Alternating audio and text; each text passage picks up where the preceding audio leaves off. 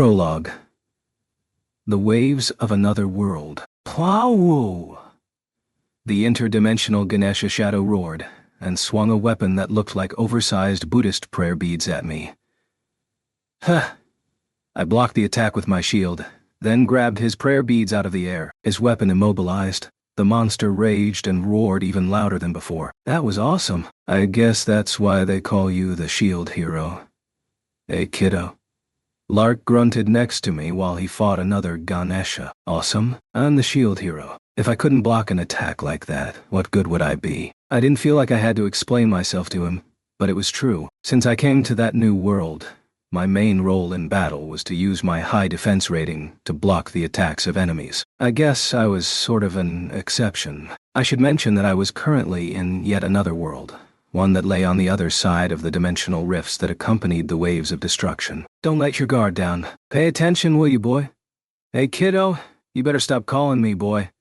If you keep calling me kiddo, I'm gonna keep calling you boy. Just then I got an even better idea based on what I knew about his background. Maybe I should call you Nobunaga instead? Hey, how did you know that Kizuna used to call me that? I guess it fit pretty well. I'd have to remember to compliment Kizuna on her nicknaming skills. Mr. Naofumi, maybe you should stop with all the nicknames. Aha! Don't just laugh it off, and let me be more clear about it. Aren't I the one who named a king and princess trash and bitch? You're worse than I thought, kiddo. This is why you're so often misunderstood. It's true though, isn't it? But you should tell him the circumstances around it, or he won't understand. I know, kiddo. Well enough to figure that they had it coming. You think you know everything. If he was going to understand something about me, I wished he'd start with something else. It was kind of depressing. Why did we have to talk about things like this? We were enemies up until a short while ago, but now we were on the same team and already acting like old friends. But we were getting too comfortable, and I had to make sure we didn't forget the reason we were here in the first place. I'd better go over it all from the beginning. My name is Naofumi Iwatani. I was a typical otaku college student back in Japan. One day I went to the local library and found a book called The Records of the Four Holy Weapons. I started reading it, only to find myself actually summoned to the world it depicted as one of the characters in the book, the shield hero. The people that summoned me asked me to lend them my strength to help save the world. The world. And, well, a whole lot of stuff happened after that. Lark. You understand, Mr. Naofumi so well. I know all sorts of people, so right from the get-go I could tell that he wasn't a bad guy. I'm the worst kind of guy. Oh yeah, you think you're really tough, don't ya? Shut up! What was with this guy? By the way, the guy that was pretending to know all about me was Lark. That was short for Larkberg. I still didn't know his last name. He was an experienced adventurer in his late 20s. Generally, he was a pretty charming guy. He knew how to get people on his side. Sometimes he was a little childish, but that was probably just part of his charm. When we first met, he was wearing a set of light armor. But when we met up again, in this new world, he was dressed. I don't know why, like a member of the Shinsengumi. The style suited him, but I wondered which one was his usual look. After all, Glass wore a kimono, and Kizuna wore a hawori over a Lolita-style dress. He probably chose the clothes based on their effects. Maybe the Shinsengumi clothes he had picked up while sneaking around in this world were actually better than the light armor. Why did I care so much about his clothes anyway? Alright, enough of that. Moving on. Just hurry up and kill the thing, will you? I'm tired of holding it down. I'd kept my grip on the interdimensional Ganesha shadow the entire time we'd been talking. It was one of the larger monsters in the area. It might have been a boss, but I wasn't sure yet. Its attacks were intense, but nothing we couldn't handle. The reason I was able to withstand its attacks so easily was related to the legendary shield I'd held since the moment I was summoned to the new world. I couldn't take the shield off. It was like a curse, but I could absorb all sorts of items and materials into it, and doing so unlocked different versions of the shield. And those new versions all came with new abilities. I became stronger by unlocking those abilities. All of that was well and fine, but it came with a significant drawback. I wasn't able to deal any damage on my own, so I needed party members that could handle all the offensive duties in battle. Mr. Naofumi, I'm going in. Then I leave it to you. Okay. The girl that just rushed forward to attack the monster I was restraining was Raphtalia. A demi-human girl that used to be a slave. Demi-humans looked like humans, except they tended to have animal-like features too. Raphtalia was a raccoon-type demi-human, and she had ears and a tail that looked like a raccoon. Or maybe a tanuki. She was also my most trusted companion. She was sort of like a daughter to me. At the moment she was dressed in a Maiko outfit, and it looked great on her. Lark had encouraged her to wear it. She looked so good in it. In fact, that I hoped she would keep wearing it after all the business in this world was behind us. Hiya! Instant blade. Missed. Raphtalia flashed by the interdimensional Ganesha shadow, her katana cutting deep into its flesh as she passed. That was all it took to defeat the monster. It split into 2 pieces and disappeared. All right. On to the next one. This wave's monsters seem stronger than normal. I agree. They seem stronger than the monsters in our world too. Raphtalia was holding a special katana. Perhaps it was part of her mysterious destiny. But she had been chosen to wield the katana of the vassal weapons in the world on the other side of the wave's dimensional rifts. I'll explain it all later. But it meant that she had become far more powerful than an ordinary person could ever hope to become. Watch out, Master. Another monster is coming. Philo called down from the sky above us. She was a young monster girl, and she loved to pull carriages. She used to also be a large, ostrich-like monster called a Philolial. She had the ability to transform into a young girl with angel wings on her back, and she fought alongside me. Or rather, under my leadership. She was actually extremely powerful on the battlefield. Anyone deceived by her appearance would quickly come to regret it. But, after we came to this other world, her monster form had changed. She was no longer a Philolial, and that meant that her fighting style had changed too. In this world she was a humming fairy, a type of monster that turned into dramatically different things as it matured. There was one point in particular that was very different between Philolials and humming fairies. Philolials can't fly, but humming fairies can. So now that Philo could fly, she had taken to the skies to observe the movements of the battle. Of course, the wave's monsters were throwing things at Philo and trying to hit her with magic, but she was very quick and had no trouble dodging whatever they threw at her. Let's do this, Faye. That was Rishia. She was running towards me with a horde of monsters in tow. That must have been what Philo was trying to warn me about. I thought Rishia went to join Glass and Kizuna. Her full name was Rishia Ivard, and she was a human girl. She came from a ruined noble family back in Melromark. She used to be on the Bow Heroes team. The Bow Hero was one of my fellow heroes, Itsuki Kawasumi. Then one day she did something in a wave battle that enraged him. Out of spite, he kicked her out of his party. That's when I found her, in trouble. So I put her in my party. She was very timid, but she came from a good background and had received a good education. Had this been a game, I'd say she was the sort of character whose status points had all been assigned to a stat that I couldn't see yet. Airstrike Shield. I used a skill that caused a shield to appear in mid-air, blocking the attacks of the monsters that were bearing down on Rishia as she ran. Skills were a special kind of technique that only heroes like myself could use. Rishia, are you all right? Faye?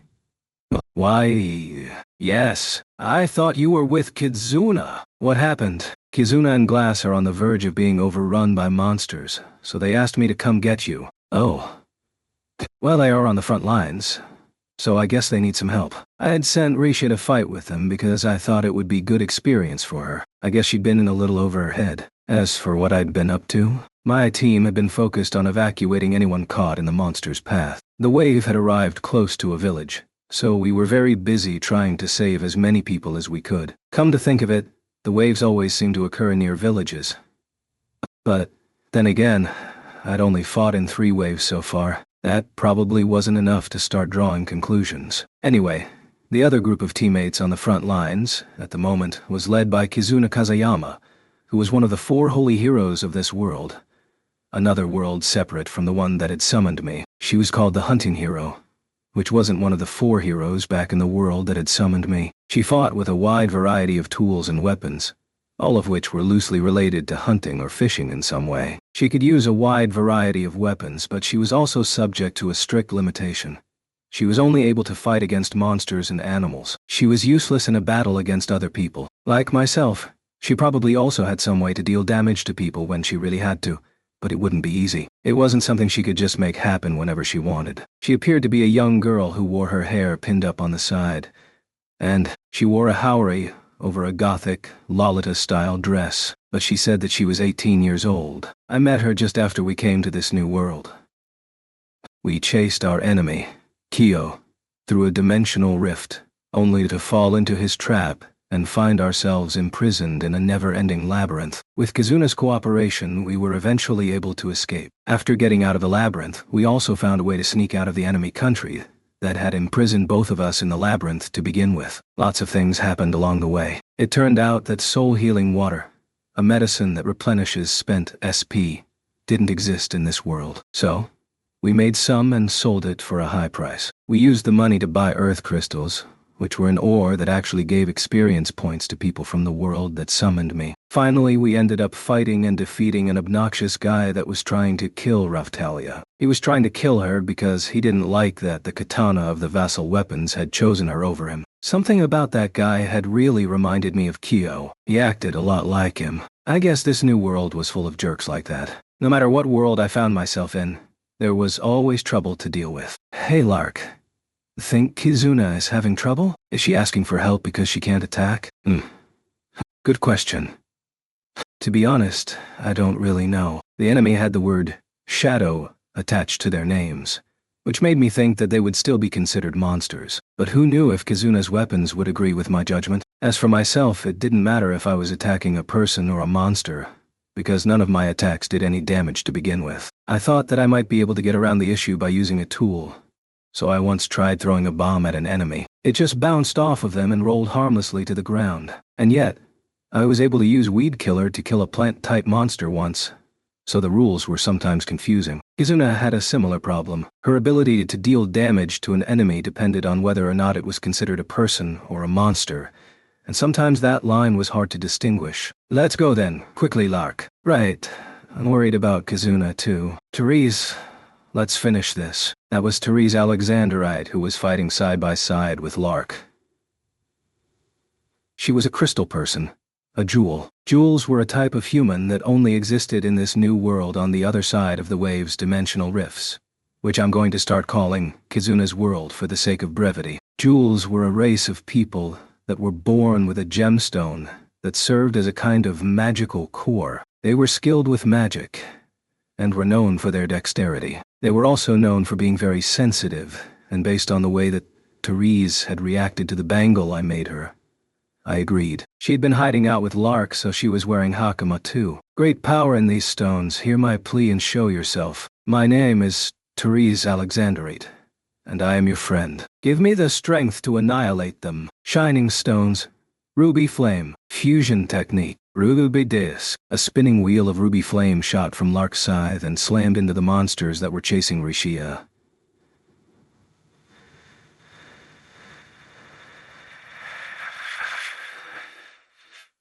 Skills could often be combined with the skills of other party members to make combo skills. I'd used them a few times with Raphtalia and Philo. Come on, kiddo. Let's go. You make all the decisions now, do you? Fine.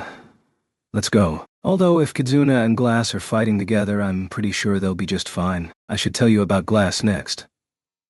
She looked like a ghost, wore a kimono, and fought with folding fans. Her hair was jet black, and her skin was so white it was nearly transparent. It actually might have been a bit transparent. Her fans were one of the vassal weapons. Kizuna was close friends with Glass, and she was really upset when she found out that Glass had been trying to kill me. Glass was very cold and sharp. She looked like she could kill you just by looking at you. But she was different around Kizuna. She relaxed.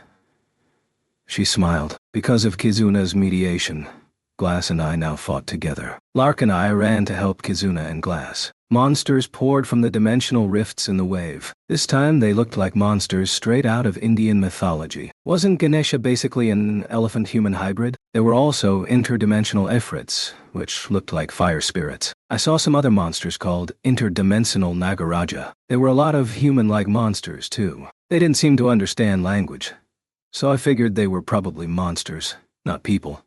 Even accounting for the wide variety of human-like people in these other worlds, they were pretty powerful. Most of the monsters were powerful, actually. This wave was quite a bit more difficult than any of the other waves I'd fought in. Over the past few days of training, I'd managed to get to level 75, and I'd powered up my shields considerably, but the enemy still had attacks that nearly broke through my defenses. I still hadn't recovered the sort of abilities I'd had in the last world.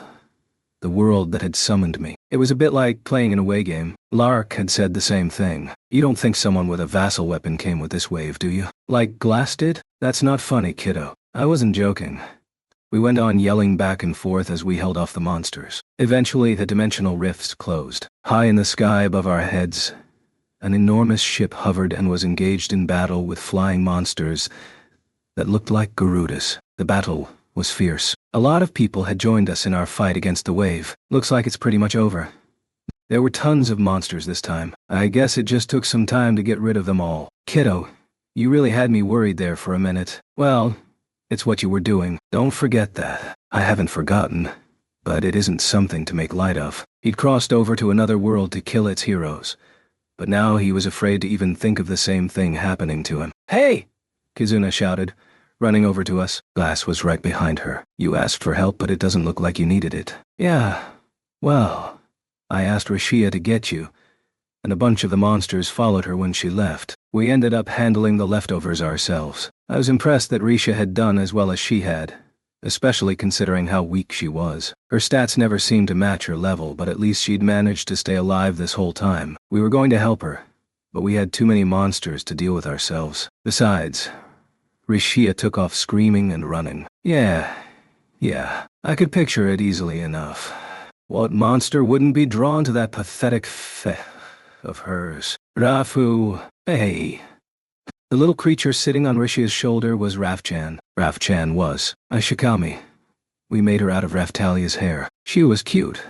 A small little creature that looked something like a mix between a tanuki and a raccoon. She looked like Raftalia. If Raftalia were turned into an animal, she was a happy, energetic little creature. For some reason, she was currently riding on Rishia's back. Did you protect Rishia? Rafu!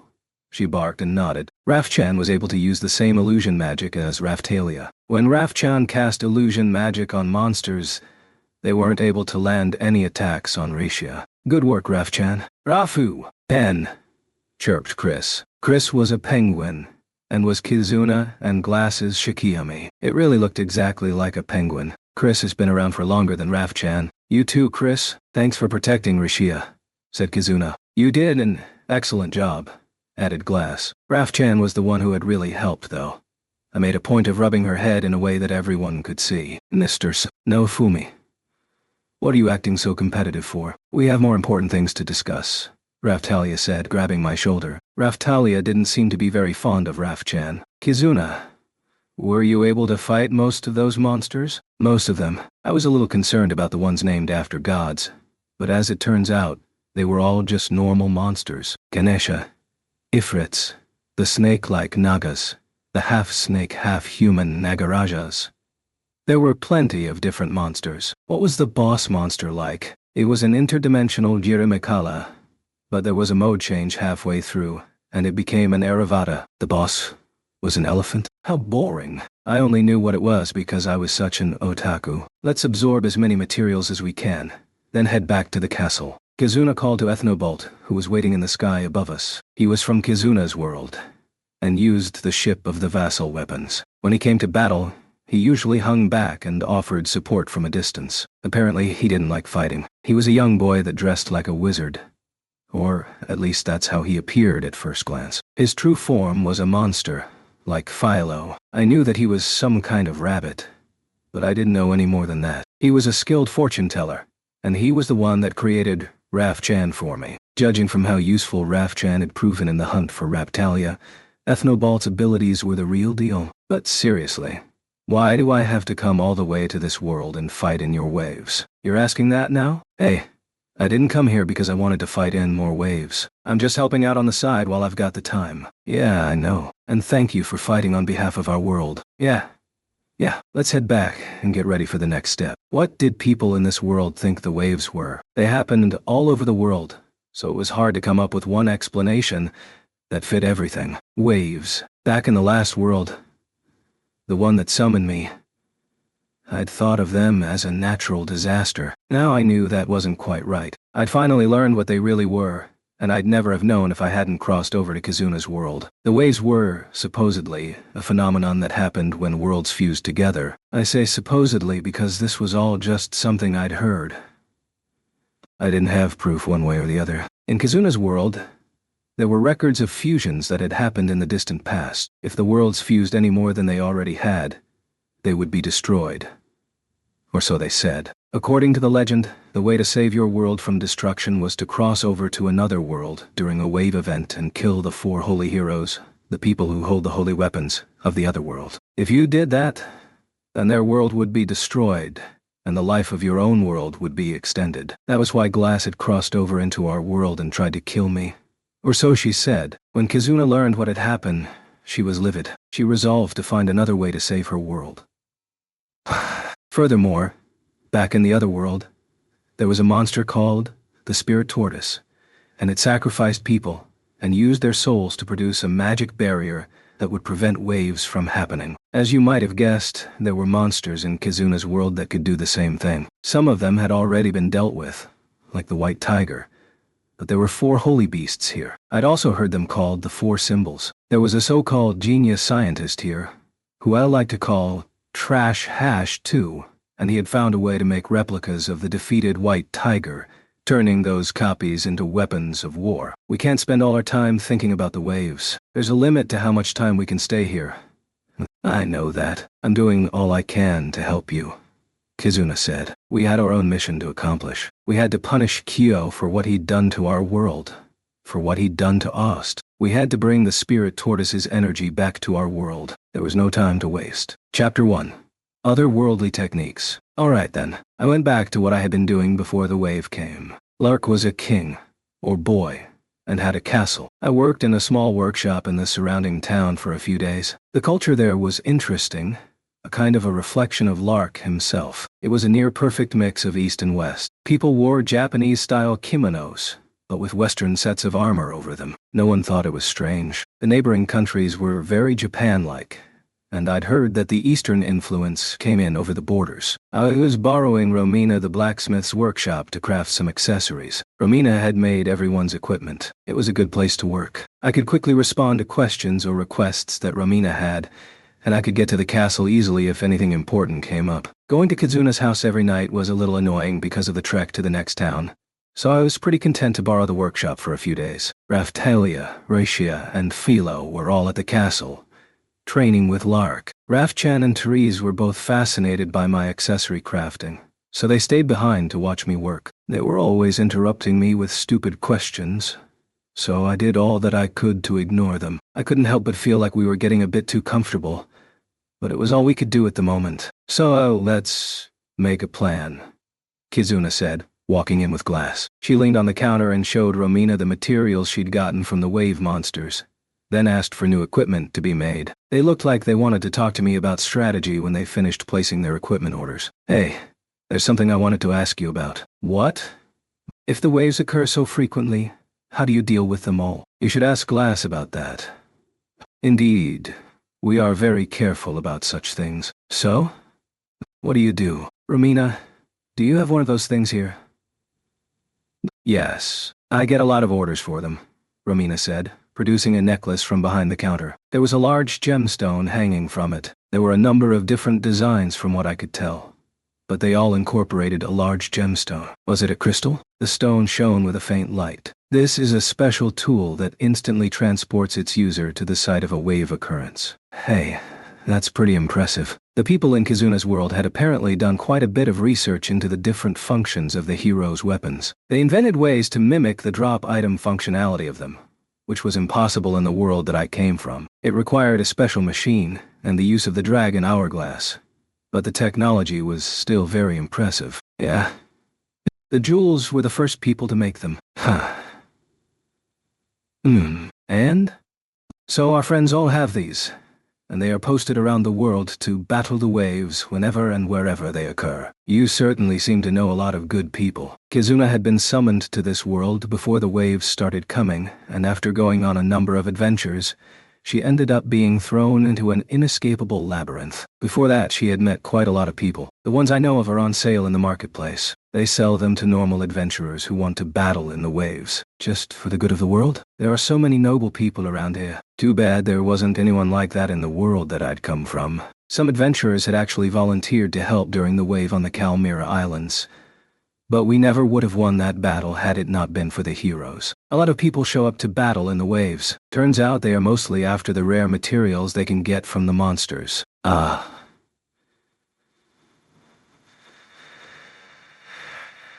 Yeah, I guess that makes sense. If they had the opportunity to get their hands on rare items and technologies, then a lot of people would probably show up, even if they had to put themselves at considerable risk. That must have been why some of the adventurers I'd met seemed to be used to handling themselves on the battlefield. I'm kind of jealous. Deep knowledge of the waves was very uncommon in the world that had summoned me, and perhaps because of that, it was very rare to get any help from anyone when the waves came. Granted, a few adventurers here and there would get caught up in a wave if it happened to occur where they were, but they didn't help out very much when it came time to battle. There were times when the waves would end even if the heroes didn't come to battle, but now I wondered if that was because someone in the other world was closing the dimensional rifts from their side. Theoretically, there was a way to confirm my suspicion, but I couldn't think of a way to talk to whoever was on the other side of the rifts. There was also no way to know what sort of person we'd end up running into. What if they just attacked us? It was probably better to just leave them alone. Back to the topic at hand.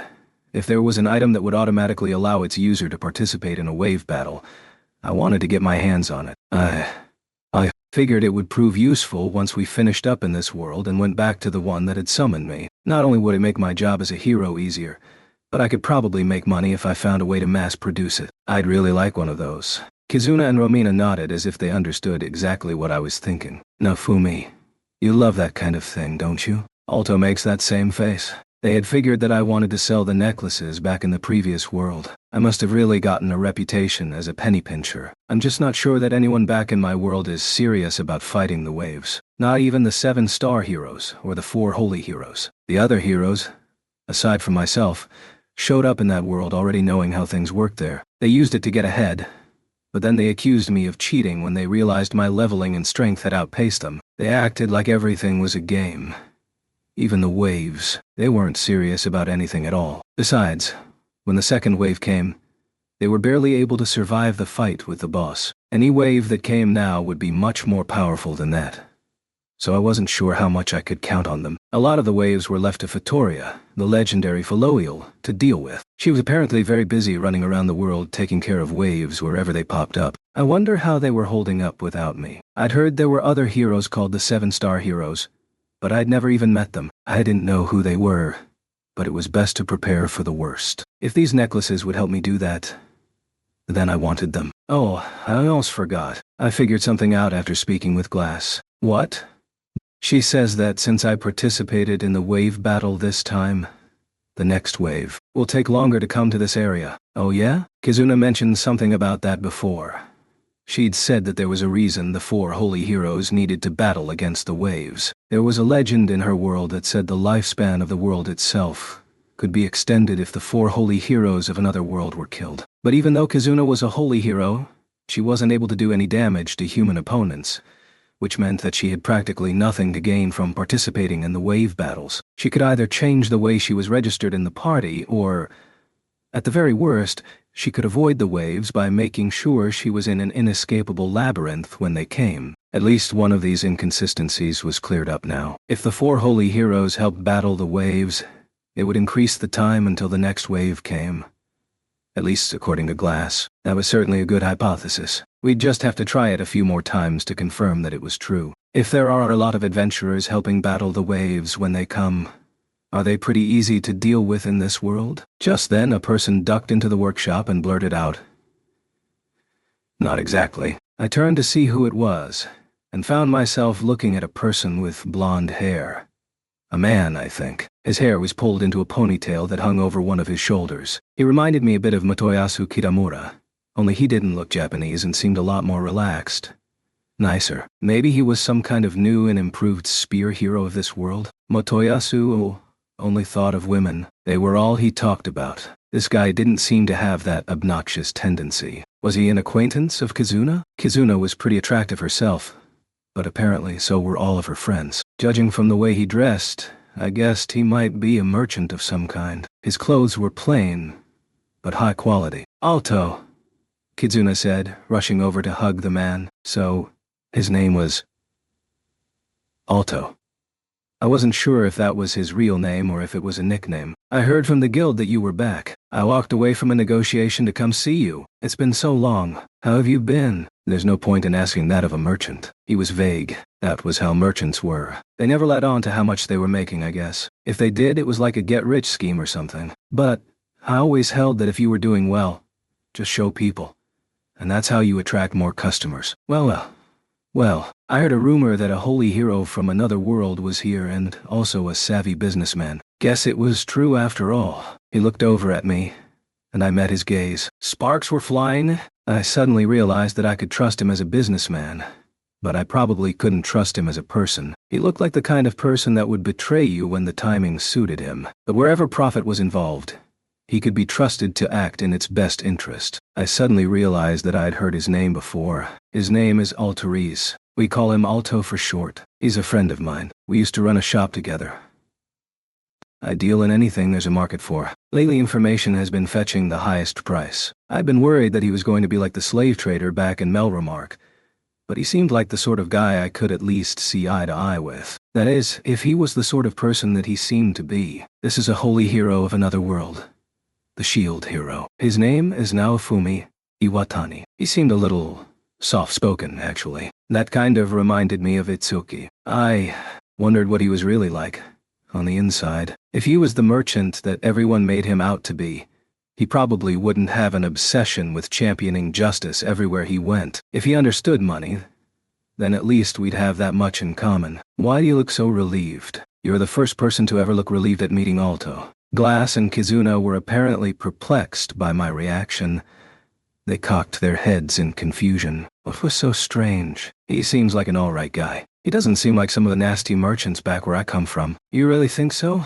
Alto can be pretty ruthless when it comes to business. If we aren't judging from appearances, then maybe I'm wrong. But let me show you how merchants look where I'm from. I narrowed my eyes and glared at him, challenging him. Depending on the person, some people probably even saw light flashing in my eyes when I did that. Alto looked almost worried. He immediately turned away. He was good, sure, but it didn't look like he'd learned how to put on an act so that other people wouldn't be able to figure out how you really felt. And yet, if his timidity was actually an act, he'd really be impressive. So what was this? I thought waves would be easier with adventurers helping out, but you didn't seem to agree. Oh yeah, that's right.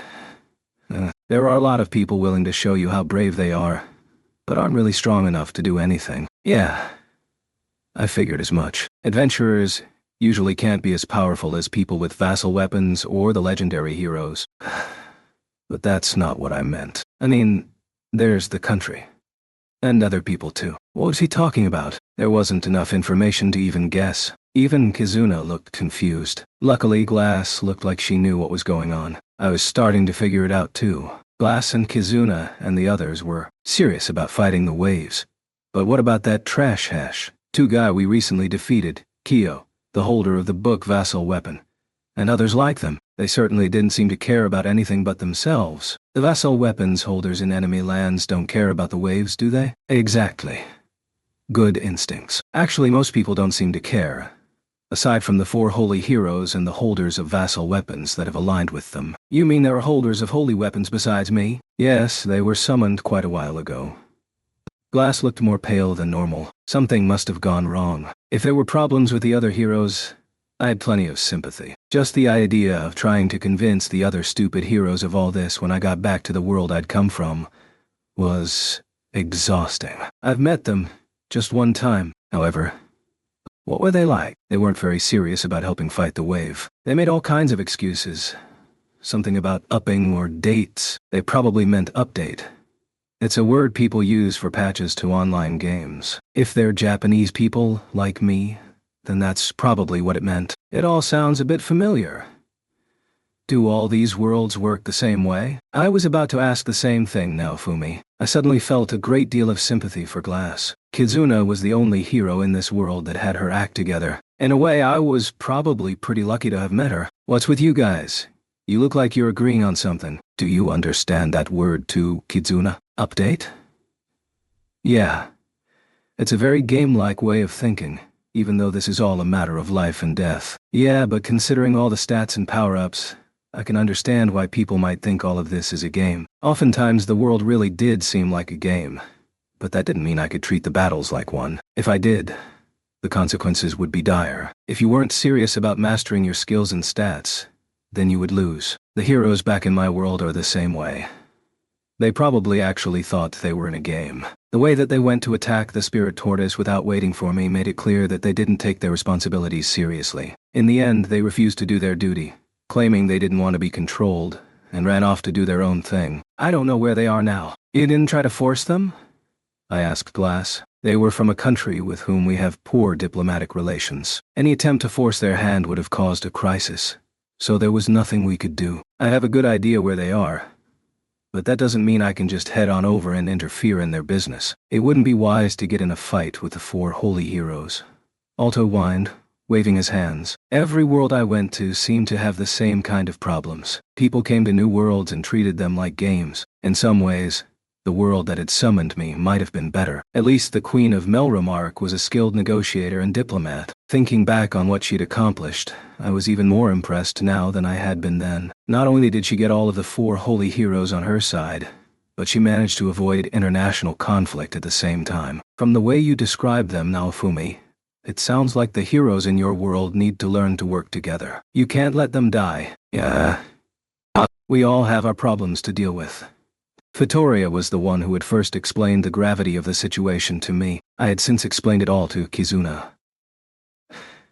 From what I could tell, the same rules were in effect in Kizuna's world too, so it was safe to assume that we were dealing with the same threats. For the time being, I was busy in Kizuna's world, so the plan was on hold.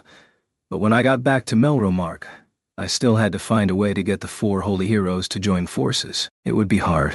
Those 3 were stupid beyond belief.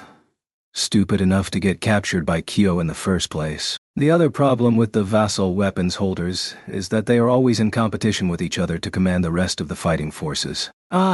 Yeah, that would be a problem. Even if there were a lot of adventurers that volunteered to fight, even if it was so they could get their hands on rare materials, they would still need to be organized and led by someone. If the heroes and holders of the vassal weapons weren't serious about their battle strategy, then they wouldn't be much help anyway. And if they didn't share what they knew about powering up with each other, then they wouldn't be very powerful either.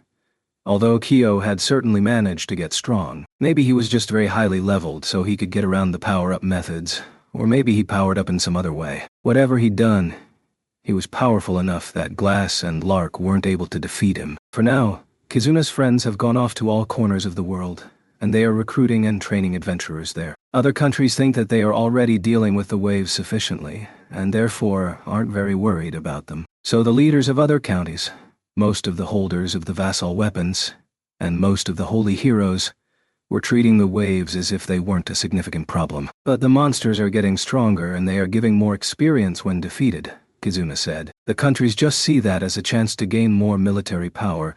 They see profit in it for them. As far as they are concerned, all this talk of the end of the world is nothing but a fairy tale, Alto explained. So anyway, Kizuna clipped. Can I ask why you ran over to see me, Alto? You don't think I just wanted to see your face? I doubt it. That doesn't sound like the Alto I know. So, she didn't totally trust him. I could understand why. I didn't trust the slave trader either. To tell you the truth, I heard a rumor that there was an adventurer selling something called soul-healing water in a nearby country. I couldn't suppress my fascination with this supposed item, so I came to see if I couldn't find out more about it. Word traveled fast. So he heard that someone was selling soul-healing water, figured out who it must have been, and came to meet us. If he were up against someone else, he might have had a chance.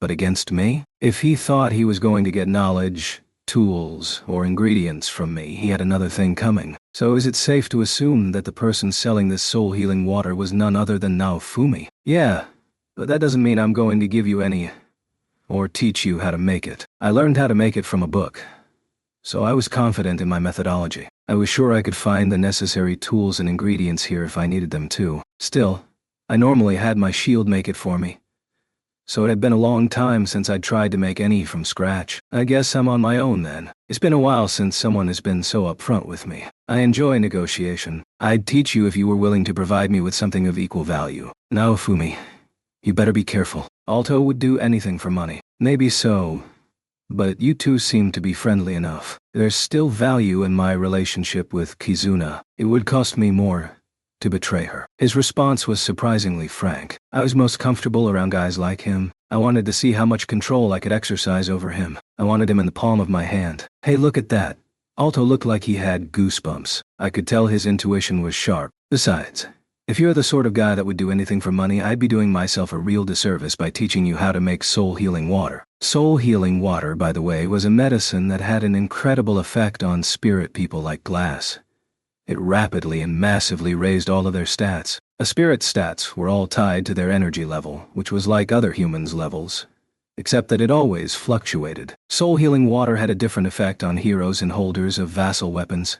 It restored our SPE, but when used on a spirit, it restored their energy levels. If medicine like that was released to the public and made common throughout the world, the spirit people would become immeasurably powerful. It would probably lead to war. I wasn't going to just hand out such important information, not without getting something equally valuable in return. I looked over at Kizuna and tried to communicate all my thoughts with a glance. She must have understood, because she nodded. I guess you're right. I bet I can get it out of Lork or Glass. They won't tell you. Even though it would lead to a renaissance of skill development, we could make even more concentrated soul-healing water. We still won't tell you. What did he think he was trying to do anyway? I guess that was all he could do. Glass, you might want to get stronger, but don't you dare tell him anything. Glass nodded. I had to keep an eye on her. I hadn't known her for very long, and I'd always found her insufferably serious. Alto, do you think you could sell a bottle of soul-healing water for 4.5 kinhan? Naofumi was able to do it. With a little bit of trickery, of course. You think I can't? You shouldn't challenge a real capitalist that way. If he says he can't, then he'll lose face. Kizuna liked to be involved with sales too, but she wasn't an actual merchant, and there were things about it that she didn't understand. A real capitalist would use whatever tricks they had at their disposal to raise their profits. They'd tell their customers that they could do things they couldn't really do.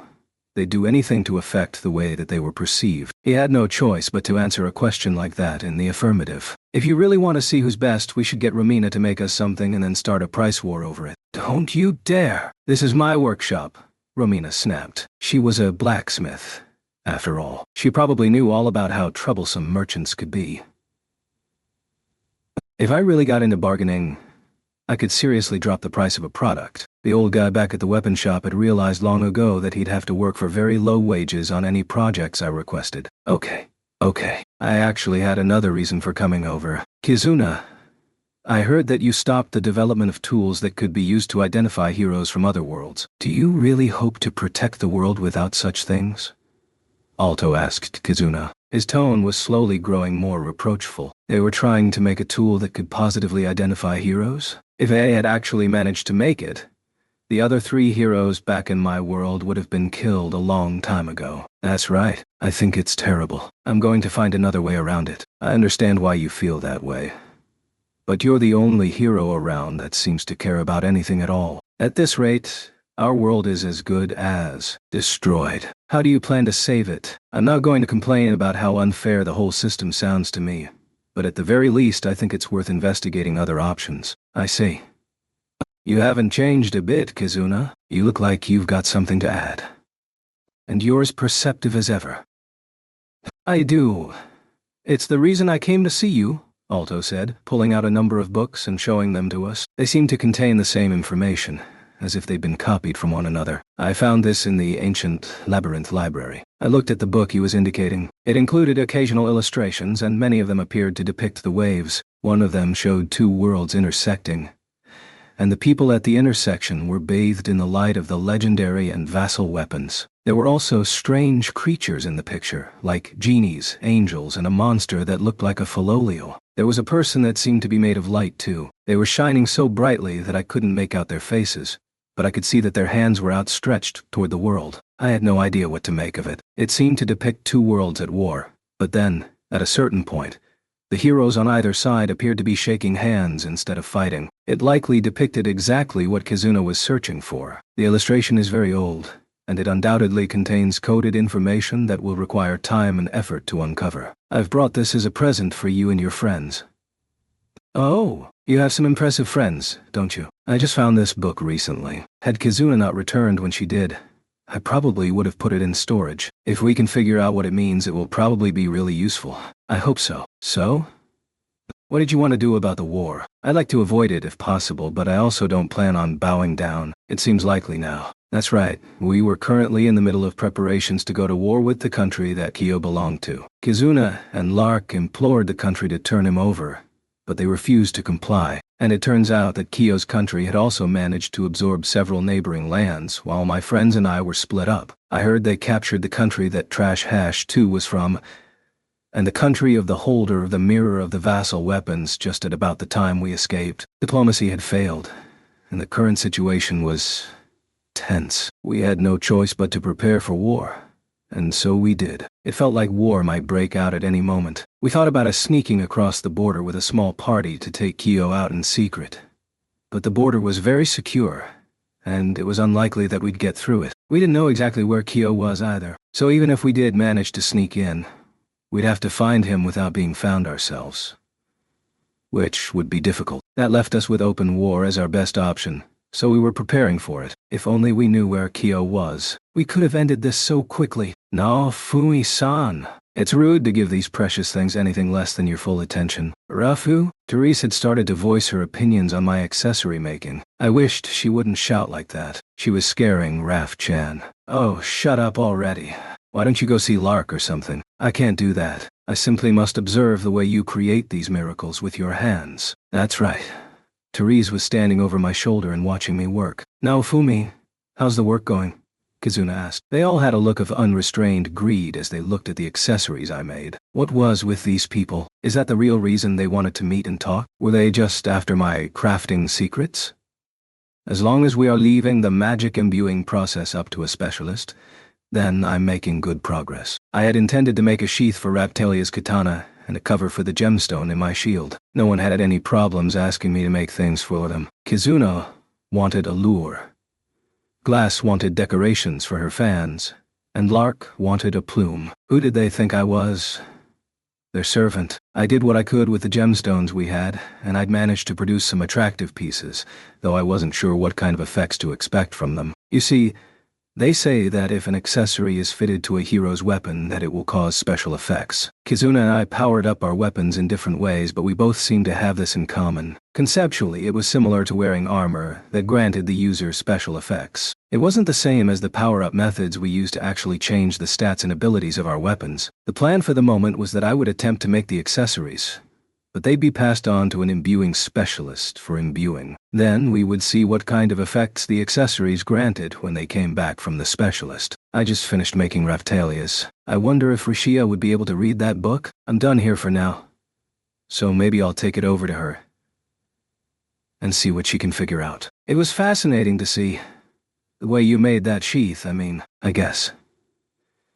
Romina, one of Kizuna's friends, had helped me make the sheath for Raftalia's katana. I used a rare ore to form the sheath itself, and then inlaid the area where the blade enters the sheath with gemstones. I have to admit that it looked pretty cool. I thought about adding a symbol to the center of the sheath, something to indicate ownership, but I wasn't sure what would be appropriate. My best idea was to use Raf-chan's face as a symbol, but I could see Raftalia getting angry about that. I decided against it and left it plain. I'd let Romina handle the lacquering. All in all, it came out great. As a set with the katana vassal weapon, it was great, but the sheath could hold its own in a beauty contest. When that was done, I'd gone on to make a small cap that would fit over the gemstone in the center of my shield. I based it on a similar object that the old man at the weapon shop back in Melremark had made for me. I didn't know what sort of effect to expect from it, but I was excited to see what would happen. Hey, Kizuna. Here's the lure you wanted. Take it to the imbuing specialist if you want something else added to it. Oh, I'd made her a shiny, flashy, honestly quite gaudy fishing lure. Is it a minnow? A popper? A crankbait? How should I know? I just made, Whatever. How fun! An original! I can't wait to try it out. I passed Glass the decoration that I'd made for her fans. It was the sort of charm that hangs from a string near the fan's handle. In this case, it was a circular jewel that the string passed through. Oh, jeez. She was smiling. She looked excited. Ugh. Couldn't she just pretend not to be interested for my sake? You can go with Kizuna to have it imbued. Understood. It was wonderful watching you work. Therese gasped, clasping her hands together in a fit of ecstasy. That woman was starting to really creep me out. I don't know what Lark saw in her. You really are a skilled accessory maker. I was surprised, to tell you the truth. Working with gemstones is quite difficult. Yeah, well, I had a particularly obnoxious teacher back in the other world. It was a long time ago, but I'd learned these skills from a professional accessory maker. Honestly, I didn't think it was very difficult, and I had skills for my shield that would improve the overall quality of anything that I made. So it wasn't stressful work. But I guess I did a good job because everyone seemed really impressed. Kizuna, you could do it too, if you tried. You have one of the legendary weapons, so you should have access to skills that would make it easier. I guess so.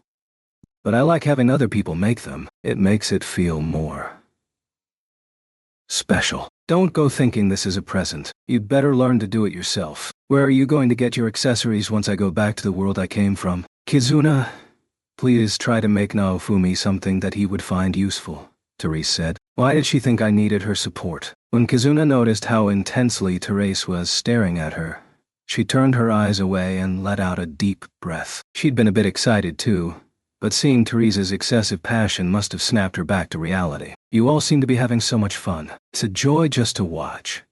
Alto chimed in, laughing. Looking back on it, I guess it had actually been a pretty good day. These would be fond memories soon. But all this socializing was something I'd rather see in an anime or manga. Alright, I'm going to bring this over to Raphtalia. Romina, how's that tool I ordered coming? I'm still analyzing it. It should be ready before the battle. I'm interested to see what happens, but I'm not expecting much. Okay then.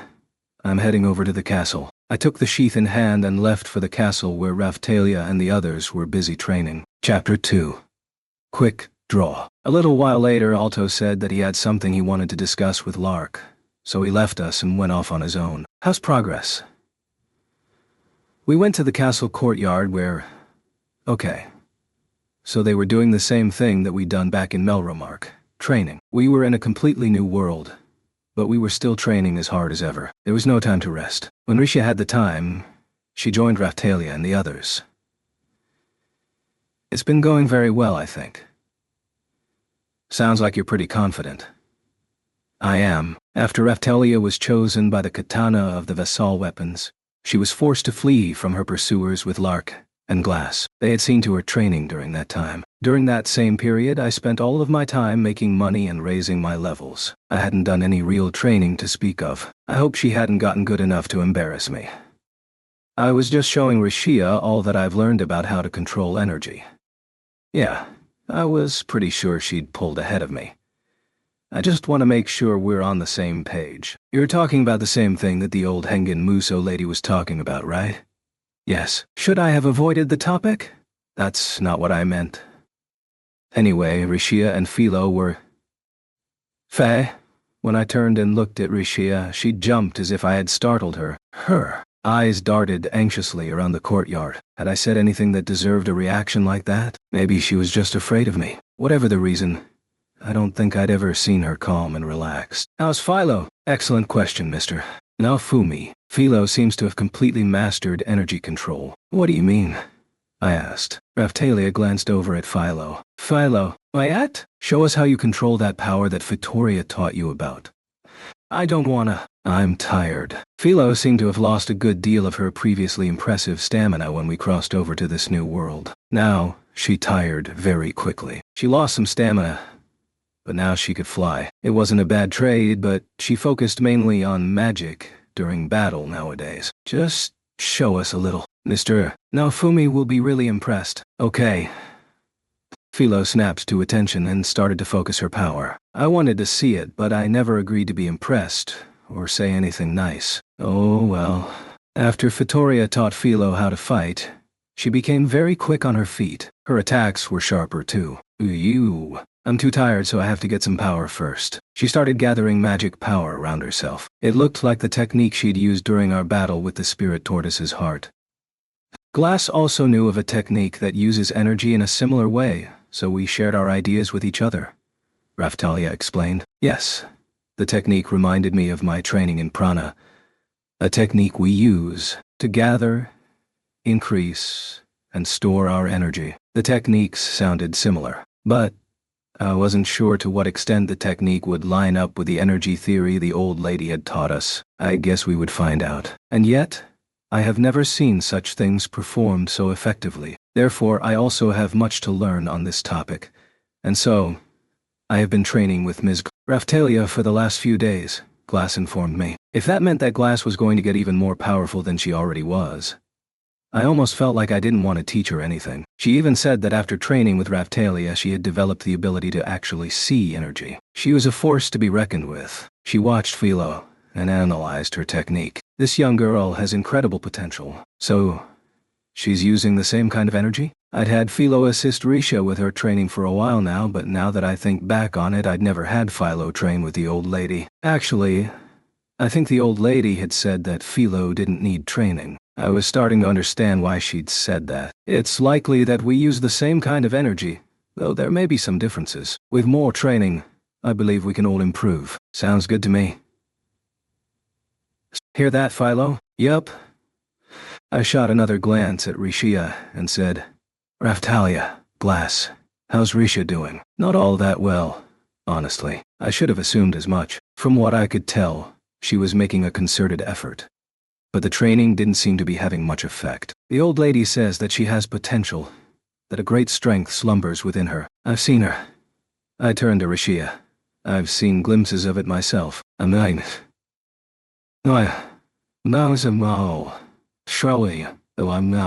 still expecting a lot from you. I wish Glass would teach her something. She has talent? Really? Glass looked her over with disbelief.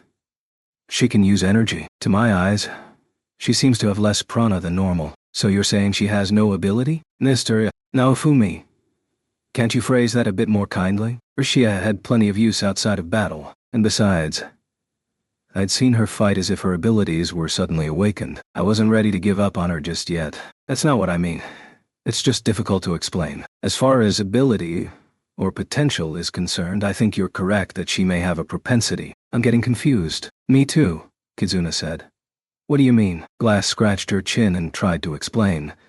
It's confusing for me too, but I've seen flashes of brilliance in her as well. Short flashes that quickly vanish. To be more specific, it's a bit like what Philo was just doing, where she supplements her own prana with prana from her surroundings. As far as I understand it, Glass went on blabbing for a while. She used a lot of specialized vocabulary I'd never heard before, so most of it went right over my head. The gist of it seemed to be that Rishia had far less prana than most people do, but that she had an exceptional gift for gathering and absorbing prana from her surroundings. That made sense to me, because of what had happened when she used a bottle of life force water on herself back in Melremark. She'd grown incredibly powerful and lost control over herself. Glass had seen Rishia's battle ability skyrocket during the fight with Kyo. Her theory was that this phenomenon occurred as Risha became more emotional, and then she was able to better control her power. So she gets stronger the more effort she makes. In a sense, yes, you could have just said that. I didn't need to hear the whole speech. Don't say that,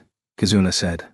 That's mean. I wondered if Kizuna saw Glass's face scrunch up when she defended her. Anyway, if Glass agreed that Risha had some kind of unrealized potential, then it must have been true. I still expected her to prove herself useful with her bookish knowledge. I'm almost jealous, Ethnobalt said, entering the conversation. What now? Why did he have to throw in his 2 cents? Ethnobalt was always relegated to supporting the rest of us in battle.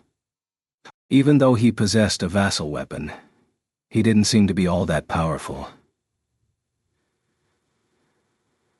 Maybe that's why he was jealous. He'd only muttered softly to himself, but Kizuna and Glass seemed to deflate upon hearing him. Why? What's wrong? All right, Kizuna said.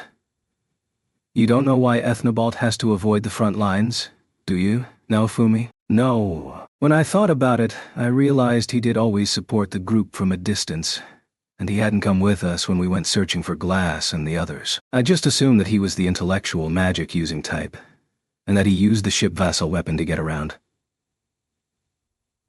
But maybe it was more complicated than that, because I don't think he had really done anything during the wave battle either. I thought maybe he was just taking it easy, but that didn't seem to be the case. The vassal weapons typically conferred a duty in battle on those that held them. I'm not sure I'd ever really seen Ethnobalt fight. He always went out of his way to avoid battle, and no one ever asked him about it. There must have been an explanation for all of this. Maybe the ship vassal weapon had limitations, like my shield, or Kizuna's hunting tools. Members of my race generally do not gain power when their levels increase. What? I stared at him in silence. Then I looked over at Rashia, but no one was paying any attention. That's right.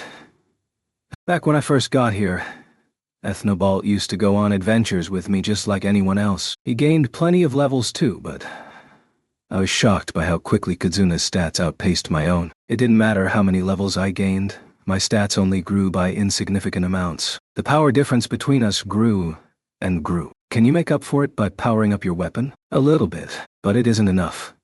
Not even close. He must have survived by status bonuses granted when new abilities are unlocked, but it wasn't enough.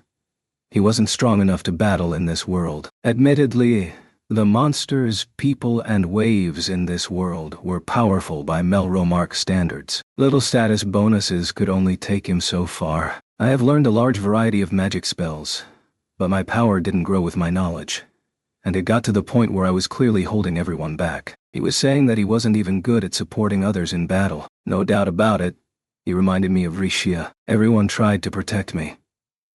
If I was on the front lines, I would likely end up getting killed. It fell to others to protect me. But I'm a holder of a vassal weapon. I didn't want to hold the others back. That's why he was jealous. He wanted to protect others, not to be protected by them. That all sounds well and fine, but I don't think your actions are as impressive as your intentions. Mr. Naofumi, can't you say something nicer than that? But it was true. He wasn't like me. I didn't want to battle at all, but I was forced to protect other people. He had a choice in this. He could attack monsters and people if he wanted. He just hadn't found a way to make it work. He had the ship vassal weapon, after all. When we used it to fly through the sky, I noticed that it was equipped with cannons. If he could fire all those cannons at once, then he could probably do plenty of damage if he wanted to. Unless the cannon damage was dependent on his stats, which I suppose was actually a possibility. But if he was convinced that everything came down to his stats, then he should stop asking for sympathy and being so dependent on them. Take a look at Rishia. Her stats are so low, it's not even funny. And you have the ship vassal weapon. What are you whining about? Rishia yelped. Naofumi, isn't that a little rude? Not just to Ethnobalt, but to Rishia? No, I don't think so. I'm talking about their motivation. About their effort. I waved Kizuna over and whispered Rishia's stats in her ear, starting with the best ones. Rishia had technically become my slave to gain the benefits of my slave maturation adjustment skill. That's why I knew what her stats were. The more stats I listed, the more color drained from Kizuna's face. No way. They're really that low? Yeah, normally. Aside from the battle with Kyo, that's what her stats are like. What do you mean? Glass asked Kizuna, bewildered. Then Glass dropped to her knees before Rashia and bowed until her head was on the floor. Forgive me. I hadn't realized that you were so unfit for battle. I should never have put you in danger by bringing you into the battle against the wave. Fair. I don't think you need to bow to her. Kizuna turned on me next. Naofumi, we've brought Risha into battle without a second thought. But knowing what I know now, we never should have done that. We put her in real danger, she shouted angrily. Was it really that bad? When you really think about it, wasn't their reaction worse than anything I had done? Raftalia looked troubled, like she wasn't sure how to respond. Well, Rishia has always said that she wanted to get stronger, so isn't it okay if she joins us in battle? I don't see a problem with it. Raftalia, there is a difference between bravery and recklessness. With stats like that, Rishia's going to get herself killed. What was going on? The conversation was clearly derailed. All I'd wanted to say to Ethnobalt was that he had no right to be jealous of Rishia if he wasn't going to make a real effort. Why was everyone mad at me? I see what you are driving at. I lack the level of decisiveness or courage that Ms. Rishia has. Is that it? Ethnobalt said after realizing how devoted to battle Risha was in spite of her stats and abilities. There's no way to know when talent will show itself, when your true strength will be revealed. You think you can wait for levels to do it for you? You can't slack off and hope that everything will just change for you someday. He held a vassal weapon after all. I understand how discouraging it can be when you don't seem to be making any progress. But if Ethnobalt had enough free time to sit around lamenting how weak he was in comparison to others, then he should devote that time to training and self-improvement. That's what Rashia did. If you're satisfied with playing a backup role, then that's fine. But if you want to be stronger, then you have to put in the work. There's more to power than stats, you know? If you think there's nothing you can do, you're just wrong. Mr. Naofumi. You sound so cool, Naofumi. You talk a big game, especially considering that you're subject to the same sort of limitations in battle that I am, Kizuna said. Shut up. I'd attack if I could, I really would, but I was cursed with this stupid shield. So being an offensive fighter wasn't an option. But I wasn't giving up. If Ethnobalt's weapon allowed him to attack, then there was still hope for him, and everyone kept saying that Risha had potential. I believed it too. Considering what she'd done in the battle with Kyo, she'd prove herself eventually, and she'd get there because she never gave up trying. It's better to regret trying and failing than to regret not trying at all. As far as I was concerned, Ethnobalt didn't have the right to complain until he had really made an effort. I understand. Very well then, Glass. May I participate in these training exercises? Are ye? Oh, I'm so. One show. I'm me. Are you sure? Yes. I want to protect you all, so I must work as hard as I can to get to that point. Just like Ms. Risha. We can do it. Risha chirped. They were really hitting it off. Glass looked over at them and smiled. I'm a tough teacher. Glass appeared to be filled with fresh determination. She looked tougher, taller than normal. We'll start by training the body. Let's get going. Okay. Understood. The three of them took off running. Then Ethnobalt and Rashia tripped and fell. They had a lot in common. Those two. They were both so clumsy. Now then, Mr. Naofumi. Why did you come to see us today? That's right. I'd nearly forgotten. I got so wrapped up in talking about Risha's stats and strengths that I'd neglected the reason I came. I pulled out the katana sheath I'd made and gave it to Raftalia. Thank you very much. She smiled warmly. That was the face I'd come to see. I had put a cheap sword into the sheath for the time being, but with the actual katana in it, the design was a perfect match. It made the katana look even more beautiful. When she slid the blade in, it sealed with a satisfying clack. When the blade slipped all the way in, I thought I saw the sheath's gemstone flash. I turned to Kizuna. You said that special effects can be triggered when vassal weapons, or one of the 4 holy weapons, are equipped with accessories, right? Yeah, but I don't know what sort of effects they are. I asked for the accessories to be imbued with effects that would increase Raftalia's agility so she can move around the battlefield easier. That's what I asked the official imbuing specialists to do. When the accessories came back, I checked them over, and from what I could tell, they appeared to have been imbued with the effects I requested. I guess there was a chance that they had snuck something troublesome in there, but successfully imbuing a vassal weapon at all was difficult enough already, so I highly doubt they could have pulled that off. I wonder if it worked, Raftalia asked. Doesn't it look like the sheath's gemstone is shining? Yeah, it actually looks like it's slowly filling with light. I wonder what will happen when it's full. I guess we'll just have to wait and see. I don't even know what the sheath would do. Never mind the shining gemstone. Me neither. Maybe you should try to draw the katana and see what happens, Kizuna asked. She had a point. An effect might trigger when certain conditions are met. The accessory I got from the old guy at the weapon shop in Melromark had been like that. Its effect might have triggered because I'd been blocking so many attacks at once. Something had triggered it, and it made a defensive barrier like the shooting star shield skill I have. It might have even been better than shooting star shield, because it had actually damaged enemies that touched it. I hoped that the accessories I'd made would function the same way. Anyway, I was getting distracted. Back to the topic at hand. Good idea. Raftalia, try drawing the sword. All right.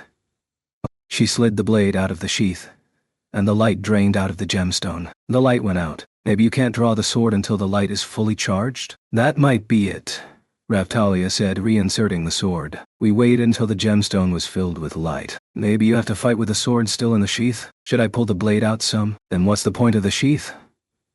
That is a problem. We'll need to try using it in all sorts of ways. It takes a while for the gemstone to charge up, doesn't it? Maybe you should carry another secondary sword to use while this one is charging. I'm pretty sure that Glass's fan can split into 2 separate fans. She dances with them, but it's similar to fighting with 2 swords. So you think if she learns a technique, or a skill, she'll be able to use more than one? Maybe. Could you please stop staring at my sword and analyzing me? Raphtalia muttered uncomfortably. It wasn't my fault that her accessory was finished first. We had to figure out how they worked somehow. It's so shiny and pretty. Rafu! Philo turned into her humming falcon form and perched on my shoulder while I inspected the katana sheath. It was turning into a pretty weird scene. Anyway, it felt like 3 minutes or so had passed by the time the gemstone was fully charged. A bright light flashed, and there was a sound like dropping coins into a piggy bank. The meaning was unmistakable. Great. Raphtalia, try drawing the katana again. All right. She held the sheath in her left hand and used her right hand to slowly draw the blade. Was I seeing double? It looked like there were 2 Raphtalias standing in front of me. Kizuna cocked her head and blinked. She must have been seeing the same thing that I was. It's hard to explain what it looked like. If I tried really hard, I could follow her with my eyes.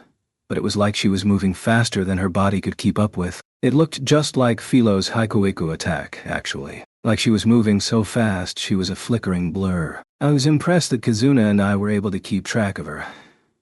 Never mind Therese, who had been standing off to the side silently and watching with stars in her eyes. A few seconds went by and then Raphtalia's speed returned to normal. Huh? Mr. Naofumi? What happened? When I unsheathed the katana, you all started moving in slow motion. I bet you started moving so fast that I could hardly tell where you were. It was like Philo's Hakuiku move. If you attacked us at that speed, I don't think I'd be able to block it. Yeah, me neither. I'd have to be really lucky to block an attack that fast. It appears that if you keep the katana sheathed until the gemstone is charged, it will activate Hakuiku upon drawing the blade. That's pretty amazing. You can slay monsters the moment you draw your sword. That's so cool! I've seen you kill monsters with one swipe of that tuna knife, so you must know what you're talking about. I agree that it's pretty cool. I had to mention that, because even if Raphtalia could fell monsters with one swipe, Kizuna could do the same thing. That much hadn't changed. Actually, Kizuna's attack was probably better, because Raphtalia's skill only activated the first time she drew her sword. If she missed her chance the first time, she'd have to wait another 3 minutes or so without attacking to get another shot. She could probably go after enemies with her bare hands in the meantime, but she wouldn't be able to use her sword to fight, because then it wouldn't charge the gemstone. Some of that could probably be mitigated with support magic, but it wouldn't be wise to plan our battle strategy around those initial attacks of hers. Anyway, the move had limitations, but I was certainly glad to have it. Again, I really wish she would stop inspecting me like that. If she could learn to fight with 2 swords, like that technique that Glass uses, then maybe she could fight with one while the other one charges. It could be limited to this one weapon, though. Maybe. It's still pretty good. Are you listening to me? Oh, right. Sorry. When Kizuna and I get talking, it's hard to stop. Raphtalia looked irritated by our non-stop commentary. Maybe she was jealous? I was sort of a father figure to her. So maybe she didn't like that I was talking with another woman so much. Maybe she felt like she was going to lose her parent. I feel weird with you looking at me like that. All right. Already. Anyway, that ability is sure to come in handy when we are out hunting monsters. Good point. We can probably end a lot of battles before they ever begin. Getting the first attack in was always an advantage. Philo could move quickly too, but it was obvious when she was charging up for the attack, and that made the enemy extra cautious. But Raphtalia's katana would retain the element of surprise, so the enemy would fall before they knew what hit them. With any luck, this new attack would prove very useful. I wonder if there is a way that the stone can retain its charge. It's a shame to lose all that progress just because you had to draw the sword. I'll ask the imbuing specialist about it. They'll know more about those subtle particulars. Good point. Let's see what we can find out. Raphtalia frowned. Enough already. Now you're already trying to alter my weapon without asking me? What about your accessory, Mr. Naofumi? It isn't ready yet. I'd worked on it with a firm idea of how I wanted it to come out, but I wasn't very confident that I was going to be successful. What about yours, Kizuna? Thanks for asking. Check it out. Ta-da! Kitsuna smiled and pulled out the tacky lure that I'd made for her. When she saw what it looked like, Raphtalia shot me a disappointed look. That's what she wanted. I'm going to bring it by the imbuing specialist to see what they can do, and then I'll use it to go fishing tonight. You really enjoy fishing, don't you, Kizuna? Raphtalia said. Of course I do. It's my favorite pastime. It didn't seem like anything to be proud of to me. That reminds me, a day or two ago Glass was whining about something related. When we got back to Kizuna's house, we found the walls covered with Gyotaku fish prints. There were so many of them that it was hard to believe that Kizuna had really caught them all. Some of them were strange-looking creatures. I wasn't even sure if they should be counted as fish. I'll ask Ethnoball to take me fishing on his boat. We'll be leaving in the morning, so don't stay out too late. Yeah. She'd probably be out until well past midnight. We're going somewhere in the morning? Yeah. We're going through some monster hunting exercises with Lark. Try to take it easy tonight, will you? Very well. I felt good about how the sheath had come out. Raphtalia would definitely benefit from that new attack. Hey, Rishia! I shouted to her as she ran. I'd completely forgotten something important. What is it? This book is supposed to say something about the waves. Risha started flipping through the book that I handed to her. I thought that you might be able to get some information out of it.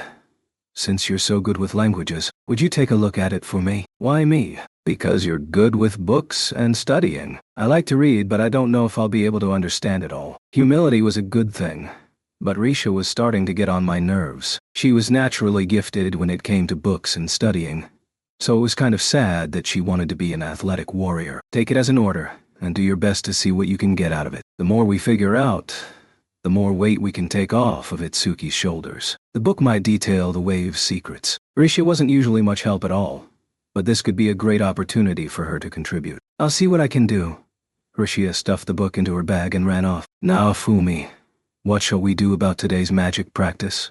Therese asked. She'd been quiet this whole time, probably privately freaking out over accessories or something. I forgot to mention that Therese was giving me lessons in magic use when I wasn't busy crafting accessories. I learned a new technique from Ost when I got the Spirit Tortoise Heart Shield. It was called the Way of the Dragon Vein. It seemed to be a new way to use magic, but I didn't understand it very well. At the time she had walked me through a sort of magical puzzle, but now I couldn't even figure out how to access it. It was supposed to be a type of magic that let me borrow power from something outside of myself. I didn't have any ideas, and I'd seen Therese do something similar once, so one day I just asked her. She said that she was familiar with a different system, and that her techniques might work for me too. So she started to teach me how to use magic. I'd learned a lot from her over the last few days, but honestly it was pretty difficult. A lot of it went over my head. Let's do it. I want to learn that support magic too. Thanks to Ost's help, I'd been able to cast a very powerful support magic spell called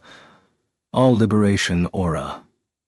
It substantially raised everyone's stats. We were going to need it to survive what was coming. Besides, I had a responsibility to Ost. I had to learn to command the power she'd entrusted to me. There was no time to relax or slack off. So, in return for her help with magic training, I agreed to let Therese watch me when I worked on crafting accessories. This agreement had been in place for a few days now. To learn from Therese, we needed gemstones to work with, so I was crafting those too. Therese was a jewel, and so she didn't actually need to use the gemstones I made. I needed them so I could borrow their power during our training. Then let's start our training for the day, shall we? Sure.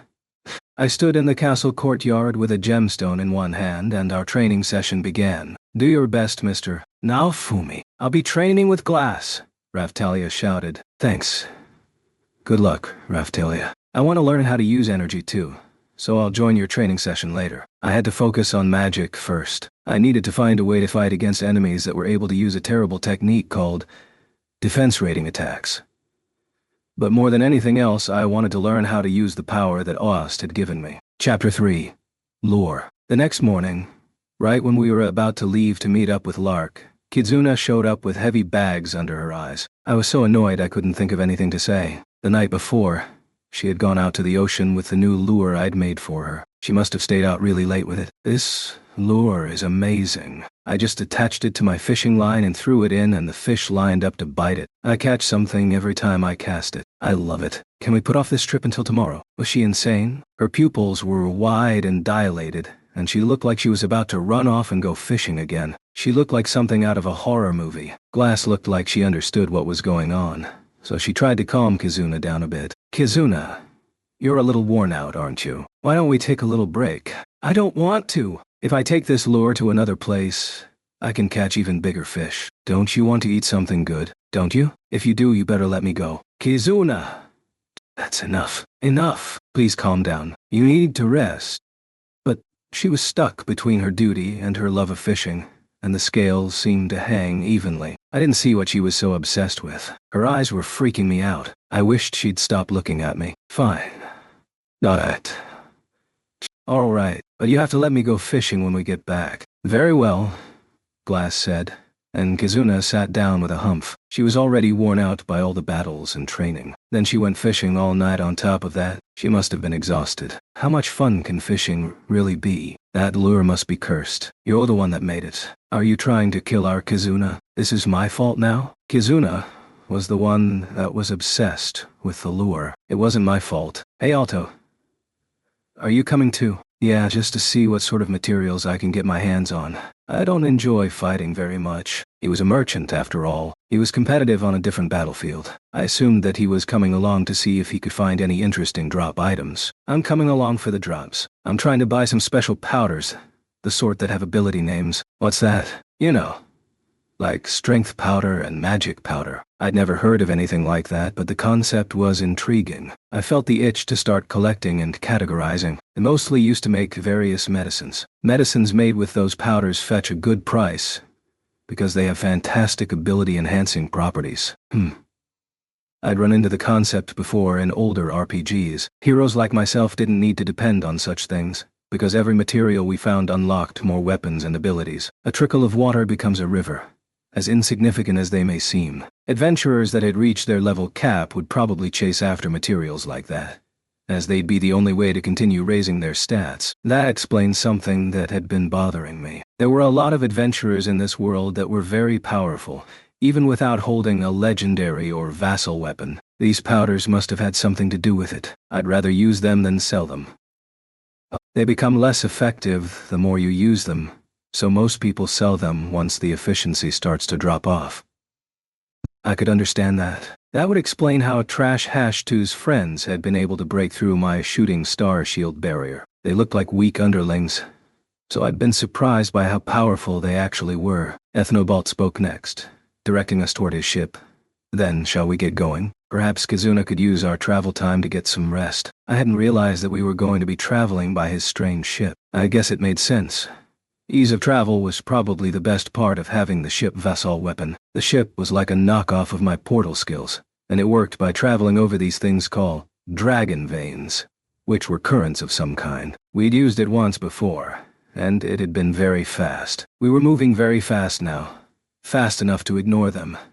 But I couldn't help but notice how many monsters there were flying around up in the sky. I guess flying monsters weren't particularly rare, but I was surprised to see so many. There are quite a lot of them up here today. It's crowded. Oh yeah. Yes, I think I'll take a short detour. If we had to be in a mid-air battle aboard the ship, people with ranged attacks would fare better than anyone else. Too bad our resident monster hunting hero was busy taking a nap. I'm so glad to get away from all that boring diplomacy. Time for some action, Lark shouted. I ignored him. If you ask me, he wasn't the kind of guy who should be put in a position of authority over anyone. We were flying through the air on Ethnobalt's ship to go to an area with strong monsters. Ethnobalt may not be much use in battle, but his vassal weapon sure was convenient. Hey, Ethnobalt. You're a monster, aren't you? What's your species called?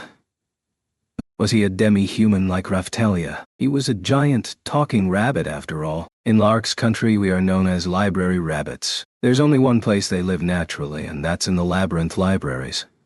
Lark explained. I wonder if they are like the beast men in the world that I was summoned to. If they weren't so different, then the definitions of human and monster were in need of an update. We'll be passing my hometown shortly. Shall we stop by and have a look? Ethnobalt said, turning the ship around into a wide detour that brought us up to a large, shrine-like building. A tall rabbit was walking nearby, and Ethnobalt called him over to us. The rabbit came over and bowed to us before sniffing at the air in silence with its little nose. So, That's a library rabbit? But when you're in rabbit form, you must be twice as tall as this guy. Was Ethnobalt some kind of boss version? Yes, well, do your best, Ethnobalt said to the other rabbit, who just kept sniffing in response. Couldn't this stupid thing talk? Philo interjected. He said, yes, our great chief. Why did Philo understand him? If they spoke in monster language, then I guess it was safe to categorize them as monsters? I mean, were they really talking? It just looked like sniffing to me. I guess the rabbit was more intelligent than it appeared. We are on our way to training grounds.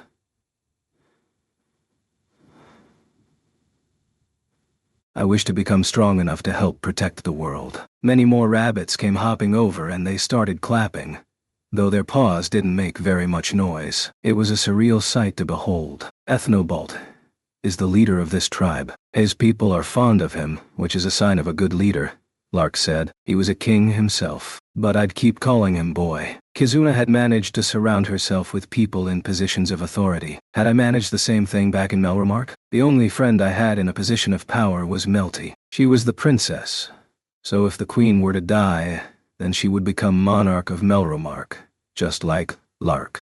When that happened, I would go on calling her princess. I could see it now, her face turning bright red with anger. She'd probably stomp her feet and yell at me. Anyway, ever since I met him, I felt that Ethnobalt had something in common with Vittoria, even if he was much weaker. I decided to act on my hunch and ask him directly. How old are you, Ethnobalt? Me? I'm turning 15 this year. That wasn't what I was expecting. I didn't know how old Vittoria was, but she's been alive since there were other heroes.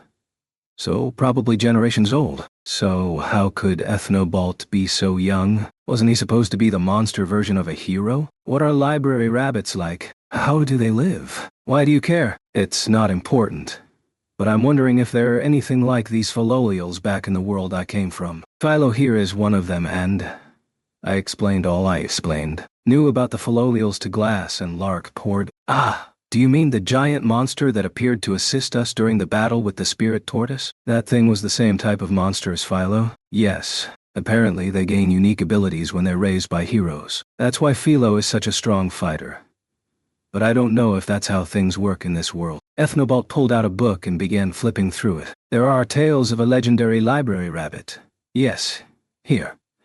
He showed us an illustration of a library rabbit wearing robes much like the clothes that Ethnobalt was wearing. They say that all library rabbits are descended from this individual, and that this legendary ancestor was killed in an ancient battle. So, this legendary rabbit had been killed. It looked very intellectual in the illustration. I was named after this legendary library rabbit. But I am not yet worthy of the name. There is so much I do not know, but I hope to become like him in time. Kizuna finally woke up. Wow, I guess all of worlds have these sorts of things in common. I don't know if I'd go that far. But Ethnobalt, you say you want to get stronger. He held a vassal weapon. I wonder if that would prevent me from putting a monster spell on him and putting him under my control. There were Avuda in this world that lent people control over monsters. I think they were called Control Yuda. Kizuna, why don't you try raising him with a Control Yuda? It might change the way that he levels. Ethnobalt frowned. Then I would have even less to show for myself. Deal with it. Philo could grow to be stronger than Vittoria, so you never know how things will end up. It's long been said that the library rabbits are not suited for battle. Was that some kind of racial characteristic? Like a whole race, a whole species of Risha clones? How sad would that be? If they mature differently, based on whether or not they are under the control of a hero, then they are probably like the Philolials back in my world. I suppose we could try it, Kizuna agreed. I'll do what I must, Ethnobalt replied. Did he think that was impressive? As far as I could see, you couldn't afford to slack off if you held a vassal weapon. He had a responsibility to the weapon. For now, just do all that you can in battle, and don't push it too far. We'll take care of the rest.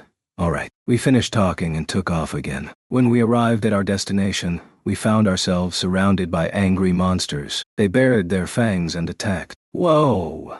I quickly used Shooting Star Shield to protect us. Ah!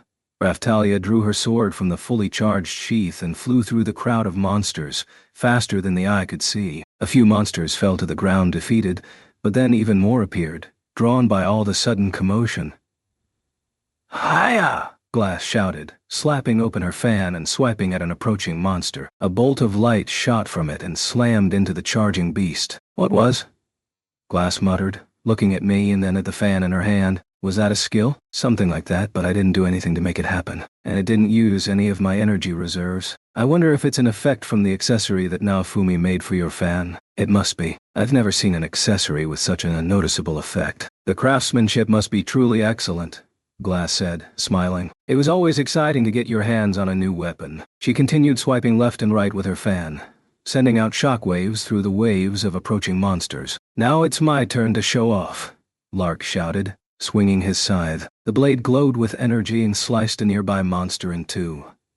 Nice! My scythe is even stronger than it was. That accessory you made is really something. I didn't mind all the compliments. I even enjoyed them. But it did feel strange to think about how much I had done for these people, especially considering that we might end up having to fight them at the end of all this. They had all grown so powerful. I was honestly shocked at how effective my accessories were. But then, as Lark continued to swing his scythe, the accessory began to smoke. Lark, it looks like it will break if you keep on using it without giving it a rest. Better keep an eye on it. Good idea. It must be the sort of thing that I should save. Only use it when I really need it. I think so. But man, just look at all these monsters. Monsters had swarmed at us endlessly since the moment we entered the labyrinth. And because Kizuna and I were in the same place, we weren't getting any experience points out of it. Holders of the vassal weapons were subject to the same issue.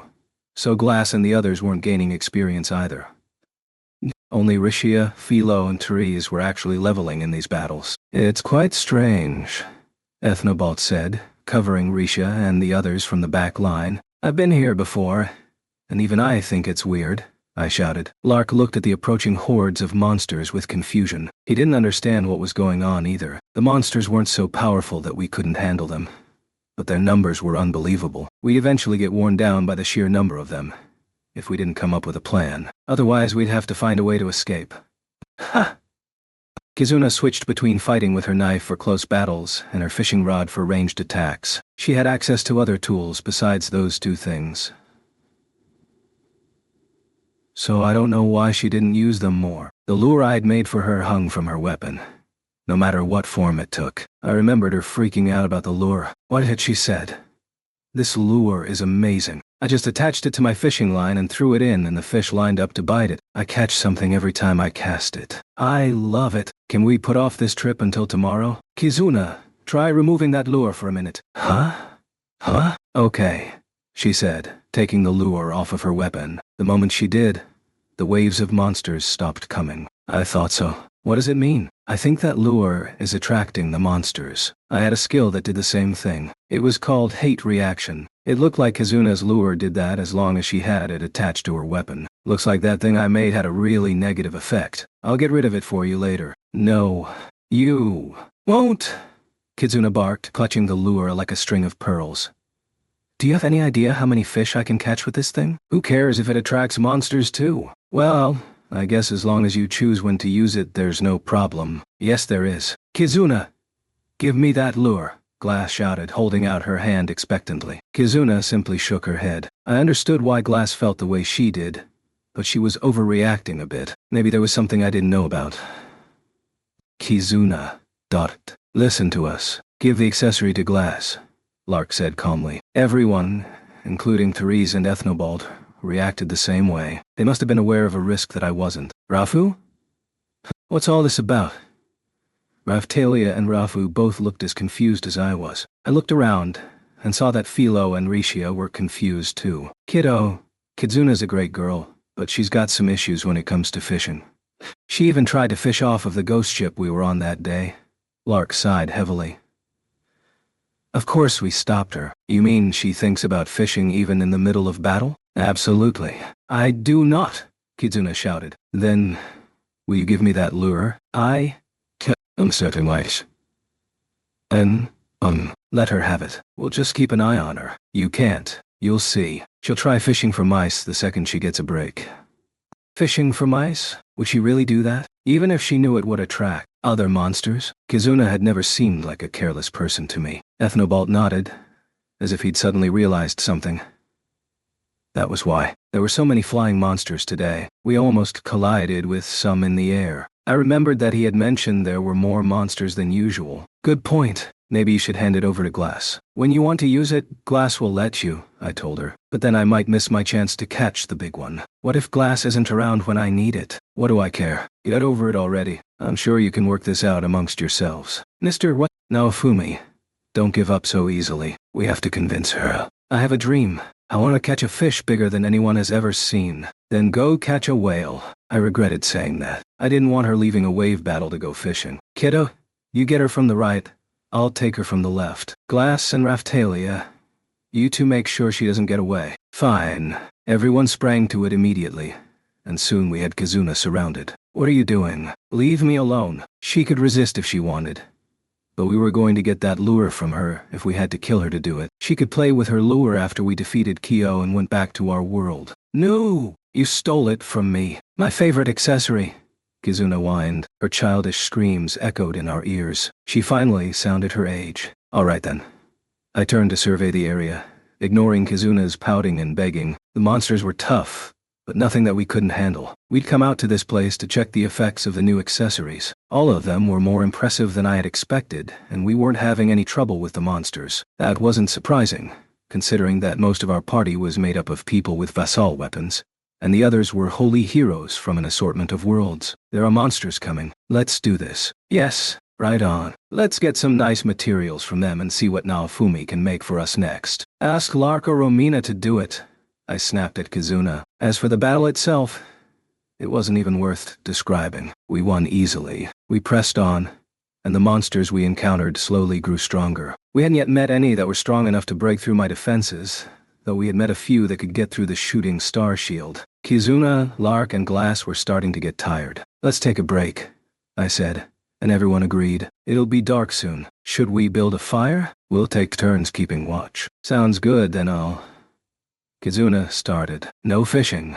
I wasn't going to say that. We sat down to rest, taking turns keeping watch. There would have been a time, long ago, when I'd found the idea of camping romantic. Now, the reality was less so. Someone had to stay awake and keep an eye out, and the whole thing was pretty exhausting. Still, I was used to it by now, and it wasn't a problem. I had some free time, so I decided to see what I could craft from the materials I'd stored in the shield. Kizuna and the others spent their time doing the same thing. Philo and Rafu snuggled up next to me and went to sleep. Raphtalia took the time to practice with her sword. She was really invested in that new weapon. And as for Rishia, she hunched over a book and started to study. She was either trying to figure out how to read the writing in this world, or she already could and was just reading the book. Probably the latter. She was pretty amazing when it came to studying. Keep it up. Once I indicated what I wanted the shield to craft, I ended up with nothing to do. I was a little too wound up to sleep. I had time on my hands, so I decided to use it. Raf-chan. Rafu? Raf-chan had been sleeping nearby, so I picked her up and set her on my knees. I called up the menu for the Shikigami power-ups and started looking through the list of materials I could use to power up her abilities. Shikigami didn't have levels like other people and monsters did. Instead, their stats and abilities could be adjusted directly by using various objects and materials. It was a bit like adjusting the bioplant specifications, and it seemed like there was a lot to learn. It was even possible to adjust the shininess of her fur. It was deeper than that too. There wasn't just a single number to play with, but many. The stiffness, softness, fluffiness, sleekness, length, and other things could all be adjusted. So, whenever I found myself with some free time on my hands, I'd take to fiddling with Raf-chan's power-ups. At the moment, I had gotten her to the point where she could use illusion, magic, to back us up in battle. Eventually, I hoped that she'd be able to take over some of Raphtalia's role as my right hand in battle. Rafu. I was sitting there patting Raf-chan and mulling over the possibilities when I realized something large was nearby. I turned to see what it was and found Ethnobalt sitting behind me. He was in his rabbit form and was just large enough to make a perfect backrest. What? Nothing. This is the easiest place to relax. Huh? Naofumi, you're so popular with monsters. Kizuna smiled. I had no idea what they were talking about. Mr. Naofumi is a very good caregiver. I am where I am today, due to his kindness. Raftalia said. She probably thought she was saying something nice, but it didn't make me happy. I couldn't shake the feeling that they were making fun of me. Master? Master is mine. Mine? I don't think so, Philo. No one owns me. Certainly not you. Rafu? Pen! Philo and Chris sure have hit it off. They're like old friends now, Kizuna said. I looked to see what she meant, only to discover myself surrounded by Philo, Raf-chan, Chris, and Ethnobalt. Glass nodded. Naofumi may be from another world, but he is the shield hero, is he not? Monsters must realize that he is not their enemy, but that he is here to protect them. Yeah. And Naofumi's side is probably the safest place to be. I guess that could be it. But damn, it's so hot with these things all around me. I stood up and moved, carrying Raf-chan with me. The minute I sat down, Philo, Chris, and Ethnobalt followed me and plopped down around me again. It was a little better than the last arrangement, but not by much. I could hardly understand humans, much less all these monsters. I guess that made sense in a way. They wanted to sleep somewhere they knew they would be protected. It was a natural instinct. I don't have time to play with these things, I said, flipping Raf-chan onto her back and rubbing her fluffy belly to see how her fur looked. That's probably the least convincing thing you've ever said. How so? Rafu. Mr. Naofumi. Don't pet Raf-chan too much. How come? Whenever I paid a lot of attention to Raf-chan, Raftalia looked a little irritated. Well, Raf-chan was made from my hair. And, well, I feel a little embarrassed when you pet her like that. Oh, come on, you're just a little kid yourself. I'll pet Raf-chan if I want to. Raftalia puffed out her cheeks, unimpressed with my answer, and went back to practicing with her sword. She looked like she was swinging it harder than she had been. That's just like you, Naofumi. Rafu! Raf-chan raised her hand and shook her head. Had I said something wrong? Raftalia was like my daughter, and Raf-chan reminded me of her, so of course I cared about Raf-chan too. I don't understand what's so weird about that. What's that supposed to mean? Oh, nothing. You should get some rest, don't you think? Lark is already snoring over there. She was right. Lark was passed out and snoring. It was so loud I was afraid it would attract monsters. Just when I started to wonder about it, Therese walked over and placed a blanket over him, then cast a spell that silenced his snoring. It didn't bother me really, but something about it felt wrong. Glass had been talking just a minute ago, but now she was asleep next to Kizuna. There's still plenty of time. Raftalia and I will keep watch, so why don't you get some sleep? All right, already. Ever since I was betrayed by Bitch, I had trouble getting in a deep sleep. I'd have to take the opportunity to rest while I had it. I laid down to rest, thinking that the trip had turned into a training camp. We finished our training around noon of the following day and returned to the castle. Philo leveled up a fair amount on our trip, so I should explain what happened there. When we crossed over into this world, Philo turned into a humming fairy, and humming fairies change into different forms as they level. Perhaps because she was originally a Philolial, Philo's able to change into any of her humming fairy forms at will. Master, do you think I look more like how I used to look now? Yeah, much closer. We were back in the castle courtyard, and Philo was changing into different forms to show off. I was starting to hope that Raf-chan would be able to change forms, just like Philo could. If she was just a little bigger, she would be perfect for cuddling with her when I sleep. Or if she got even bigger, I could lay down on her belly to sleep. I'd seen something like that in an anime once. Sure, I could do that with Ethnobalt or Philo, but I'd rather snuggle with Raf-chan. Okay. That was a bit of a digression. Philo had currently taken the form of something Kizuna called a humming big owl, which looked exactly like you would expect from the name. She was the same size as she used to be when in her Philolial queen form. She looked pretty similar, except for the area around her waist. She could also turn into a humming emperor penguin, complete with a crest of feathers on her head. Kizuna's Shikigami, Chris, was also a penguin, and he looked over at Philo with jealousy. And you know what? I can sing really good now, Philo yelled. Then she puffed up her throat and started to sing. It almost sounded like there was backup music. It made for an energized performance. I couldn't figure out how she was making so many different sounds at once, but it sounded like someone was playing a koto along with her song. This world's traditional music sounded pretty Japanese to me. The country that Kizuna had established herself in was mostly Western-styled, but the clothing people wore looked like a fusion between Japanese and Western elements. We were in a bar once and I saw a musician playing a shamisen. It looked strange to say the least. It wasn't all bad though. I was certainly pleased with Raftalia's new Miko outfit. Rafu! Raf-chan jumped up and started dancing along with Philo's song. Oh wow. Nice! I shouted, disinterested, and went back to the magic practice I'd been doing. Philo had said it was a fun song that gave you energy. And I did sort of feel like my magic power replenished faster than usual. Raftalia's training went really well too. Was it an effective Philo's song? I'm about ready to head home for the day. Okay. So we spent our days preparing for the coming battle.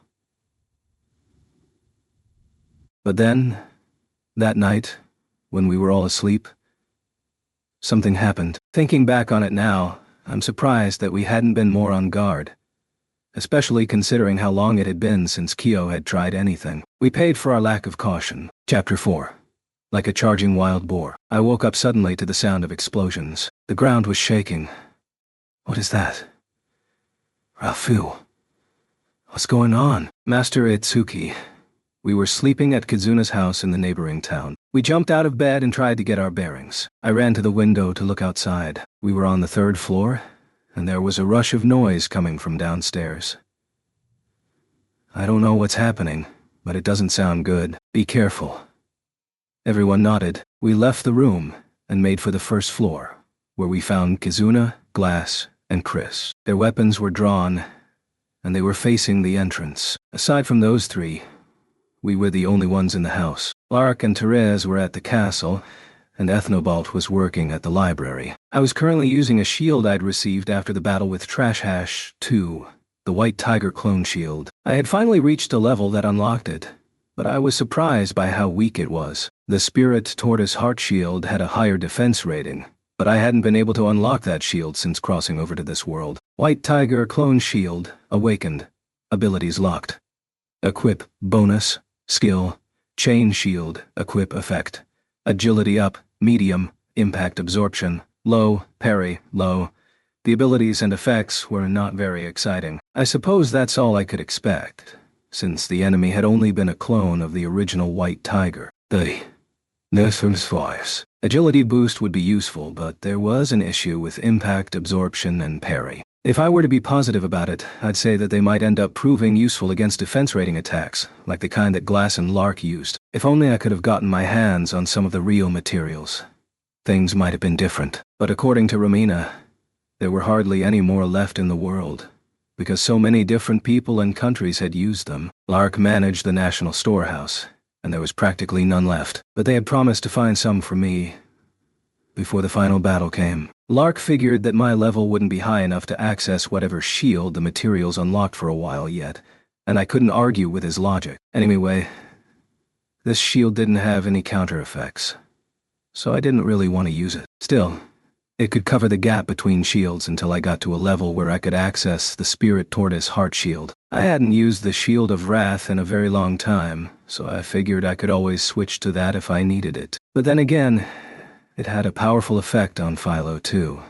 And because she had changed so much when we crossed between the worlds, I was a bit worried about how that shield would affect her now. Vittoria's feather had kept her from losing her mind, but I didn't think it would work in this world. So that's why I was using this shield. Even though it didn't have the best effects, I could at least depend on it for its defense rating. Oh, and Chain Shield seemed to be a different version of Chain Shield. When I used Airstrike Shield, then Second Shield, and so on, I could use Chain Shield to link them all together in a chain. It was pretty useful because I could move them all at the same time. If I could figure out how to work with it, it would probably be a good skill to have in my arsenal. But as things stood now, I wasn't really sure how to use it. So you've got new friends. But they won't save you now, someone shouted. Whoever it was, Kizuna and Glass were facing her in the entrance, which, by the way, had been completely destroyed. A woman in a hakama stood in the rubble. Her hair was pulled back into a ponytail. She stood about as tall as Glass. She had a nice face. You know, I feel like I've been saying this a whole lot lately. But anyway, she was beautiful. What the hell is going on? Kizuna, is she a friend of yours? I hadn't seen her in any of Kizuna's group pictures. Maybe she'd been sick that day. She didn't look like she'd just stopped by to pay her respects. Does she look like a friend? We were about to turn in when she started banging on the door and causing a fuss. You have no idea who she is? Judging from her entrance, I don't think she likes us. Good point.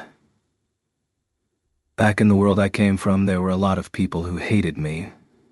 So many I couldn't count them if I tried. I seriously doubt I'd recognize them all if they showed up on my doorstep. Who are you? Kizuna demanded of the attacker. I wasn't expecting an honest answer. My name is Yomogi Immoral. I come on behalf of Kyo to punish those who hold vassal and holy weapons. Huh.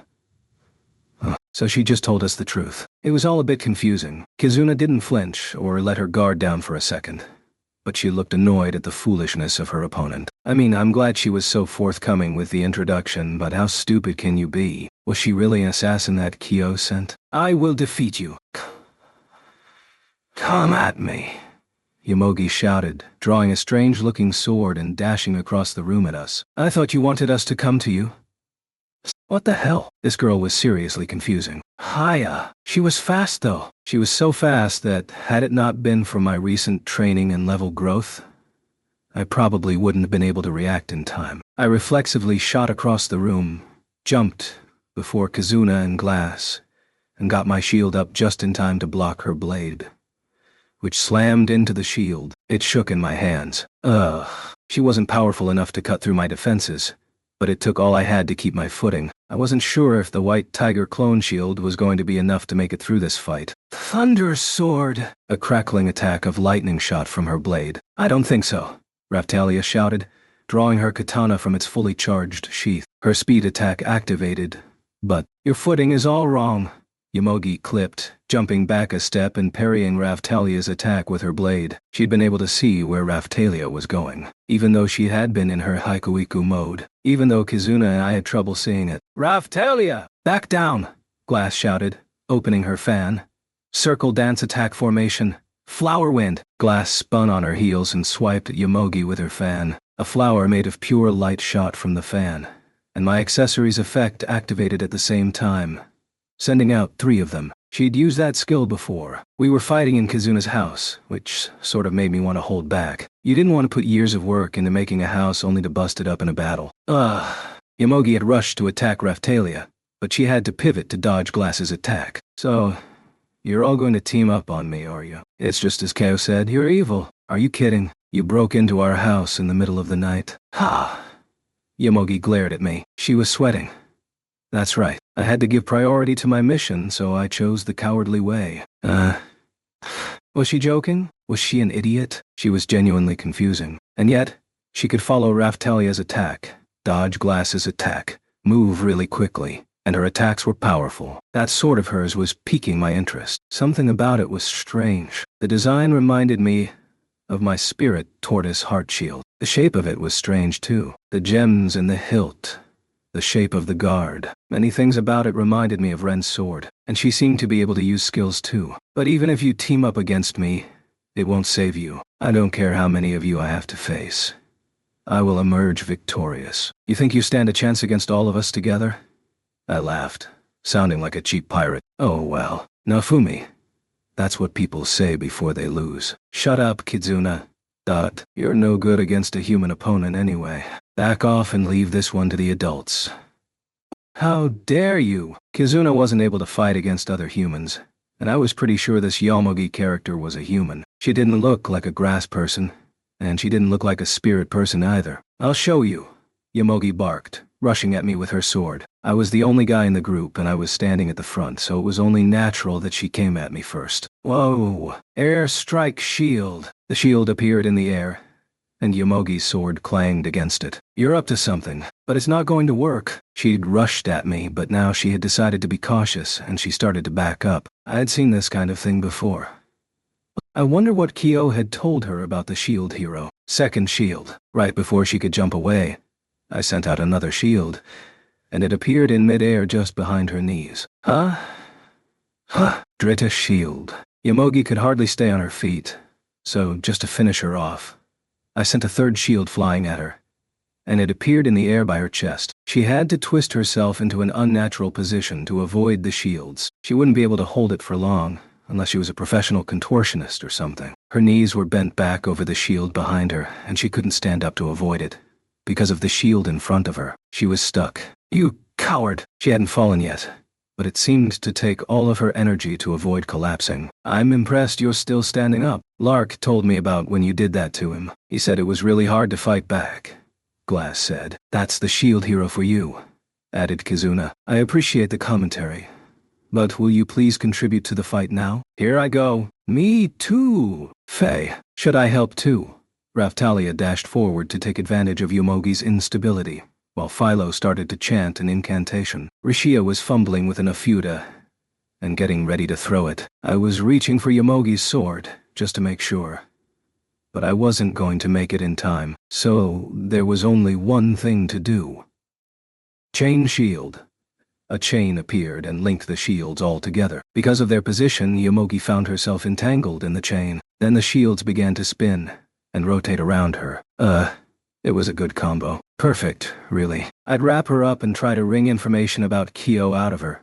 Ha! Yomogi thrust her sword into the ground. With an eruption of sparks, the chain shattered, and all the shields vanished. That was a mighty fine sword she had. If only a certain sword hero I knew was half as good with his sword. And not that this was the time or place to bring that up.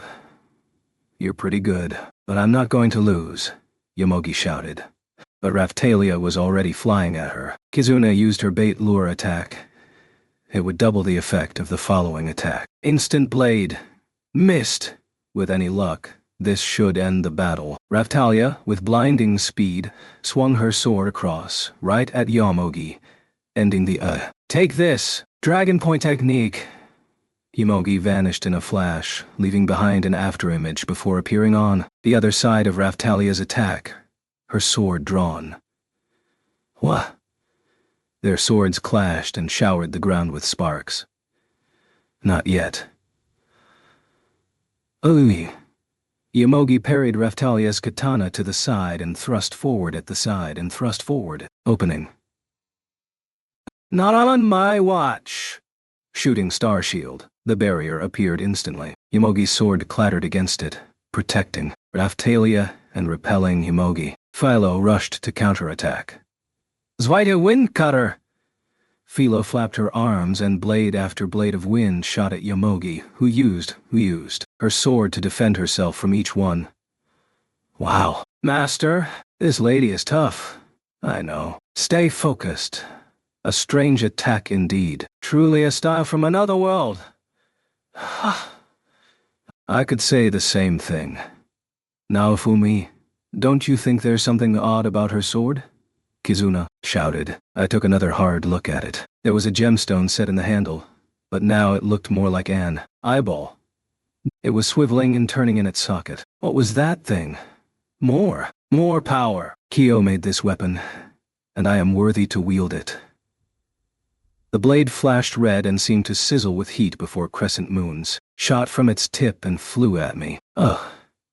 Even with a shooting star shield barrier in place, I wasn't sure if I'd be able to block it. I readied my shield, just as the barrier shattered all around me. The sickles of light kept coming, and they slammed into my shield. Hard. I pressed forward with all my might and deflected the attack, sending it soaring off to the right. It ripped right through the wall of the house and flew off into the sky. I'd just been mocking the parrying ability of this shield, and now it had saved my life. Oh. The irony. I'm amazed you survived that. Congratulations. But I will not allow myself to lose to villains like you. Was she going to use the same attack again? Then I noticed something strange. A piece of the shattered barrier was still floating in the air. The barrier itself had shattered, but one of the pieces was still there, hovering in the air. Why? Did it have something to do with my new accessory? Is that all it did? I didn't have time to wonder too long, because the floating piece of the barrier suddenly accelerated and shot towards Yomogi. What? Yomogi snapped to attention and used her sword to block the incoming barrier piece. She was able to stop it, but she left herself wide open. I guess the accessory made it so that my shattered barrier would turn itself into a flying attack. First, the strange attacks. Now it's an attack that turns your defensive barrier into an offensive missile. You certainly are a strange one. There had to be a good way to put this new ability to use. The best things about shooting Starshield were its short cooldown time and its efficient SP use. And now it would turn itself into an attack after it broke, which was all the more useful, because my current shield didn't have any counter abilities. I liked the sound of that, but this battle was starting to stress me out. I was worried about Philo, but at the same time I was also ready to use the Shield of Wrath to burn this girl to ash. Glass, if you don't get into gear and end this thing, I'll end it for you. But I might take the house out with me. Mr. No, Fumi. You don't mean... That's exactly what I mean. I don't know what it will do to Philo, though, so we better keep an eye on her. I'll do my best, Philo chirped. Don't do it, Glass shouted, understanding what I meant. Would you destroy the house that Kizuna and I built, if that's what it takes to end this fight? Our attacks aren't bothering her one bit. Hadn't they been watching? She'd blocked every attack we'd thrown at her. If Rishia didn't watch out, she was going to get herself killed. And this girl might have had attacks that even I couldn't block. To top it all off, Kizuna wasn't any use in a battle against another human. If the battle went on any longer, we'd probably draw the attention of the authorities.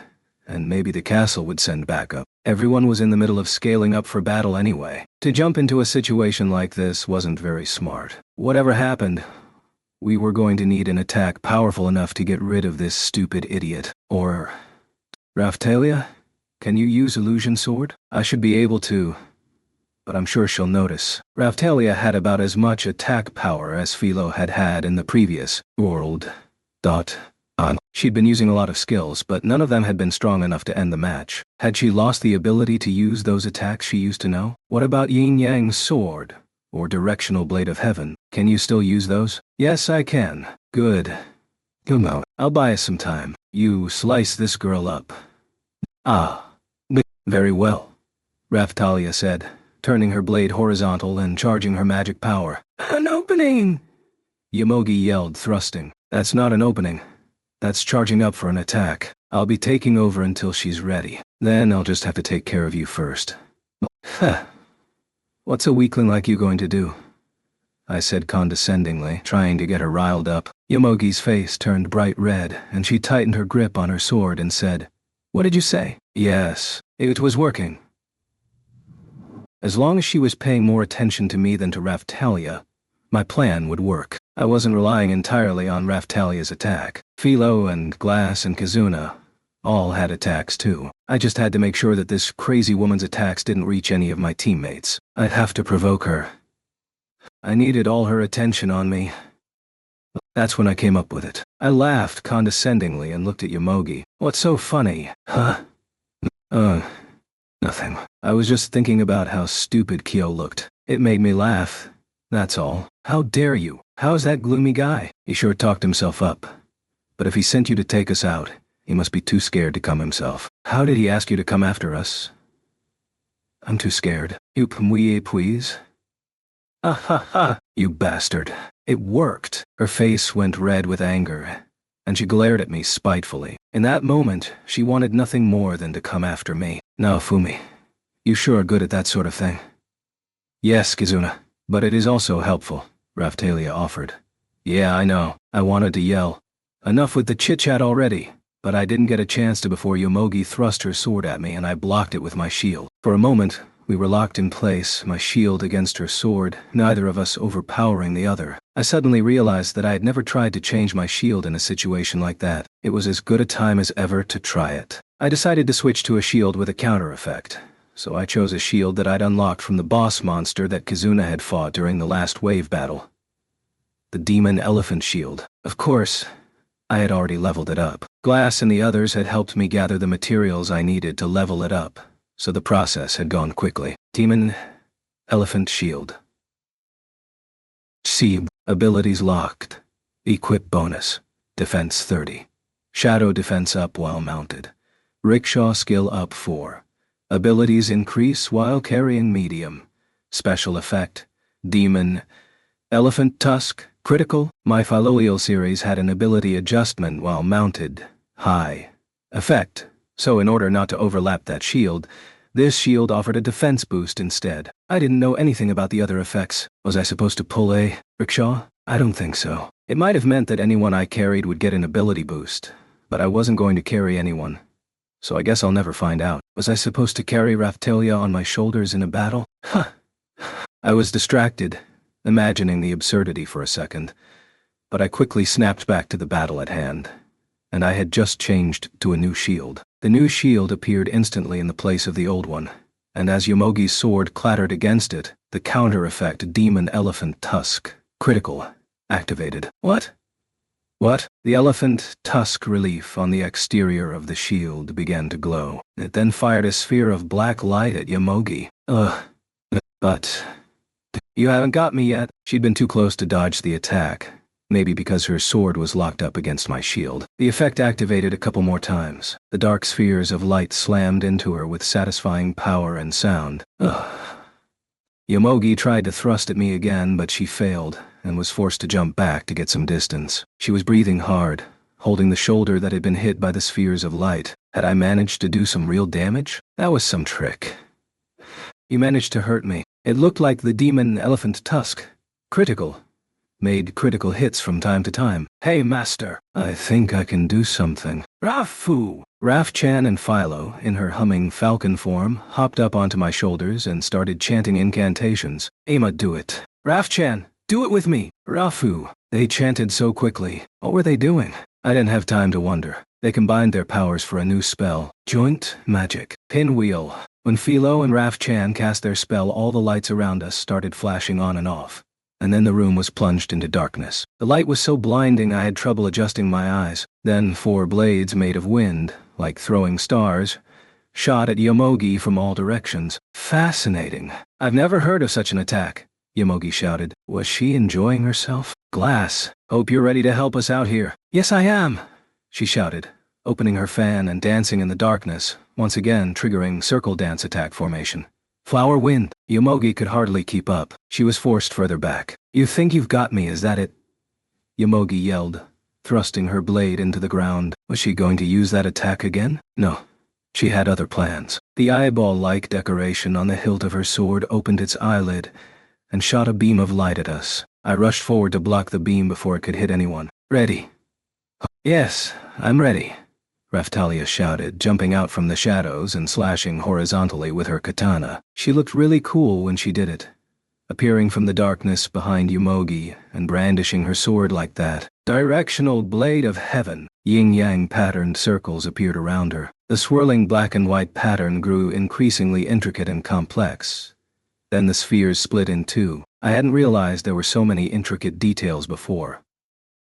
Had the attack changed? Or was this some kind of effect of the vassal weapon? Yeah?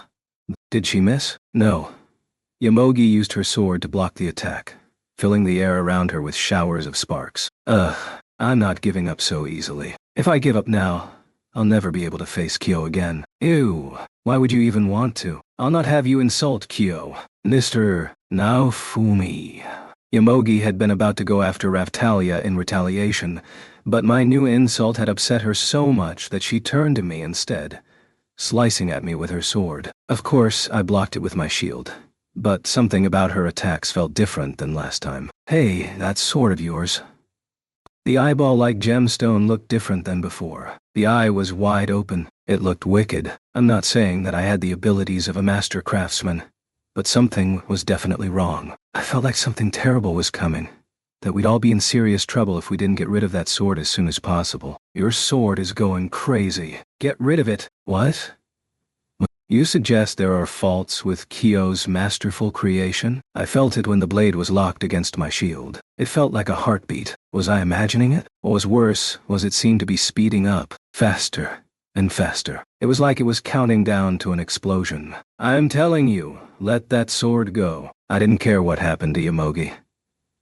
I just didn't want to get caught up in an explosion. How stupid do you think I am? Put down my weapon when faced with her enemies. She was determined. She whipped around to dash at Raphtalia, ready to strike a killing blow. But then, an Ophuta flew across the room and hit her hand. Yomogi and I both looked down at it, then scanned the room to see where it had come from. Oh, I didn't miss. Yes. Way to go, Rishia. She sure was a good shot. What? The Ophuta stuck to her hand and burst into flames, forcing her to drop the sword. Yomogi yelped, but it was too late. I ran to kick it across the room, but I was too late. Something like a vine shot from the sword and wrapped itself around Yomogi's arm. "What the?" she shouted in shock, terrified, as if she hadn't realized how strange her weapon had been until that very moment. Ugh. The vine wrapped tighter around her wrist. It seemed to be sucking something out of her. Was it blood? It must have been stealing her magic power too, and maybe even poisoning her as it did. Yomogi glanced at me with bloodshot eyes, then hoisted the sword high over her head. My body. It's moving on its own. I raised my shield to block the attack, but she brought the blade down with so much power that the impact sent me sliding backwards. Luckily, I was able to keep my footing, but if I hadn't been lucky, she'd be slamming me into the ground by now. The glowing light in the hilt of her sword was growing stronger. "Drop it! Drop the sword!" Realizing the danger, she used her free hand to try and pry her fingers from the handle, but the vines shot out and gripped her even tighter. I didn't like the look of this. It looked like it might explode at any minute. I readied my shield to protect everyone from the coming blast. I thought about Yomogi too, but I couldn't see a way to save her from what was coming. The only thing I could do was to protect my friends and try to limit the damage. "Bait lure!" Kizuna hit the glowing sword with her lure and said, "Don't give up yet," as she turned her weapon into the tuna knife and prepared to attack. Blood Flower Strike. That was Kizuna's favorite attack. It didn't work against human opponents, but it was devastating for a monster. She sent the attack flying at the sword. It was a powerful attack, but it wasn't enough to destroy the sword, which was tougher than I had thought. Yomogi herself was unharmed, but the vines wrapped around her arm had been destroyed by Kizuna's attack. She quickly dropped the sword. "Yes! Good one!" I shouted, grabbing the sword where it lay. It must have decided that I was its new target, because it shot more of its vine-like appendages at me. I wasn't dumb enough to fall for that. I wasn't like Yomogi. I wouldn't let myself be taken over by some kind of monster sword. I drew back and threw the sword with all my might. I sent it right out through the hole in the wall. "I'll follow up!" Glass shouted, sending another of her circle dance attack formation. Flower Wind attacks hurtling after the sword. Her attack hit the sword while it was still in the air, and it went careening off into the sky. That was a good hit. Did her attack have a homing ability? Finally, the sword exploded in the air. I'm glad we got rid of it. It would have been bad if that thing had exploded in here. I cannot believe that Kyo's masterful invention would malfunction like this. Yomogi muttered, holding her wounded arm and wincing in pain. "Well, you don't have a weapon anymore. So what are you thinking of doing now? It looks like that thing managed to sap a lot of your strength before we got rid of it. Did she think we were just going to let her run away? Before you think of running, I should let you know that we have the hunting hero with us, who is better at hunting than anyone. If you want to run, then go ahead. It will be hunting time." "You make me sound so evil when you put it that way," Kizuna said. "Don't worry about it, Kizuna. He just enjoys threatening people," Glass said. I'd go without her commentary, but she wasn't exactly wrong either.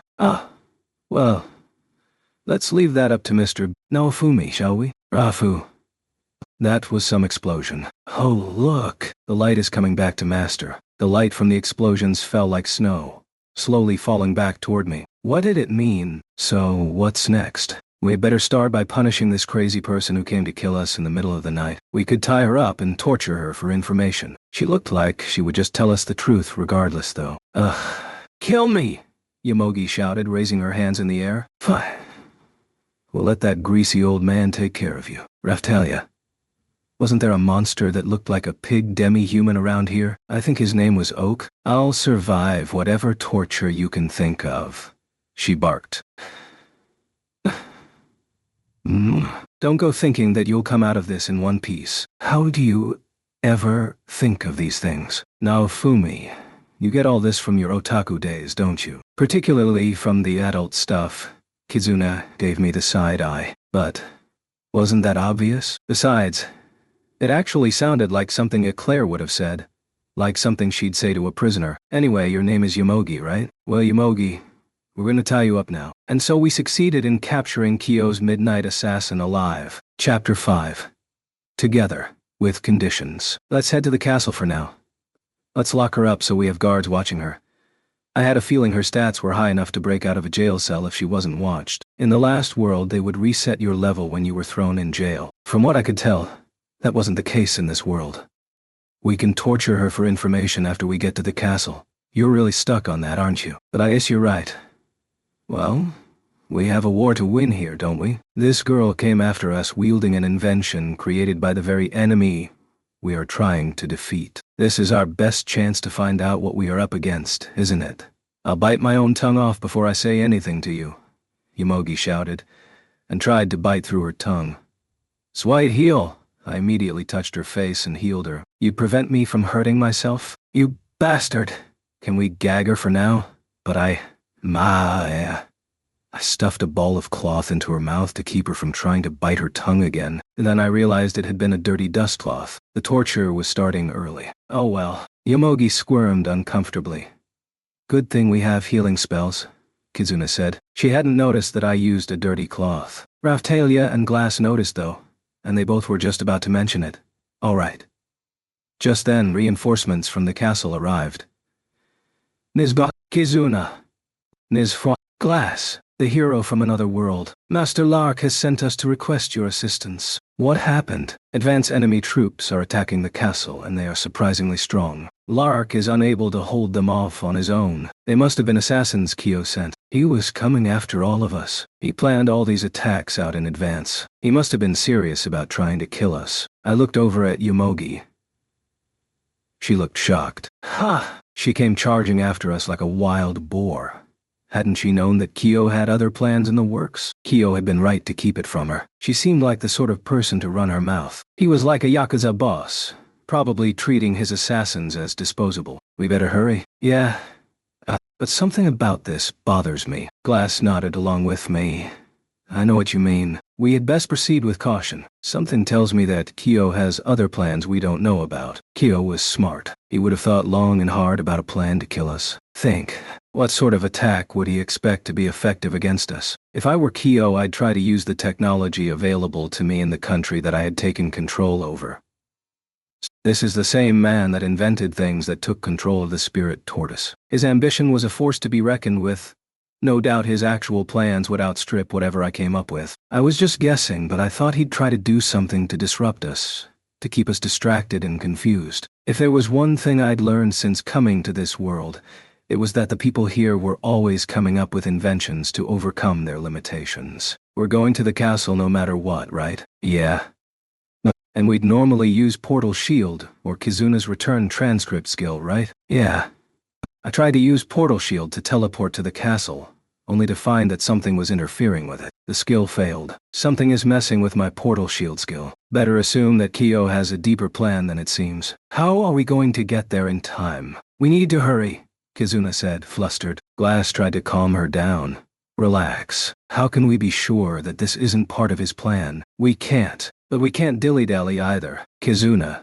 Glass. ... Calm down and think. All the countries that Kyo has allied with had vassal weapons, didn't they? Raphtalia had taken the katana vassal weapon from the country that owned it, which had robbed that country of its power. But the country with the mirror vassal weapon had fallen under Kyo's control. Was he after the technology in those countries? If so, what if they are after the dragon hourglasses? Huh?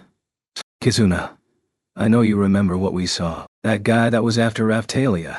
Hadn't he invented some way to replicate the dragon hourglass's teleportability? What if they are using that to attack us? I don't know how it worked, but they'd found some way to replicate the return dragon vein teleportability. They might have been using it to attack the castle. The hourglasses were placed in important spots in the national capitals. If they could use this new technology to send as many soldiers as they wanted straight into the heart of a city, then the possibility for destruction was immense. They wouldn't have to defend themselves on the journey here, so they could dedicate all of their resources to the attack itself. Granted, I didn't know much about how wars worked when the soldiers had levels and status magic. But if they could teleport as many soldiers as they wanted past our defenses, then they'd eventually overpower us, no matter how high-leveled we were. The battle might already be over for all I knew. This was all hypothetical at this point, but I couldn't deny the possibility that Kyo already had access to the technology that would make it all possible. Kizuna, what do you need to use Return Dragon Vein? You need to have visited and registered the hourglass you want to warp to, and you need to be at an hourglass to use it. To replicate it, you'd need special materials.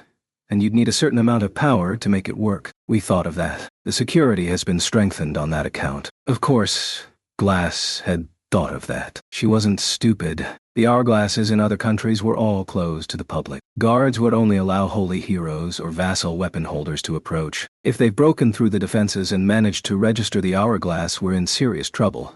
It might have already happened. Jewel people have set up a special system to prevent any non-specified persons from teleporting and using the Dragon Hourglass. So that's how they prevented us from using return transcript. Whatever the case, I'm guessing the attack on the castle is a diversion. Their real goal must be the Hourglass. If Lark is busy fighting them off at the castle, the Hourglass might not be watched as closely as it should be. Let's use return transcript to warp to the Hourglass and check it out, Kizuna suggested. Good idea, I agreed. What about her? I looked over at Yomogi, who was sitting quietly with an overjoyed look on her face. Are you coming with us? If you get lucky, you might even find a chance to escape. She didn't enjoy being toyed with. She leaned forward and struggled against her ropes. We don't want her biting through her tongue before we can get information out of her. True. But, in order to include her in the teleport, I have to invite her into our party. What a pain. Why don't we just leave her with the soldiers here? I guess so. But I sent her a party invitation anyway, just for the heck of it. Huh? She accepted. Well, I certainly wasn't going to bring her with us, so I immediately kicked her out of the party. Then she whined through her gag and started kicking and squirming. What's going on over there? Nothing? I sent her an invite and she accepted. So I went ahead and kicked her out of the party. If you want to keep her around, we could just bring her with us. Are you serious? She just tried to kill us. You saw that, right? Why would we bring her with us? I know that, but... Maga.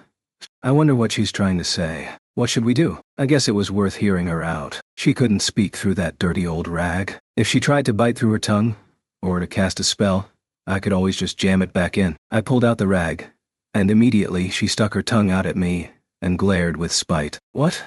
What? If you've got something to say, then you better spit it out now. What's going on? Who knows? It sure sounds like you're not the only assassin that Kyo sent out tonight. That can't be. I was the only one involved with this. I guess he doesn't trust you to get the job done. Either that, or he used you as a distraction. That sword she'd had would have exploded and taken her out with it. That might have been his plan from the beginning. Let me find out what's going on. Ha! Do you understand the situation you're in? She tried to kill us in the middle of the night. And now she thought I'd just take her with us so she could satisfy her curiosity. And yet, she seemed to say everything on her mind, which was sort of honesty. She was serious too. Kyo wouldn't do that. I know he sometimes has contradictory ideas, but he saves a lot of people. He's a good person. We must not be talking about the same guy. She really glorified Kyo in her head. Kind of like what Raphtalia did when she thought about me. I wanted to be the sort of parent that she thought I was. But Kyo wasn't like that. I remembered how angry he got when Rishia lectured him. I was pretty sure that he wasn't the sort of person that Yomogi seemed to think he was. What should we do, Mr. Naofumi? If she'll listen to us, then we might be able to give her a little freedom, no? I guess. And if she tries anything, we'll just kill her. Even though I lost the battle, I cannot believe I must suffer through this. I suppose I will have to endure this punishment. Seriously, who did this girl think she was? We didn't have to do anything at all for her. Didn't she understand that? She thinks that we're wrong about Kyo, and that he'll come rescue her before she's executed. You can read my mind? I didn't realize you had such powers. My God, she was simple. Even if I had that ability, I wouldn't have used it to read hers. Then let's make a deal. We'll take you with us, so you can find out what's going on. Then when you find out that things aren't as you wished, you tell us what you know. Deal? Very well. I am a warrior, and I keep my promises. She certainly was forthcoming. She didn't understand the predicament she was in at all, but she couldn't resist making promises and swearing to keep them. Kizuna, Glass, if she tries anything, don't hesitate to kill her. I'm not feeling merciful. I know. Your name's Yomogi, right? When you discover the truth, don't you dare try to escape from it, and don't think that you'll get away. If you do, we'll torture you for information. I wouldn't. She probably wouldn't. She was obsessed with honor. She lived in a fairy tale. If she decided to turn on us, it could be trouble. If only I could have used the slave sealing magic from the last world. Mr. No, Fumi. Please don't look at Rashia that way. Raftalia scolded me. How couldn't I? She was the only one I could still use the slave spell on. I bet you were thinking what a help the slave spell would be in this situation. She read me like a book, but it really would have been helpful. Oh yeah, you said something about that before. So, Kizuna said, running to grab a futa from the partially destroyed storeroom. You can use this control, Yuta. I never thought I'd use it, but here we are. Kizuna, would you really? Don't we need it to ensure that Yomogi keeps her end of the bargain? Yomogi looked at the Ofuda in Kizuna's hand and nodded. I understand. If that will help you to trust our agreement, I will submit to it. Huh? That was convenient. It must have been like the Ofuda that had been stuck on Philo back where we found her. What is that thing? It's an Ofuda that uses magic to control people. They have a bad reputation. You've probably seen them before in Chinese zombie movies?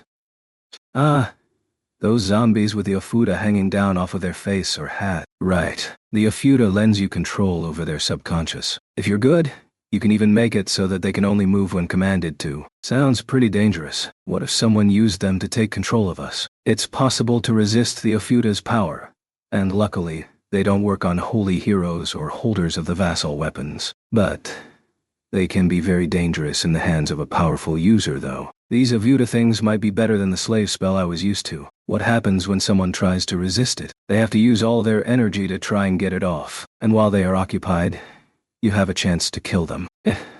That sounded like the perfect system. So Yomogi would be under my control just like a slave, but she could remove the Ofuda if she really tried. But it would take time to do so, and I could always finish her off while she struggled with it. Let's set it up so that she can't get more than a certain distance away from us, Kizuna said, slapping the Ofuda onto Yomogi's forehead. I could see that a great deal of magical power was contained in it. It snapped and crackled with electricity, and slowly peeled off of her forehead. Then, a magical pattern flickered and glowed on the ground around Yomogi's feet. Glass and Kizuna were chanting an incantation, and the mandala-like pattern on the ground appeared to react to it. Finally, Kizuna wrote some characters on the Ofuda with blood. Yomogi squirmed with discomfort. Now we just need to set the rules and all done. It does draw attention to itself, though, so we should try to avoid using it in public. Imagine if people use these things to control their armies. They are pretty tough, but they are weak against fire and water. They're not as all-powerful as you might hope. If this will convince you to take me with you, then I will not try to remove it. Now then, let's get going. I wasn't sure if I could trust the Ofuda to operate as effectively as the spell I was used to, but then again we were just using it as insurance against Yomogi's treachery. Let's go. Yeah, let's go, Kizuna said. She started to chant the return transcript incantation. A moment later, and we were all standing before the Dragon Hourglass. There were a lot of guards milling about, but I didn't see any sign of a recent or impending attack. The guards around the hourglass had been instructed to remain cautious, so despite everything happening at the castle, they hadn't left their posts. They could be counted on for that much. Back where I was from, you couldn't really count on guards to stand there. If a guard didn't actually guard anything, then what were they good for? Everything looks fine, right? The enemy might be nearby, watching the guards for a chance to strike. Aren't you a little paranoid? It's what I would do if I were in his situation. Someone should stay here to keep watch. I'm telling you, Kyo wouldn't do that. He's not a coward, Yomogi shouted. Glass and Kizuna crossed their arms and knit their brows in thought. You're right. We should leave someone here we can trust. Raftalia, can you stay behind? I asked Raftalia. But She was strong enough to handle trouble if it showed up. I didn't want to leave her behind, but we could count on her. I will stay behind and keep an eye on things. Glass raised her hand to volunteer for the job, and Kizuna yelped with surprise. We could trust Glass with the job, and she was experienced enough to deal with whatever came up. Besides, she was from this world. It made more sense to leave it her hands. I believe Naofumi is correct. Kyo has made a fuss at the castle, but if he is truly in possession of technology of the sort you describe, then he may well come after the hourglass. We must ensure its safety. But Kizuna tried to protest. Then I added, if you discover that you need my assistance, tell the guards to fire 3 flares into the air. Kizuna looked at the smoking castle in the distance and nodded. Okay. Glass, we're leaving this to you. Chris, protect her while I'm gone. Pen. I found it hard to believe that the penguin was going to be much use, but he bowed deeply in response to Glass's charge and tottered over to stand by Kizuna. All right, Naofumi, we're leaving Glass behind, so you better step up, Kizuna said. I know. And I will. Let's go. All right, everyone shouted in unison. With Raf-chan and Philo on my shoulders, I took off running. Everyone followed me. I was worried that Rishia would trip and fall, but she managed to keep up. We ran toward the smoking castle. The town we ran through on the way didn't seem damaged, but it did look like some looters, who had tried to take advantage of the chaos, had been caught and tied up, though. What was going on? We ran through the castle gates to find Lark, Therese, and a number of soldiers fighting. But what were they fighting? They were monsters, but they looked like humans, too. The battle was intense. The castle grounds were filled with smoke, and there seemed to be battle happening everywhere at once. Hiya! Therese cast support magic on Lark, and he shot a skill at the enemy. But the monsters were quick on their feet, and they dodged his attack. Were these monsters faster than Larke? He had a vassal weapon. One of them appeared behind him, trying to take advantage of an opening in his defenses. I quickly used a skill. Airstrike shield! The shield materialized just in time to protect Lark from the monster's claws. The monster was caught off guard, which left it open for attack. A chance that Lark wasn't going to miss. He swung his scythe.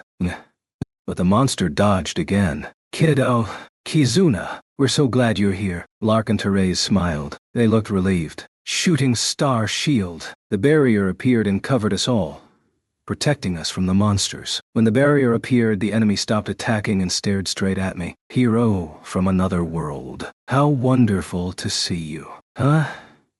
What? The enemy turned and stared at us with hate-filled eyes. Were we their target? I looked closer. It was pretty dark, so I hadn't gotten a very good look at the monsters yet. But they weren't exactly humans that were turned into monsters. What?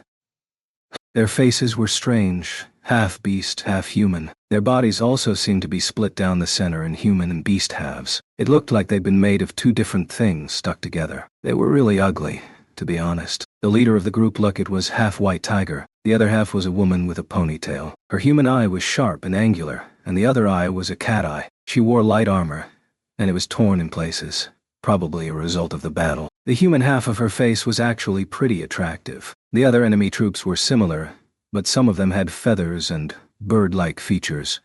Others had tortoise shells on their backs. All of them appeared to be some kind of human-animal hybrid. Their hands were like claws. They were clearly not like the demi-humans back in the world I'd been summoned to. Something about them seemed unnatural. The demi-humans I knew weren't like that. Their human parts. Their faces. I felt like I'd seen them before. But where? Hey. Raphtalia, Rishia, and Kizuna were pointing at the enemy troops, speechless. What happened to you? Kizuna screamed. But damn it, I still couldn't figure out who they were. Raphtalia, I said, motioning for her to come over. I whispered in her ear. Who are these people? You mean you don't remember? You don't remember us? How dare you? The enemy reacted to Raphtalia's comment and shouted in rage. They rushed at me, their weapons brandished. One thrusted a naginata at me. Oh. The barrier shattered, and the pieces floated in the air around us. I blocked the naginata thrust with my shield and grabbed the handle. The other enemy troops howled with rage and came charging at me. Die, everyone. Massacre them all. That's right. They're the ones that came after me and accused me of stealing the katana of the vassal weapons, Raphtalia explained. I finally remembered those faces. It was the gaggle of women that had been with Trash Hash too. They were so loud and raucous that I never did figure out what his name was. The shards of the shattered barrier flew at Trash Hash 2's friends. The charging people were able to avoid the shards. Some of them blocked the shards and kept running. Others had shields like tortoise shells to block them. Lark and Therese didn't miss their chance. He swung his scythe and she shot magical spells. Raphtalia drew her sword and shot across the battlefield. It wasn't clear if Kizuna would be able to damage these half-human enemies, so she was staying back with Yomogi. I tried to keep Philo and Risha from getting caught up in the fight. Go, Chris. Kizuna picked up Chris and threw him. Chris spun in circles and shot through the battle, just like Philo's spiral strike attack. Chris blew right past the monsters, but a lot of their armor and clothing was torn in the process, and blood seeped through the cuts. So that's how Kizuna was able to attack. Rafu. I looked at Raf-chan. Her eyes sparkled with understanding. She wanted to try the same thing, but she wasn't strong enough yet. She'd have to stay on my shoulder for the time being. Master, I want to try that, Philo shouted. She wasn't the best melee fighter these days. I thought she'd make a better support fighter. I was hoping she'd have some bird songs with some good effects. Not now, but I want you to work with Raf-chan to support the rest of us with magic. Okay. With both of them on my shoulders, I continued to block and avoid the attacks of Trash Hash 2's cohorts. Shield Prison. The wall of shields bought me some time. I looked over at Raphtalia, who had locked swords with the leader. What happened to you? Why do you look like this? Isn't it amazing? After you killed our leader, we were left without direction, and our lands were taken over by another country. We thought it was the end for us, but then Kyo, the holder of the Book of the Vassal Weapons, saved us. What? He doesn't want to rule over us. He wants to give us the opportunity to exact our revenge. He gave us this power so that we could kill you. But, up until now, we could never have won a battle against a vassal weapon, or against one of the holy heroes. So Kyo gave us this power. This power he took from the copies of the 4 symbols, the 4 holy beasts. And that's why you look like this. Kizuna yelped. A woman nodded. Kyo will return us to our previous forms once we defeat you. When we defeat you, all will be returned to how it should be, to how it was. That's why you must. They all shouted in unison, charging up for an inhuman attack.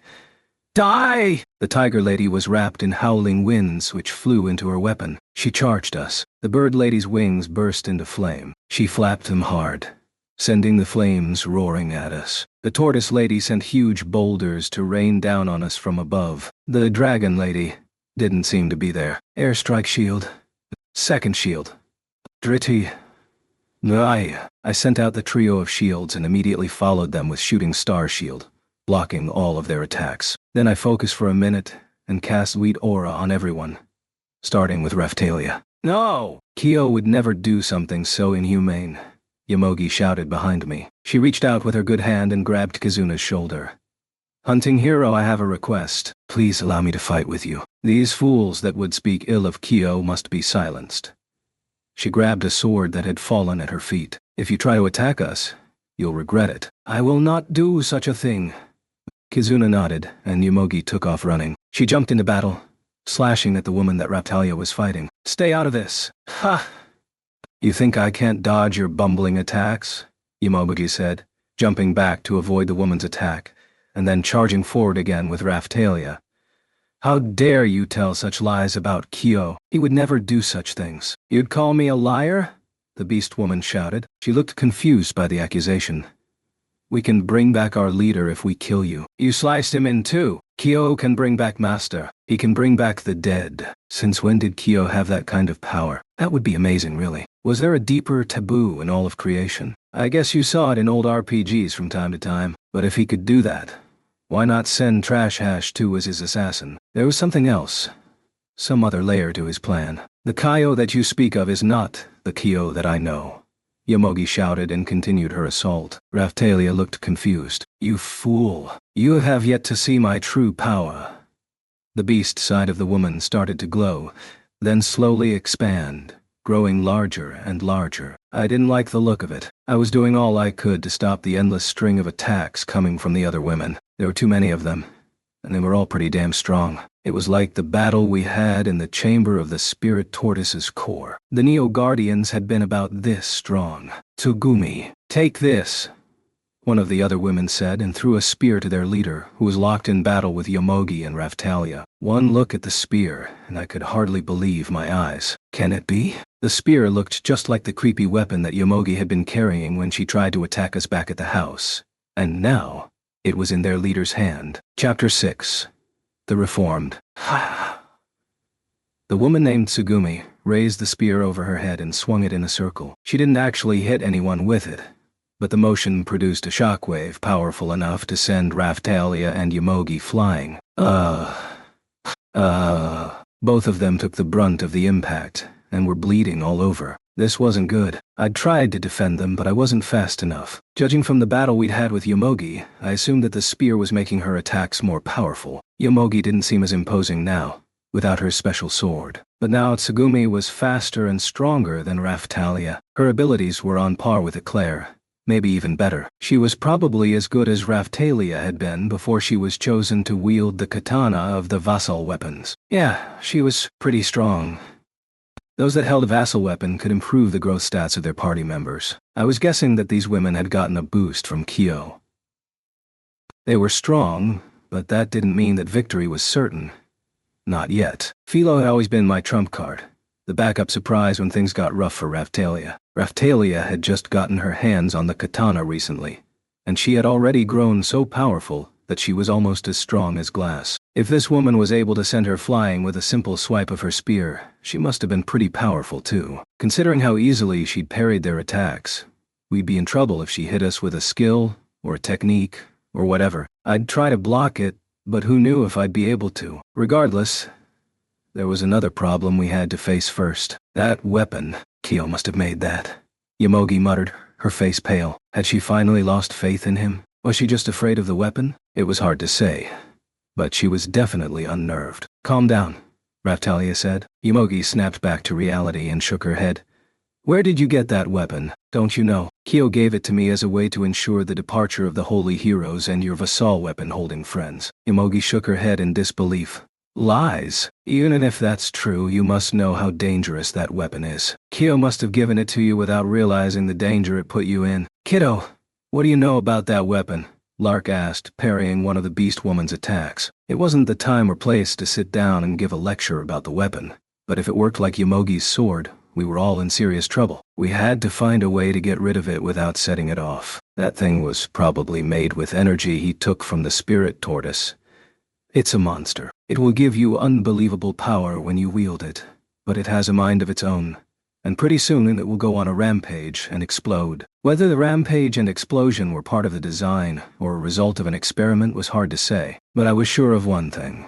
Kyo had taken the spirit tortoise familiars, mimic type, and found a way to turn them into weapons. There's still time. I had one of those weapons too, and it nearly killed me. You have to let it go. Tsugumi answered Yomogi's warning with an attack. I immediately deployed Shooting Star Shield, and followed that with Airstrike Shield to protect her. Ha! So, the attack shattered the barrier and the Airstrike Shield, slamming into my shield with a burst of sparks. Then it broke the defense level of the shield, and the armor I was wearing took a little damage. The power of that weapon was monstrous. We had a real problem on our hands. Ha! To prove that Kyo is right, you mustn't use that weapon. The Kyo that I know wouldn't want you to do this. Tsugumi was off her guard after I blocked her attack, so Yomogi and Raphtalia rushed to attack. But Tsugumi was too fast, and dodged at the last second. You'll die here tonight. Damn it. Second shield. I quickly blocked the attack with second shield, maneuvered around her spear, and caught the handle between my arm and torso, pushing her back and off balance. Luckily, I'd learned a thing or two about fighting a spear-wielding opponent when dealing with Motoyasu. I'd only imagined doing that move before, but it ended up working. Spears are best for keeping the enemy at a distance, so if you got up close, the spear became a liability. You could only use the shaft. To a degree, I was somehow able to restrain her. Not so fast, she shouted. Even the handle could be a weapon with the right amount of attack power. It really hurt. Therese. I didn't have time to cast spells, so I'd need to rely on Therese for support. Great power in these stones. Hear my plea and show yourself. My name's Therese Alexandrite, and I am your friend. Give them the power of unshakable protection. Shining stones. Hardened protection. Therese's spell took effect, and I felt my defense rating rise. The pain disappeared almost entirely. Therese's magic must have worked by multiplying my stats, so if my defense rating was already high, then her spell worked even better.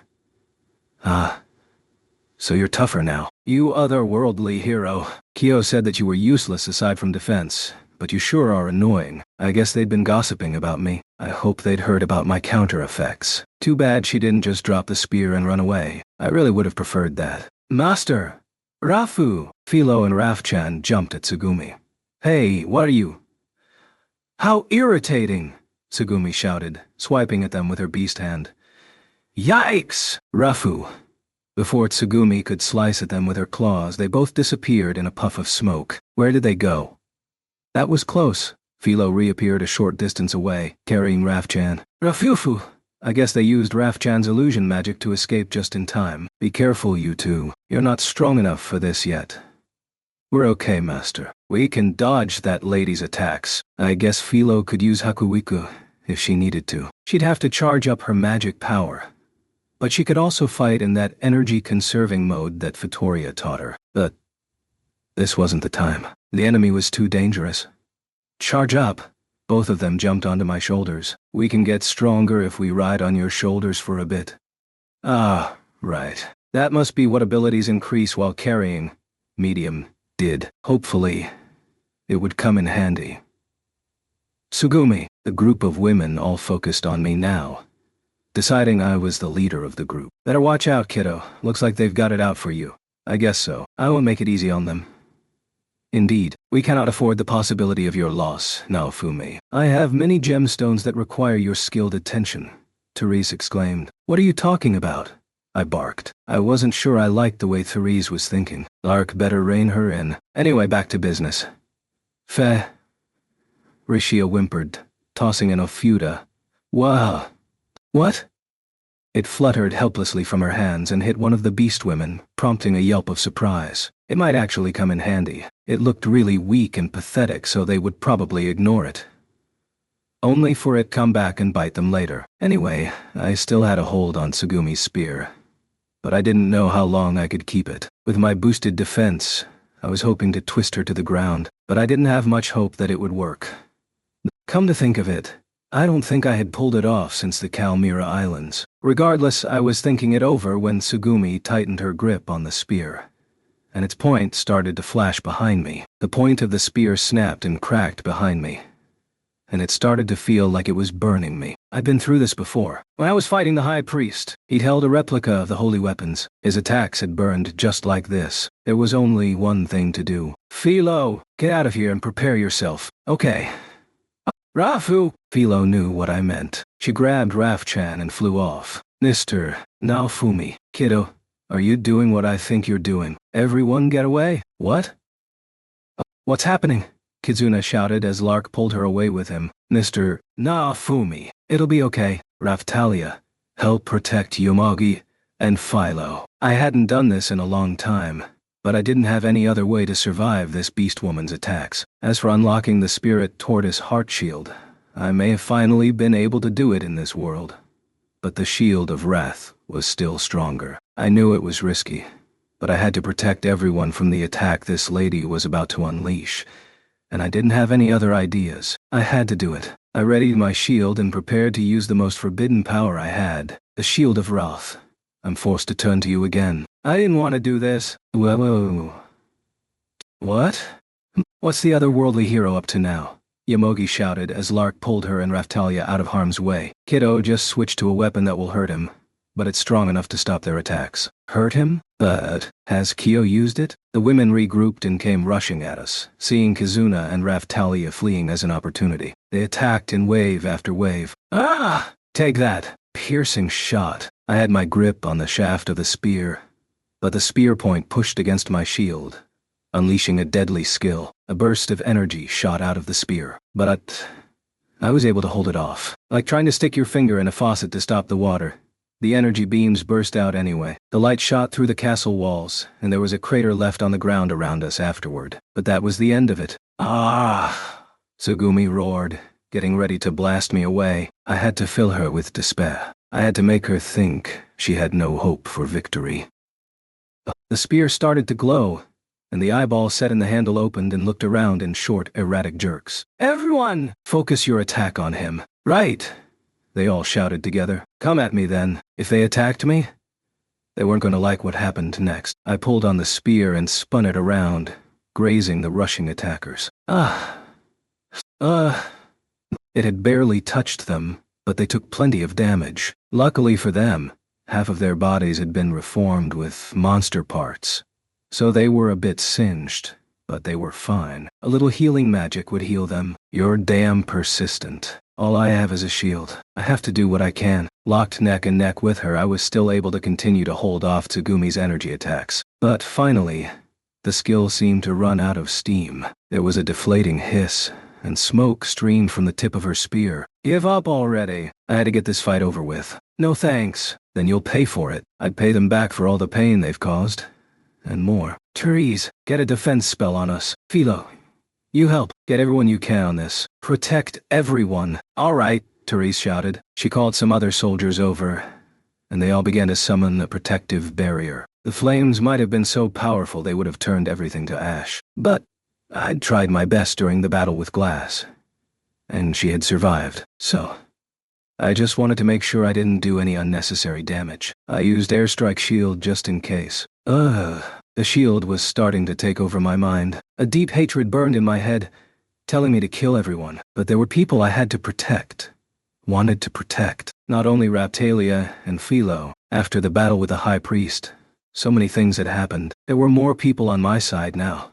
More people that needed my protection. The more I cared about, the less I could use this shield. During the battle with the Spirit Tortoise, Ost had taken the rage and hatred from the shield and made it into power. Power that made the shield even stronger. Yes, now my rage had a direction. I didn't just hate the whole world. It was focused on a single point. To protect my friends, I had to control my rage. Rage, hate, disgust, loathing, resentment, anger. They weren't for everyone. I had to focus them on those in front of me. Dark Curse Burning S activated, roaring forth from my shield. I thought he could only defend. Haven't you been paying attention? Of course I can counterattack. Black flames leapt from my shield, fanning out before me and rushing over the enemy. Aroo! I had never felt such power in these detestable flames before. They were stronger than they had ever been, roaring in my ears as they burned everything before me. Well, so that's Naofumi's forbidden attack. It's a bit different from yours, isn't it? Pretty dangerous. Glass needed soul healing water to stand up to it. Enough chit-chat. Fight. I felt the hatred wane, but I knew that it would come back. That's how the attack worked. Just withstanding it was almost enough to drive me crazy. It was a battle I had to fight with myself. But I had friends now.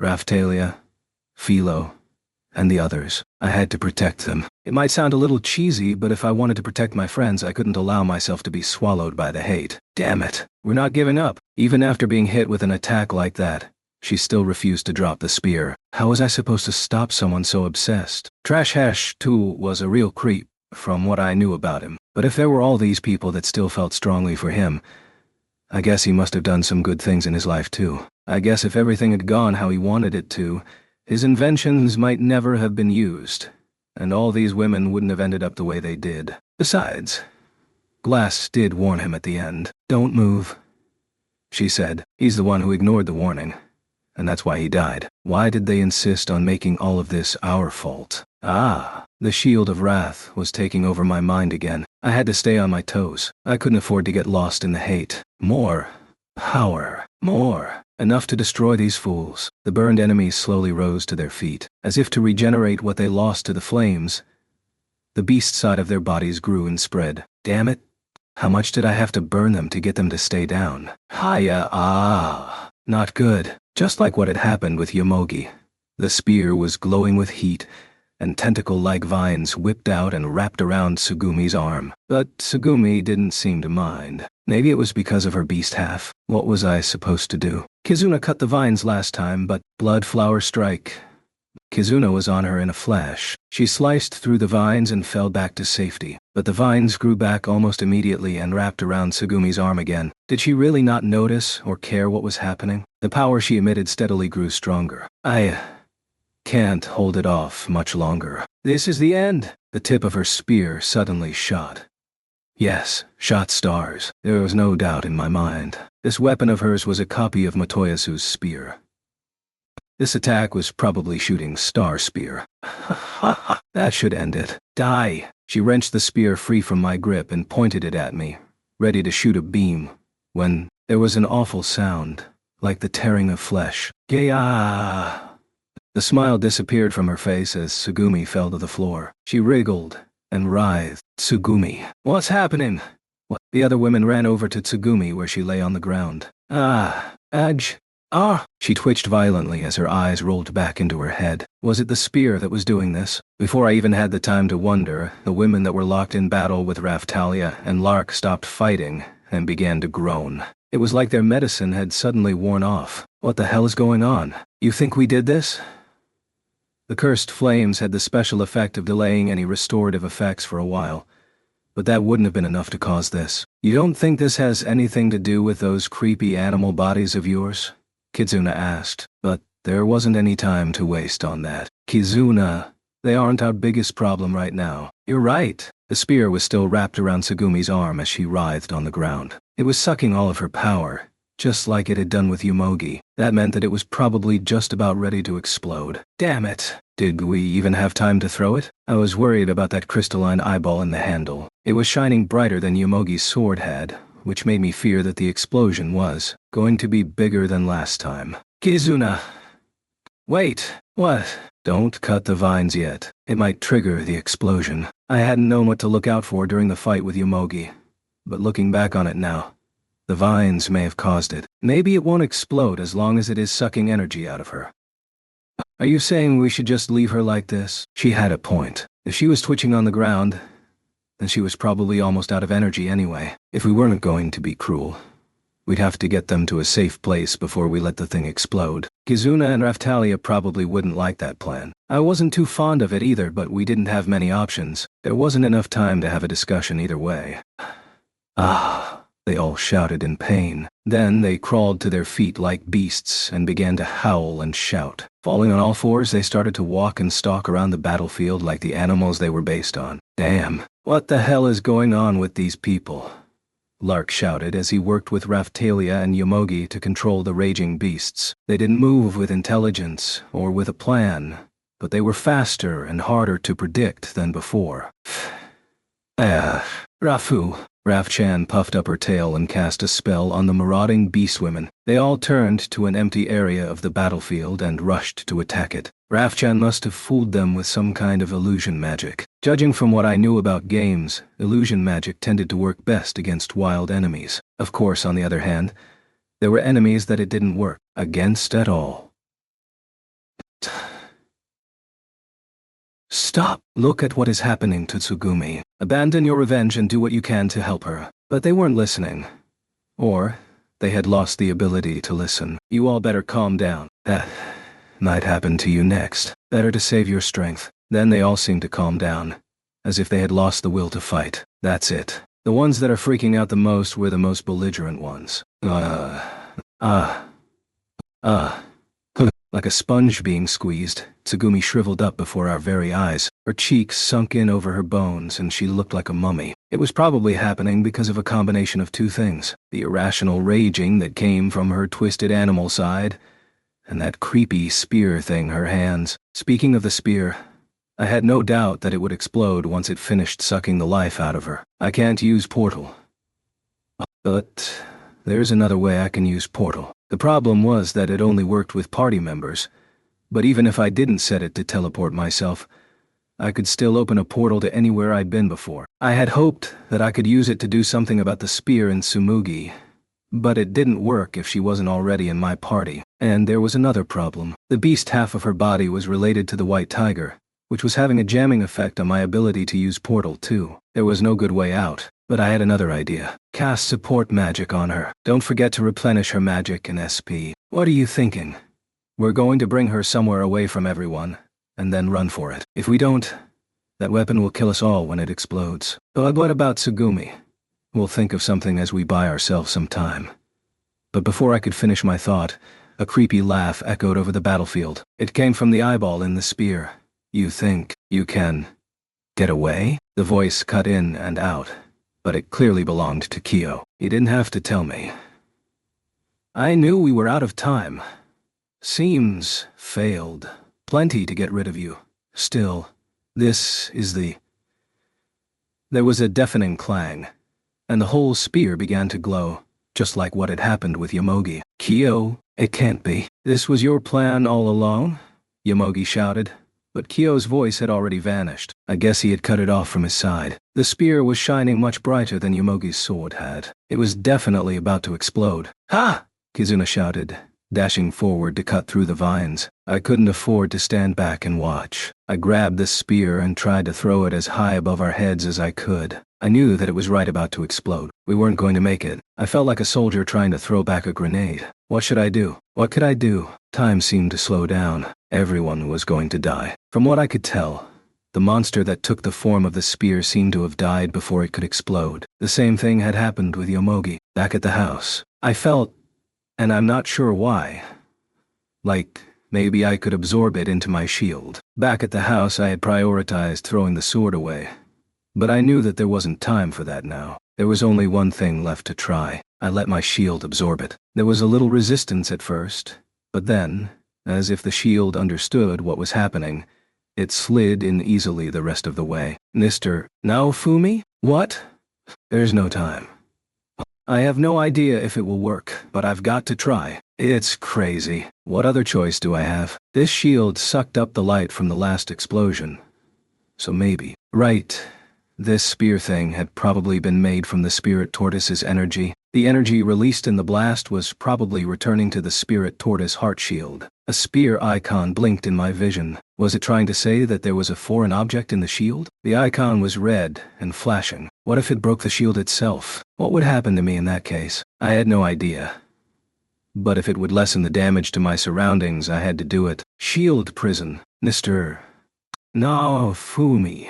Rafu. Asta! Raftalia and the others were running over, so I enclosed myself in the shield prison to keep them away. If the shield exploded, it would help with the shockwave too. Kiddo. Naofumi, you...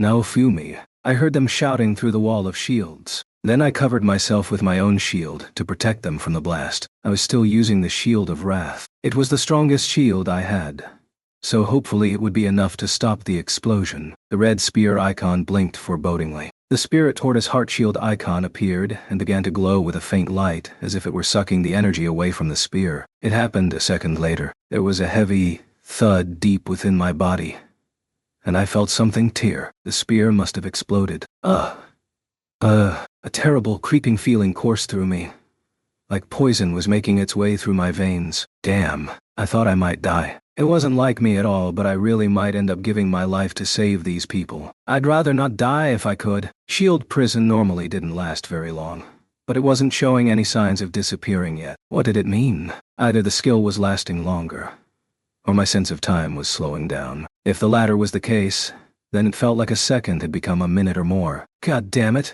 it hurt so much. How long did I have to bear it? I felt like I might lose my mind. The pain was unlike anything I knew, unlike the burning flames of the Shield of Wrath. I grit my teeth against it, and eventually, the spear began to glow and melt away. Was it over? I was so dizzy I thought I might fall over. I felt like I'd been poisoned. I was lightheaded and I was afraid I'd pass out any second. There were still problems to deal with. There were still enemies outside of the prison. I couldn't afford to pass out here. Not yet. Then I saw a phantom, a hallucination, shimmering like a mirage. I thought I saw Ost come running over to help me stay on my feet. She didn't say anything, but her eyes told me what she was thinking. She was supporting me, keeping me awake, and giving me energy. My feet found their place, and I rose to stand tall. When I looked for her again, she was gone. Or maybe she hadn't been there to begin with. Normally, I would have laughed at the very suggestion that someone had come back from the other side to help me, but this was no ordinary time. I had to carry out the task she'd entrusted to me, which meant that I couldn't afford to lose here, now, to these people. The shield prison finally vanished, and everyone came running over to me, their eyes wet with tears. Mr. Naofumi, are you all right? What happened? I'm fine. It was a little rough there for a minute. I thought I was going to die. I was still a bit exhausted, but at least I could stay on my feet. We still have work to do, I shouted, and everyone immediately resumed their battle positions. Tsugumi was back on her feet, freaking out and acting wild. She still looked like she might die at any moment. Stop it! Don't you see we've been tricked? Let's surrender. This is not our battle to fight. One of the other beast women called. Tsugumi paid her no mind. She went on raging. She looked like she would kill anything that crossed her path. Please, we have no right to ask this of you, but please help us. I wanted to balk at the suggestion, But before I could, Kizuna rushed forward and nodded. Fine. You. We know what it's like to be used and abandoned by Kyo. And we killed your friend. We have a responsibility here. He got what was coming to him, if you ask me. Kizuna held a finger over her lips, as if to tell me to shut up. Hey, shouldn't they shut up? I realized this during the battle. But you know, as the hunting hero, I can't damage human opponents, right? Well, I also can't damage demi-humans like Raphtalia. And yet, I can fight against them without any trouble at all. Yeah? Well, they're sort of just hobbled together, aren't they? That's not what I mean. It's like, when you just did what you did to protect everyone, I got the chills from it. I kept thinking that I wanted to protect people the way that you do. That I want to save people. I wondered if there was anything I could do, you know? And then it was like I heard a voice. Like the answer was inside of me. Kizuna looked like she was moved by her own speech. But man, she sure did take her time, didn't she? Get to it already? What happened? I didn't have time to listen to a whole oration here. I wanted to say hurry up and get to the point, will you? Kizuna drew her tuna knife and turned to face the raging Tsugumi. My name is Kizuna Kazayama. I am the hunting hero. One of the 4 holy heroes. And I cannot kill a human. On my honor as a hero, I will save you all. She quickly shot across the battlefield. As soon as I understood what was happening, I cleared my head and cast a support spell on her. Aitora. Soon she was up against the raging Tsugumi. She shouted, "Break down! Scale removal!" There was a flash, and a crushing sound, and innumerable blades arced through the air, slicing Tsugumi apart. So many of Kizuna's skills emphasized her speed. Gah! Tsugumi went stiff as a board. To think if I move, I'll... just like Master, she muttered. A second later and all the fur fell from her beast's side. The cuts must have gone deeper than that too, because the fur was followed by spurts of blood. Ha! Everyone shouted. I ran over to check the corpse, but you don't need to worry about her. She's tougher than she looks. I was sure she was dead, but she wasn't. I hoisted her up and showed her to everyone. Half of her face was covered in lacerations, but she was breathing deeply and steadily. Zweitheel. I cast the spell over her face. As the spell took effect, her face looked more and more human, like the beast side had been killed and vanquished. The other women came running over, sighing with relief when they realized she was safe. It'll be a while before she's back on her feet. There were still places where she had white tiger parts, but she wasn't acting strangely anymore. It would take time to heal her completely, but it looked like she was going to be okay. And it's all thanks to our resident hunting hero, I guess. She couldn't hunt humans, so her attack had only hurt the beast side of Tsugumi. It was like a surgical operation, but scale removable. What was that? Like cleaning a fish. Maybe she should be the cleaning hero, or the breakdown hero. So, do you still feel like fighting? I looked over and locked eyes with each of the other women. They slowly sat down and announced, "We surrender. We've been used. You probably don't want to hear it, but you need to think about who you can trust. After all I've been through with bitch, I knew what I was talking about. Anyway, at least you'll get out of this alive now. Honestly, I'd prefer to get rid of you here and now, but..." The women looked shocked and terrified, but I guess the commander in these parts wants you all alive. I'm just an outsider here, so I don't have a say in it. Besides, my arms were full with Tsugumi. I couldn't fight them off now if I wanted to. Oh well, things could be worse. Naofumi. Naofumi. Raphtalia gazed at me, her eyes filled with emotion. What? Did they really think I was going to kill everyone? Rafu. I'm tired, Philo whined. Anyway, let's talk it through. This is no time to get in an argument, Lark said. I guess they didn't want to fight anymore. They just sort of surrendered. Kizuna, take care of the others like you did with her. Sure thing, she said, approaching the women. Sigh. We would be going to war soon. We didn't need this crap to deal with now. Wait, what about Glass? The women snapped to attention when Kizuna asked about Glass. That's right, Kyo's strategy head. Oh, give me a break already. There's more? He was going to send troops to the Dragon Hourglass while we attacked the castle. I knew it. It was easy to predict his shallow strategy. He did whatever would bother us the most. It's just like you said, Naofumi. He's driving me nuts. You, I said, turning to the women. Can you convince these people to stop the attack? They nodded. If you betray us, Glass and I will kill you. Let's get going. Yeah, Lark shouted. Troops, see to the injured. The repairs and reports. I'm leaving. Yeah. Well, I guess this is your country after all. It's no fun to sit around and be attacked, is it? Let's go finish this thing. Yes. Fun. Let us expose the truth to those who were deceived, Raphtalia said. Yes. Return transcript. Kizuna used her skill and led us back to the dragon hourglass. My surroundings instantly changed to the room that housed the hourglass. And from the room I could hear the sounds of battle raging outside. Circle dance zero formation. Reverse snow moon flower. Through a doorway I heard Glass shouting, and saw an explosion of snow-like flower petals. I saw the shapes of people falling.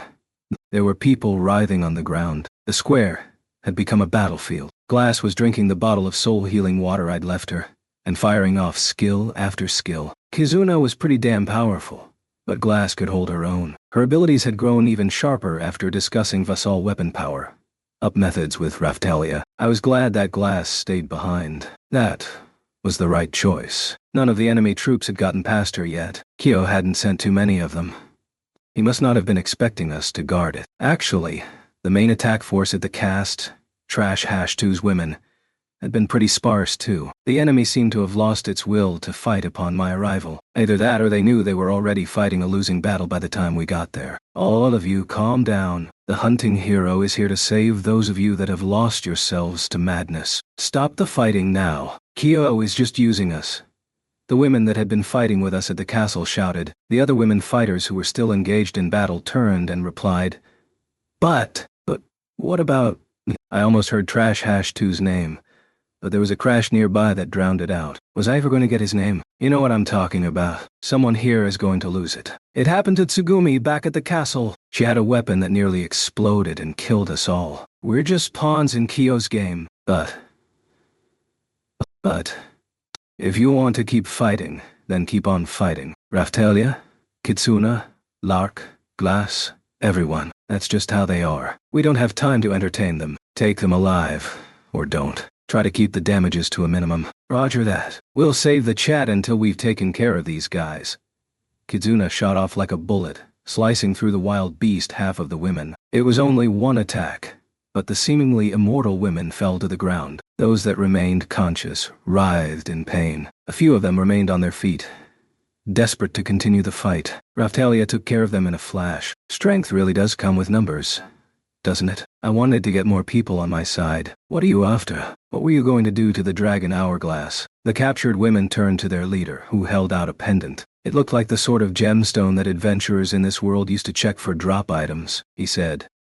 He said that if we registered the dragon hourglass with this, then we would win. I figured it was something like that. He wanted to recreate Return Dragon Vein. Then he could have sent as many troops as he wanted into the center of the castle. Speaking of strength and numbers, he could have sent his whole army over. Victory would be all but assured. Lark, Glass, and Raphtalia might be some of the strongest fighters around, but there was a limit to what we could take on by ourselves. It was just an idea. I can't believe he really... It's just like him. He even sent 3 separate attacks. He sent Yomogi to attack us at Kizuna's house. Then he sent half of Trash Hash 2's women to the castle, and the other half to the Dragon Hourglass to try and make sure that he could send even more troops over. Anyway, you're all lucky that Kizuna stopped you. You could have gone crazy at any minute. You can hate us for this if you want, but you should at least realize why your commander died. I turned my back on them and continued.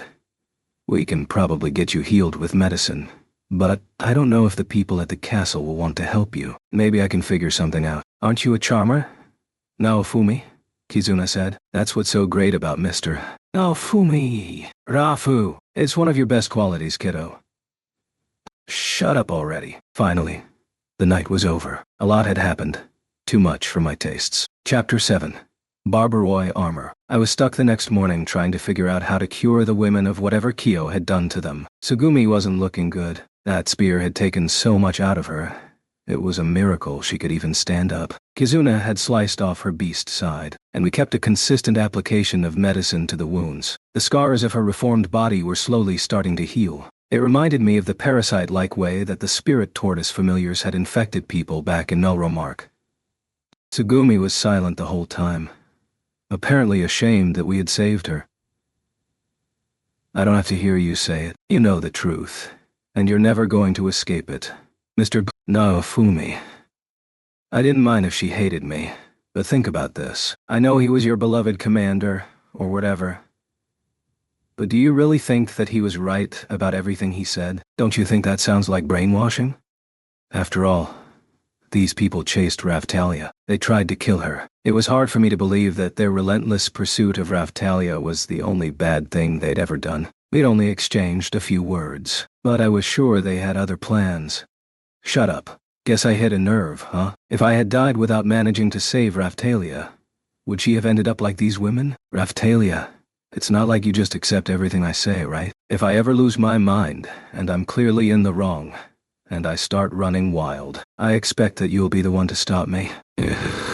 I'll do my best. I'd like to think that if just one, of his women had told him he was wrong, had stopped him before it all got out of control, then he wouldn't have died the way he did. He was always kind to us, but he was very serious about his pursuit of power and authority. I cannot disagree with you on that.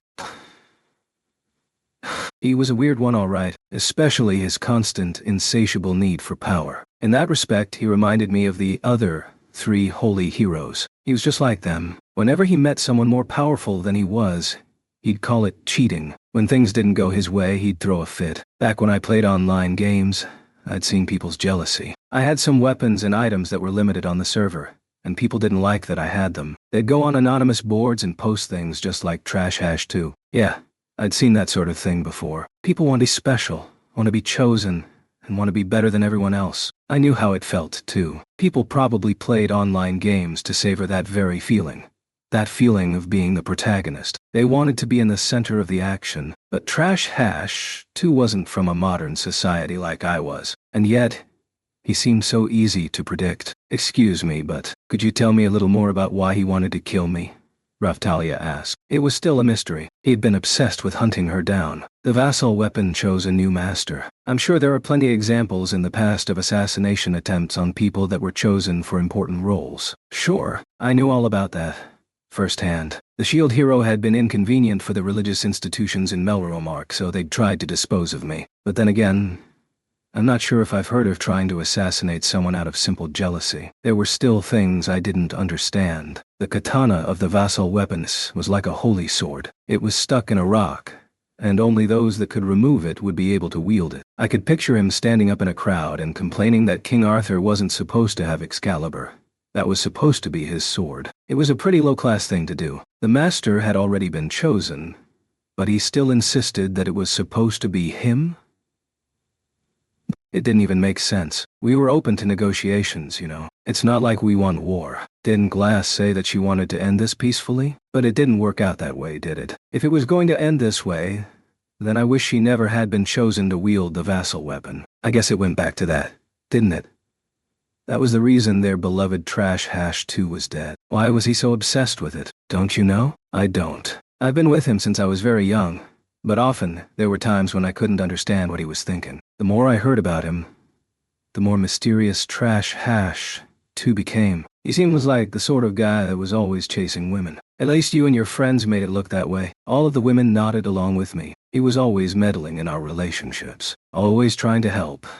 I told him to watch himself time and time again, but he never listened. He was always up to something. I was playing with fire. The complaints were coming quickly now. So he liked the ladies, was an alchemist that was always working on revolutionary inventions, and was pretty good with a sword. I guess that's why they called him a genius. Wasn't that enough? If the vassal weapon had chosen him, he'd have to fight in the waves. He should have counted his blessings. He used to drive me crazy. Are you going to stop complaining soon? I guess their relationship was always on edge, but I loved him. There was no one else like him. Good thing, too. One was more than enough. Yomogi and Kizuna came walking over. Oh? So? How does it feel to be used for Kyo's assassination plans? Yomogi shot me an irritated glance. I have to hear the truth from him myself. To that end, I will cooperate with you. You did promise, after all. I didn't want to derail the conversation, so I decided to ignore her self-satisfied comment. That's true. I did, but I don't want to believe that Kyo has done these things, so I will believe in the Kyo I thought I knew. And I will share what I know with you. She was going to cooperate with us then. And in a weird way, she thought it was in service to the Kyo she'd imagined she was working with the whole time. A Kyo that probably never existed. I have heard that Kyo journeyed to another world and caused a great disaster there. Is that a true story? Yeah. That's the only reason we're here. Yomogi and Tsugumi's weapons had been powered by an energy I was able to absorb with my shield. In all likelihood, it was the energy he stole from the Spirit Tortoise. I was probably only able to stop those energy attacks because I had the Spirit Tortoise heart shield. He took control over one of our world's protective beasts and used it to kill countless people. Heroes aren't normally permitted to cross between the worlds, but I was given special permission to come here specifically to track him down. He laughed as he piloted the Spirit Tortoise, as he trampled people to death. Glass tried to stop him, and he said, "What does it matter? This world will be destroyed anyway." No. Yomogi listed silently. I took the time to compare Yomogi and Tsugumi. They seemed very similar to me. They both believed wholeheartedly in whatever their leader told them. "Hey Yomogi, what's the Kyo you know like?"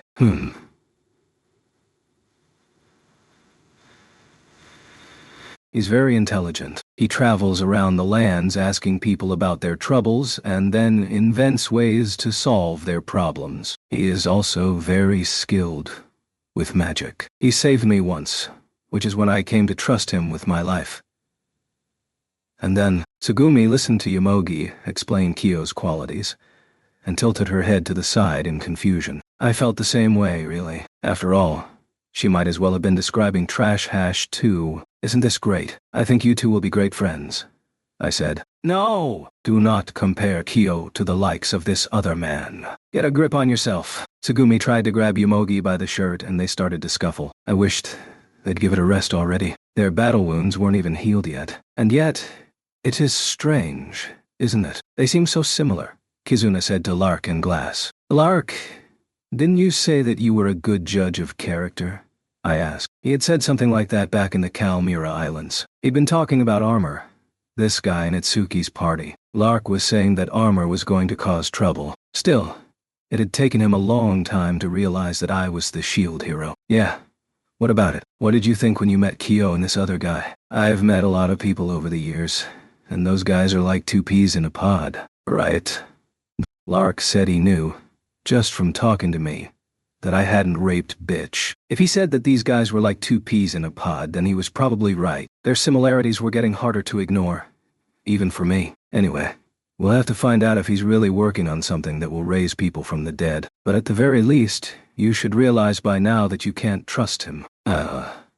They couldn't disagree. Not after he treated them as disposable assassins and left them maimed. Not after he treated them like pawns in his game. Don't you have zombies and things like that in this world? He probably used technology from the four holy beasts to make it look like he can raise people from the dead. Possible. Once someone is gone, they don't come back. Perhaps this is punishment for our reckless decisions. They seemed resigned to defeat. I guess it was a natural feeling to have if you were saved by the very people you wanted to get revenge on. Whatever.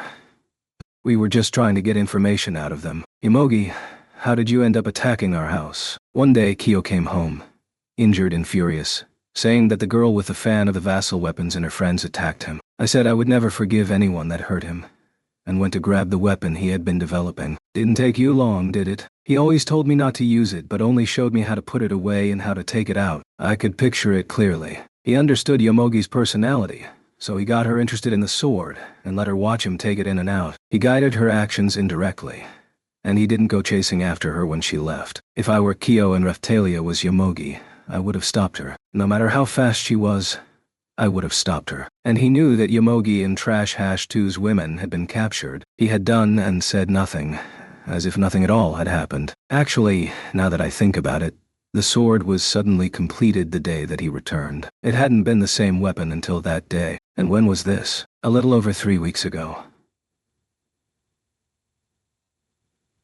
Oh, that's right around the time that we came to this world. Yomogi was starting to put it all together. She was starting to see what kind of person Kyo really was. Anyway, I have to get the truth from him. If what we're saying is true, what are you going to do about it? She curled her hand into a fist, I'll make him pay. The Kaio that I know made inventions to bring joy into people's lives. If he is spreading destruction and pain, I cannot forgive him. Well, that settles that. We came here to do the same thing. To make him pay. And to take back the energy he stole from the spirit tortoise. In truth, we really didn't have the time to sit around talking this all through. But at least we got a glimpse into just how suspicious the inventors are in this world. Kizuna, Glass, Lark, keep in mind what these inventors have been up to. If they are all the same, then someone else might try to take up the mantle. Good point. I'll keep an eye out. We can't have more creepy characters running around and causing trouble in other worlds. Yes, that is a good point. We should be careful. Yeah. There's a problem with the vassal weapons. They're supposed to protect the world. We better get this mess settled. Yes. Let's. Raftalia nodded. I nodded too. Everyone had agreed to fight. Yomogi Togumi, do you know where Kyo is? Kizuna unrolled a map on a nearby table. We could start a war if we wanted to, but there was no telling if Kyo would actually come to the battlefield. He was probably working from a strategic headquarters somewhere. He could be safe in the capital, commanding troops on the front lines. If we went looking for him aimlessly, there's no telling how long it would take to find him. Alto and some of Kizuna's other friends were out hunting for his whereabouts undercover, but we'd yet to hear any news. And I didn't come to this world to fight a war. Kyo's laboratory. It's right there, Yomogi said, pointing to the map. It was far away from the capital. It looked like it was in a village, deep in forested lands. A long time ago, he built his laboratory in a sealed mansion here. It's in a deep forest with fog so thick that anyone who wanders in there gets lost. It's impregnable. You cannot find it unless he's allowed you to. Sounds like he made his hideout in a pretty good spot. But lucky for us, we had a way to move through the air. All right, let's get prepared and get going. We can't let up on the war effort either. Right.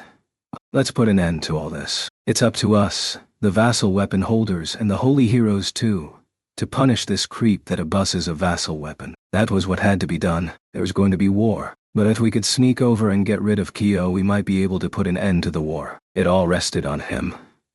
Oh hey, Romina was looking for you, Naofumi. She's made a bunch of new stuff. Nice. Yeah, kiddo. And I got a bunch of material together for you, so get prepared. You're coming too, Lark. Think I don't know that? Who you think you're talking to? Oi, ha. You just remembered that now, didn't you? Stop it. It's hard to be serious when Mr. Naofumi is around. I'm just trying to be serious about all this. But sometimes you're so silly, huh? Had I said something? Whatever. I left Kizuna and Lark behind and went to visit Romina. Yesterday was pretty crazy, wasn't it? Yeah. We were in a pretty rough spot there. If that spear had actually exploded, it probably would have taken a good chunk of the castle with it. Honestly, I was a little impressed with myself for containing it all. But I also knew there had been luck involved, and that we had been very close to disaster. So? I heard you put some stuff together for me. Yeah? Took me a while too, Romina said, rummaging through the back of her store and returning with a suit of armor. It looked a lot like the barbarian armor that I'd left with her, but the coloring was different, and there were patches of black and white fur stuck onto it in various places. The shoulders were capped with tortoise shells. The collar was lined with red things that looked like feathers. That's an impressive-looking armor. It is. I used some of the material we had from the 4 holy beasts. No small cost for that. But I think you'll like how it came out. It's a damn tough set of armor. I have to show you this. Take a look at the Dragon Emperor core stone we're using here, Romina said, pointing to a gem set into the breastplate. It was quite a bit larger than the stone I'd had previously. It was shaped like a yin-yang symbol, but the black side of it had grown substantially larger than the white side. It looked like a mix between Chinese and Japanese designs. You know those games about the romance of the 3 kingdoms? It looked like something a commander from those games might wear. I based it off the barbarian armor you brought in last time, the set that had lost all of its functionality. It looks excellent. I was surprised. I didn't think there was anyone out there that could even repair the armor the old man made for me, much less improve upon it. It's harder than you think, using materials from the holy beasts, I mean. If you don't do everything just right, the materials can backfire on you. Oh. I was starting to understand why Kizuna was so impressed with Romina's work. I'm telling you, working with new materials, using new techniques to replicate your last set, I put a lot of work into this. Take that Dragon Emperor core stone there, for instance. I had to work out a way to combine the old one with a core stone that Kizuna got a while ago. It's tough to do even without having the stones interfere with one another, but I pulled it off. The effect is even stronger now. Is that why it looks bigger than it used to? Yes, those stones are very, very rare. So you better take good care of this. Sure, once I defeated Kyo, I was going back to my world anyway. What if I couldn't use this armor once I crossed back over? What if crossing over worlds would cause the name to become garbled in my status menu? With any luck, you'll be able to use it back in your world too. So, take good care of it. It won't be good for my reputation if you treat it like it's disposable. Sure, right. So what do you call this armor anyway? I remember asking the old man at the weapon shop the same question.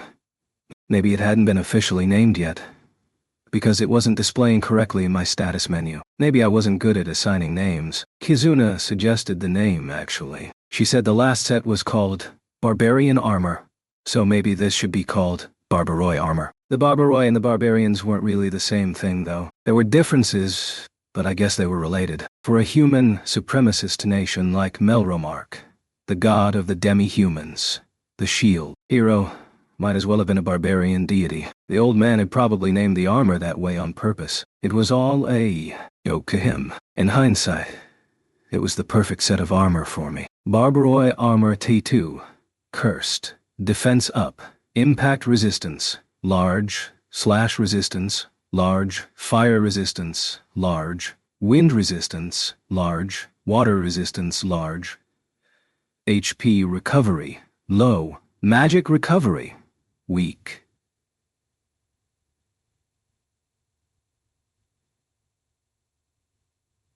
Weak. Magic power up. Medium. Dragon Emperor Revolt. 4 Holy Beasts power. Magic defense processing. Automatic self-repair.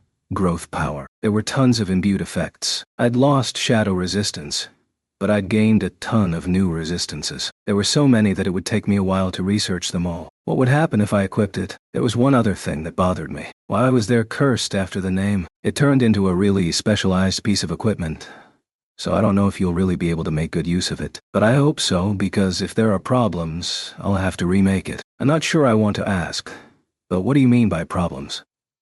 Will I be able to take it off once I equip it? Yeah. You shouldn't have that kind of problem, but it does lay a curse on whoever wears it. I had one of my assistants test it out, and it got pretty hairy there for a minute. Faye.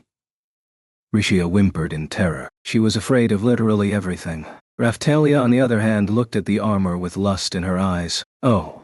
Raf-chan was doing the same thing. I guess that's what you get when they share the same DNA. So shiny, Philo muttered. She had that special look in her eyes. The kind that birds got when they found shiny objects to play with. Would you like to try it on? Yeah, at least to test it. What do you mean it curses you? I mean it breaks all of your ribs if you try to try it on. That's one evil curse. The armor was starting to sound downright vindictive. I didn't want to put it on anymore. Should I just dispose of it then? But the effects were great. Wasn't there some way we could remove the curse and keep the rest? Now Fumi, you have really a high defense rating, don't you? I think you'll be able to use it without much trouble. That's why I kept it for you. You might as well give it a try. I didn't realize I was signing up for a human experiment here. With any luck, this will save your life in the next battle. She was right about that. I was pretty sure that the equipment I was currently using wasn't going to be good enough for a showdown with Kyo. Tsugumi had shattered my shooting star shield barrier without much trouble at all, which made me think that I really needed to address some recent deficiencies in my stats. Improvement was necessary to survive the coming battle, and this new armor was based on the design of my barbarian armor, which, despite some initial misgivings, I'd really grown attached to. So, It was a very shiny set of armor, but it also kind of looked like it was surrounded by a dark aura. It was like the sort of change that came over me whenever I used the Shield of Wrath. Maybe. What if I try it on and it seriously injures me? We'll just have to rush to get you treated. I know a good doctor. That isn't what I wanted to hear. Oh well, I guess there's no other choice. What was it they said? To catch a tiger, you have to go to its lair. I'd have to rely on my defense rating to get in on, but with it on, I might not be able to unlock new shields. If it seems like it's going to be a problem, take it off, alright? Raftalia said. I know. You're the one that looks all excited about it. I went to the changing room in the back of the workshop and tried it on. It seemed fine. But just when I thought there was nothing out of the ordinary, I noticed a flashing icon in my field of view. It said, "Cursed." It wasn't the same as the clock that appeared when I used the Shield of Wrath. Aside from that, though, there didn't seem to be any other problems. I could tell that the armor was hugging me pretty tight, but with my defense rating it didn't feel any more dangerous than a tight belt. Well, the size is actually perfect. It is squeezing a little tight in spots, but that's about all. I wouldn't exactly call it comfortable, though. I couldn't relax. I felt like the armor was looking for a way to take me down, like it would strike if I showed any weakness. My assistant had it on for only 30 seconds, and it broke his ribs. So if it hasn't hurt you yet, I think you'll be fine. I guess you're a good craftsman, but can't you make armor that isn't cursed? The armor was fine for now, and when I looked at my stats, I was surprised to see just how high my defense rating had risen. Maybe it was raising my defense rating by percentages or something. Regardless, its effect on my defense stats was far more impressive than any armor I'd seen yet. It might have worked by multiplying the effect of my shield. Its overall effect was much better than trying to power up the shields themselves. I'd like to see if it increases pressure on the wearer over time. Will you wear it until your departure, so that I can test my theory? Sure. There she goes again, using me for her experiments. I also have that Kigurumi. Oh yeah. I'd nearly forgotten about Rishia's favorite Philo Kigurumi. I was kind of afraid to see what she'd done with it, but I was surprised when she came back with not one, but 2 new pieces of equipment. I used it to make a new breastplate here. That and, well, leftovers, I guess. She showed us a pink breastplate shaped like Philo. The first piece was a pink breastplate that must have been made with material from the chest area of the Kigurumi, judging from Philo's coloring. It also had golden, yellow, and blue accents, and looked like a refined, high-quality piece of craftsmanship. I was focused on the dual nature of her character when making it. The original materials were very strange, so it was actually harder to make this than it was to make the Barbaro armor. I had to do all kind of research. Wow, I was impressed. It looked great. What is it called? I haven't decided yet. Remember when they made a spectacle of Philo, calling her an angel? Well, then how about we call it the Angel Breastplate? Angel Breastplate. Defense up. Agility up. I. Impact resistance. Low. Wind resistance. Large. Shadow resistance low. HP recovery. Low. Magic power up. Medium. Automatic self-repair. Towing ability up. Carrying capacity up. Awakening power. It was like she made the breastplate with only the good parts of the Philo Kigurumi. It even looked good. Judging from what I'd seen of her work so far, I was pretty impressed with Romina's craftsmanship. That is, if I ignored the somewhat murderous intentions of the armor I was wearing. So let's see what else we have here, I said, unrolling the leftover material from the Philo Kigurumi. I stared at Romina, and she turned her eyes away from me. It sure looked like she'd turned the remaining Kigurumi materials into Philo pajamas. The head was turned into a hood, so I decided to call it just that. The Philo pajamas. Philo pajamas, defense up, agility up, high, impact resistance, low, wind resistance, large, shadow resistance, low, HP recovery, low, magic power up, medium, automatic self-repair, traction ability up, carrying capacity up, transforming, type change, hidden power, hidden weapon. The problems when used in monster form that the original Kigurumi had were gone completely. What did hidden power mean, though? Did the pajamas change size when you put them on? You've really outdone yourself with this. Usually this is how things get degraded, passing through the hands of too many craftsmen. I wonder if Mel Chan would like it. She probably would, I said. They were really good friends after all. Okay, so who is going to equip these things? I looked around the room at Raftalia, Rishia, Philo, and at Raf Chan. Glass and Kazuna might have been interested too, but they weren't here now. Maybe even Lark? He might like the pajamas. I'd like to have him try them on, just so I could see that awkward look on his face. If I included some gems, Therese might even be interested. I'd like the breastplate, Raftalia said. You have that Miko outfit, and it's wonderful equipment.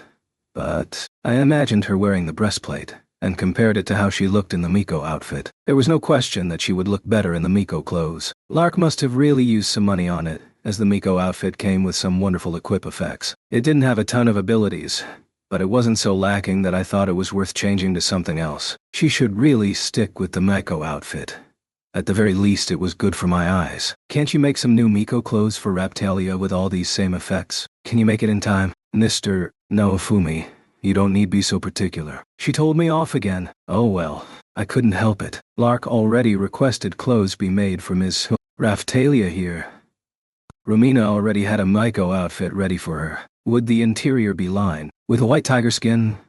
I took some cloth I had made from the white tiger skin and used it to form a Miko outfit. What now? I couldn't really appraise the item at all, but I could see its name. White Tiger Miko outfit. The colors had not changed much from the outfit she already had. Lark, I have to say, knew what he was doing. So that takes care of your equipment, Raphtalia.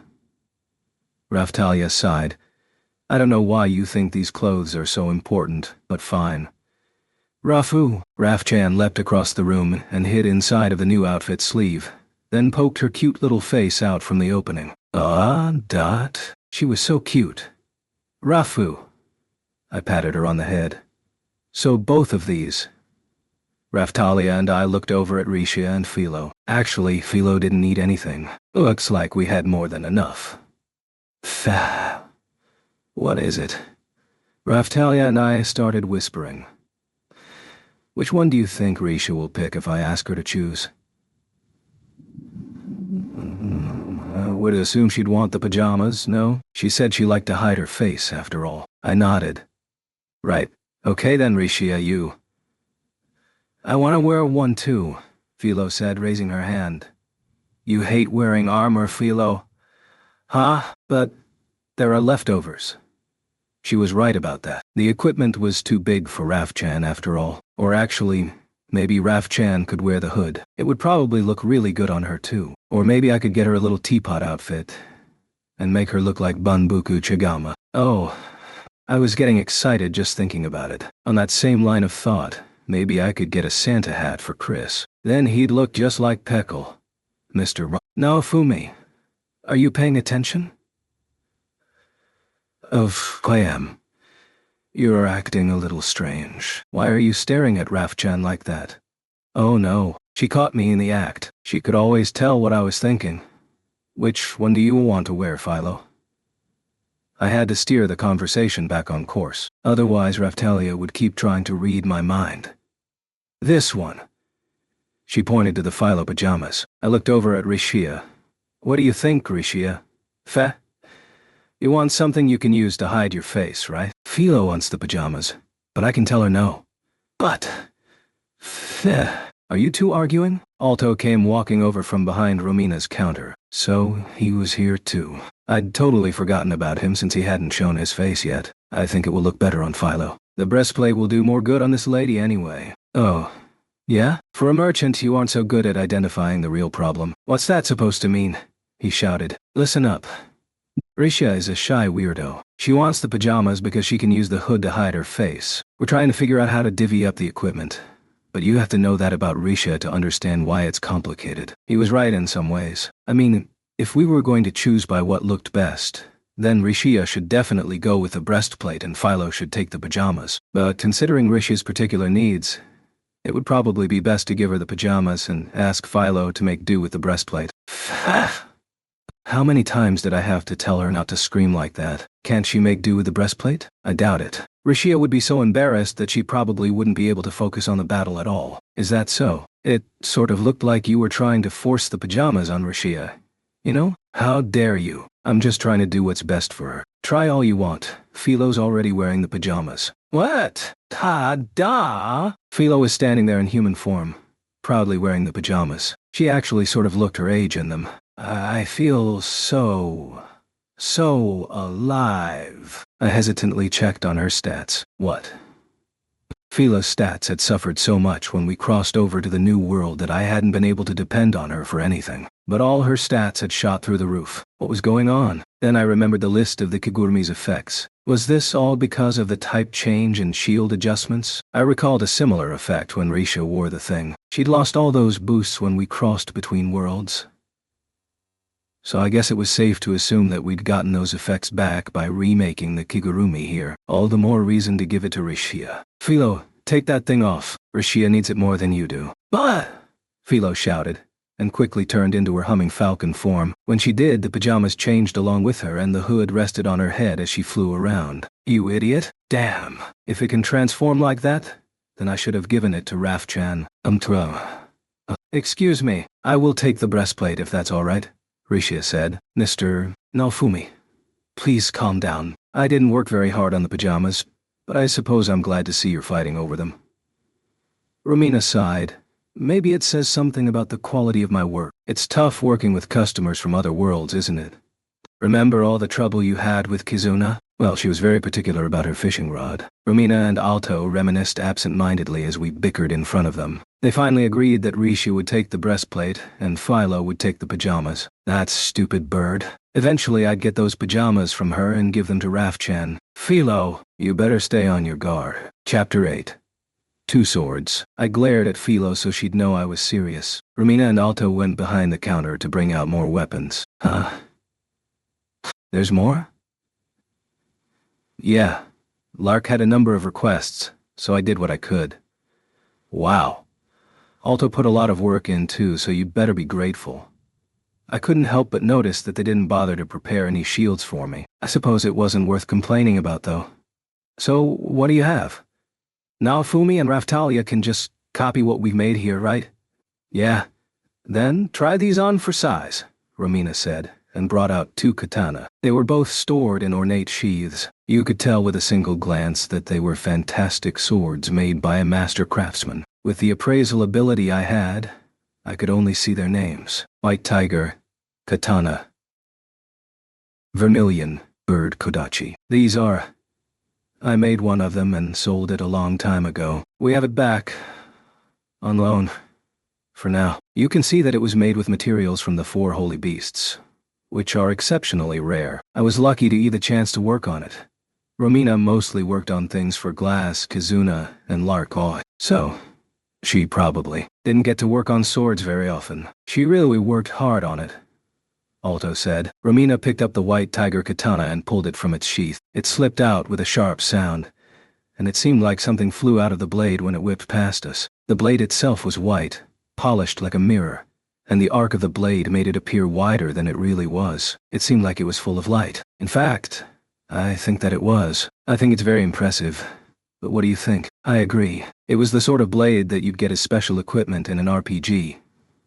Like a Muramasa or a Masamune sword. They were normally some of the best weapons in the game, and these had been made from materials from the 4 holy beasts. Were they even able to do that back in the last world? The materials are really quite difficult to work with, honestly. It took a while for me to really understand how to use them. How so? Well, I used the skin and bones of the White Tiger. If you add some of the bone to the metal, it will add some effects. The strength of the blade ends up becoming so powerful that you can hurt yourself just swinging it.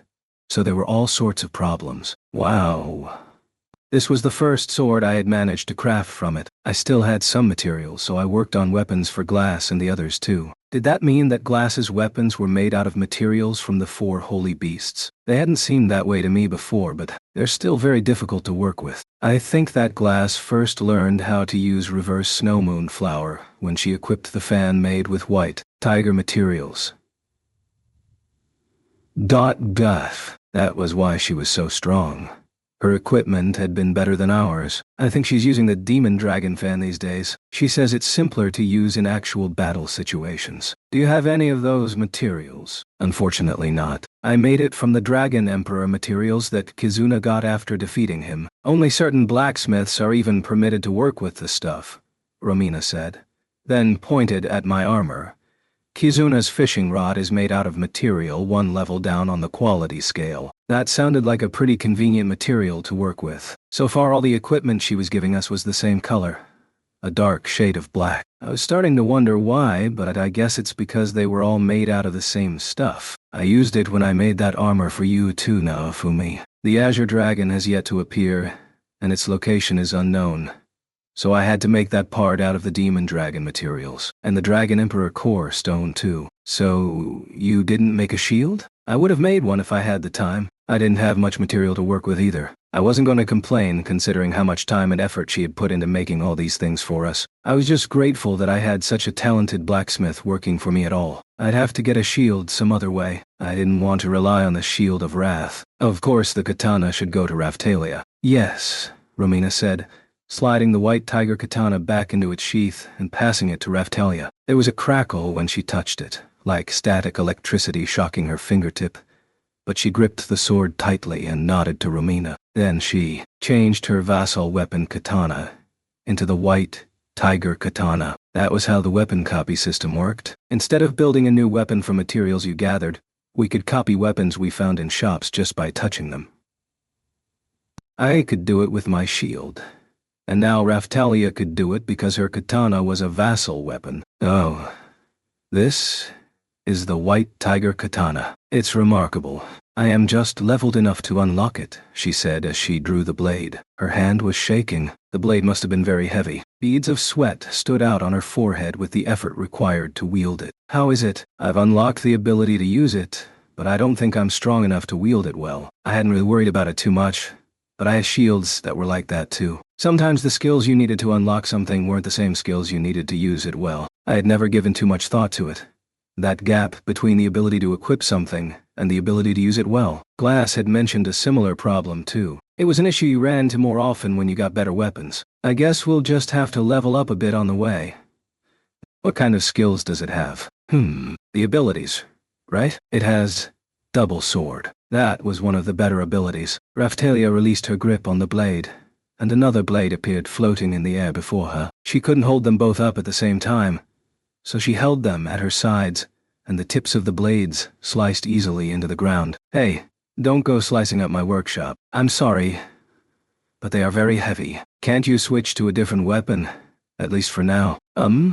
Raphtalia concentrated. The sword in her hand transformed into something else. Only the sword in her right hand changed to something lighter. Her left hand still held the white tiger katana. Hey, that was an awesome ability. Raphtalia, sheathe the sword in your left hand. All right, she said, sliding the blade into its sheath. She still held the lighter blade in her right hand. She could use two weapons at once now. Even though she didn't always have to have both of them out, she could keep two different swords equipped and switch them out on the fly. Furthermore, she could have one sword out while the other sword charged up for a Haikuiku attack in the sheath. It was heavy and hard to wield, but it was going to make a huge difference when she learned how to use it. What should I do with this katana? So she wouldn't accidentally cut anyone down, she switched one of them into a bamboo trainer sword, but she was worried about what to do with the blade in her right hand. I guess I'd better make another sheath for that one. She'd have to rush and make it quickly, but it would be worth it. Okay, next up is the Vermilion Bird Kodachi, Romina said, handing the next sword to Raphtalia, who quickly used weapon copy on it. Meh. Vassal weapons sure are convenient. You can get a new weapon for yourself just by touching it. Yeah. If you could actually produce the weapon instead of just changing it, you could reproduce weapons endlessly, right? I thought about that too, Alto said. Romina looked concerned, and that would be the end of my business. Oh, that was actually a good point. I sure wouldn't like it if someone found a way to make unlimited potions and medicines. Then again, even if the price dropped, I'd be sure to sell more. So maybe it wouldn't have that much of an impact on my business. If it was an ability of mine that allowed it, it would actually make my job easier. It wouldn't bother me. With more products, come more sales. I thought you might say that. You really might be better at this than Alto. And what makes you think that? I don't seem to be able to use this one yet. It must have been a really impressive weapon. At least you have it though. Just switch to something you can use for now. Oh well. Regardless, it seems like I'll have to do some leveling to make use of these. Maybe. But don't forget, we're heading back to our world once we accomplish what we came here to do. Levels we gain here won't be much use in the long term. They would disappear. That's true. But do you think that I'll be able to bring this with me? I really didn't know. If she couldn't let go of the vassal weapon after we went back to the previous world, if a wave happened in this world, she might disappear before my eyes. I didn't want that to happen. Mr. Naofumi? Don't worry about it. We'll talk to Therese and Glass and make sure we figure out a way for you to get rid of it. My shield worked the same way. It was like a curse. It was great that she had this wonderful equipment, but we needed to think about what that meant in the long term. It's so shiny, Philo shouted. She tended to get excited by shiny objects. We're just borrowing it, so I guess I can't give it to Rishia for the battle. Sorry, but I don't think I can allow that. Alto apologized. I didn't care. Maybe we could steal it and get away with it. But if Raftalia couldn't even use it, and couldn't even switch to it yet, then what chance would Rishia have of making use of it? Besides, I didn't know anyone else that fought with a sword.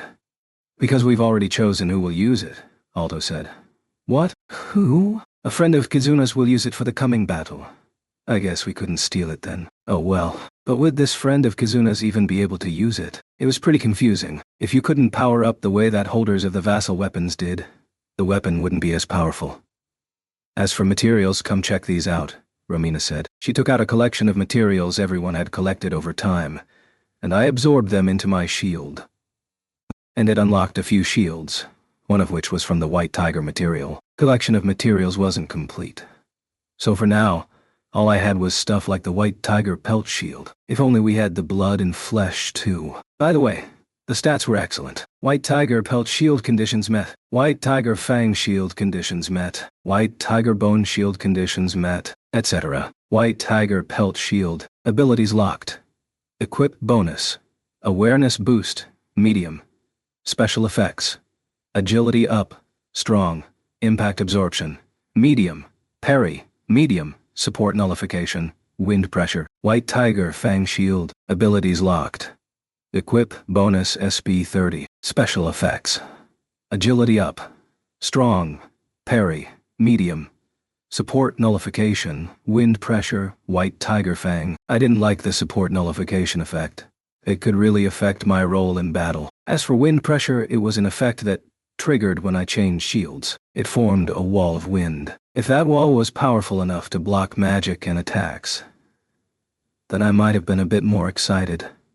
But it wasn't. It was just a mild breeze, not good for much. On top of that, it was really loud from where I stood, and it sort of hurt my ears. The abilities were, if I'm remembering correctly, a bit better than the Soul Eater shield, but that support nullification, that was a problem. Still, after trying it out, I have to say that the agility boost was very impressive, and the parry effect was excellent when I pulled it off properly. The shields had great effects too, but they were going to be tough to use. The Fang shield had a counterattack. I always liked shields with counterattacks, but both shields had that support nullification issue. After those shields, I also received some shields in the Vermilion Bird and Black Tortoise series, but I wasn't strong enough to unlock a lot of them. Was my level not high enough? This wasn't a game. But did I need to level up before the boss? And this is just some of the material, Romina said, passing me some black scales and bones and a piece of dragon core that I'd seen before. I tried putting them into the shield, but the shield sparked and crackled. What was going on? That had never happened before. Locked. It just says that it's locked. But then I realized I hadn't tried to use dragon-type shields since I'd arrived in this world. At first, I'd thought I couldn't access them because of my level, but now I wasn't sure what was going on. It's not working? I guess not. Raftalia absorbed the same materials into her weapon, and she was able to change her katana into a dark black blade, similar to the weapons that Glass and the others were using. Wow, this is incredible. It seems so easy to use and it doesn't require a very high level. Why? I was getting jealous. What was the reason for this? Why can't I do the same thing? I guess I did have an idea. My shield wasn't a weapon from this world, so it unlocked and produced different things than it would if it were from this world. Considering that, it wasn't too surprising that there were shields I wouldn't be able to unlock. Still, I'd been able to use all sorts of shields. So why was it now suddenly locking anything related to dragons? I had no idea. Suddenly I felt a pulse run through my shield and armor. What? My shield crackled and shook in my hand, and then, Demon Dragon Shield conditions met. A single shield unlocked. Demon Dragon Shield. Abilities locked. Equip bonus. Skill. Attack support special effect.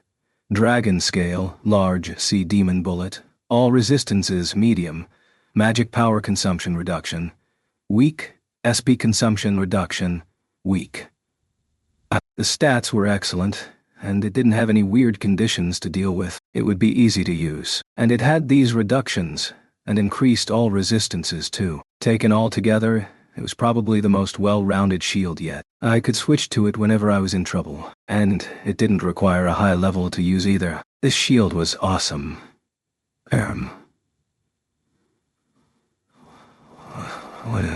What is it, Philo?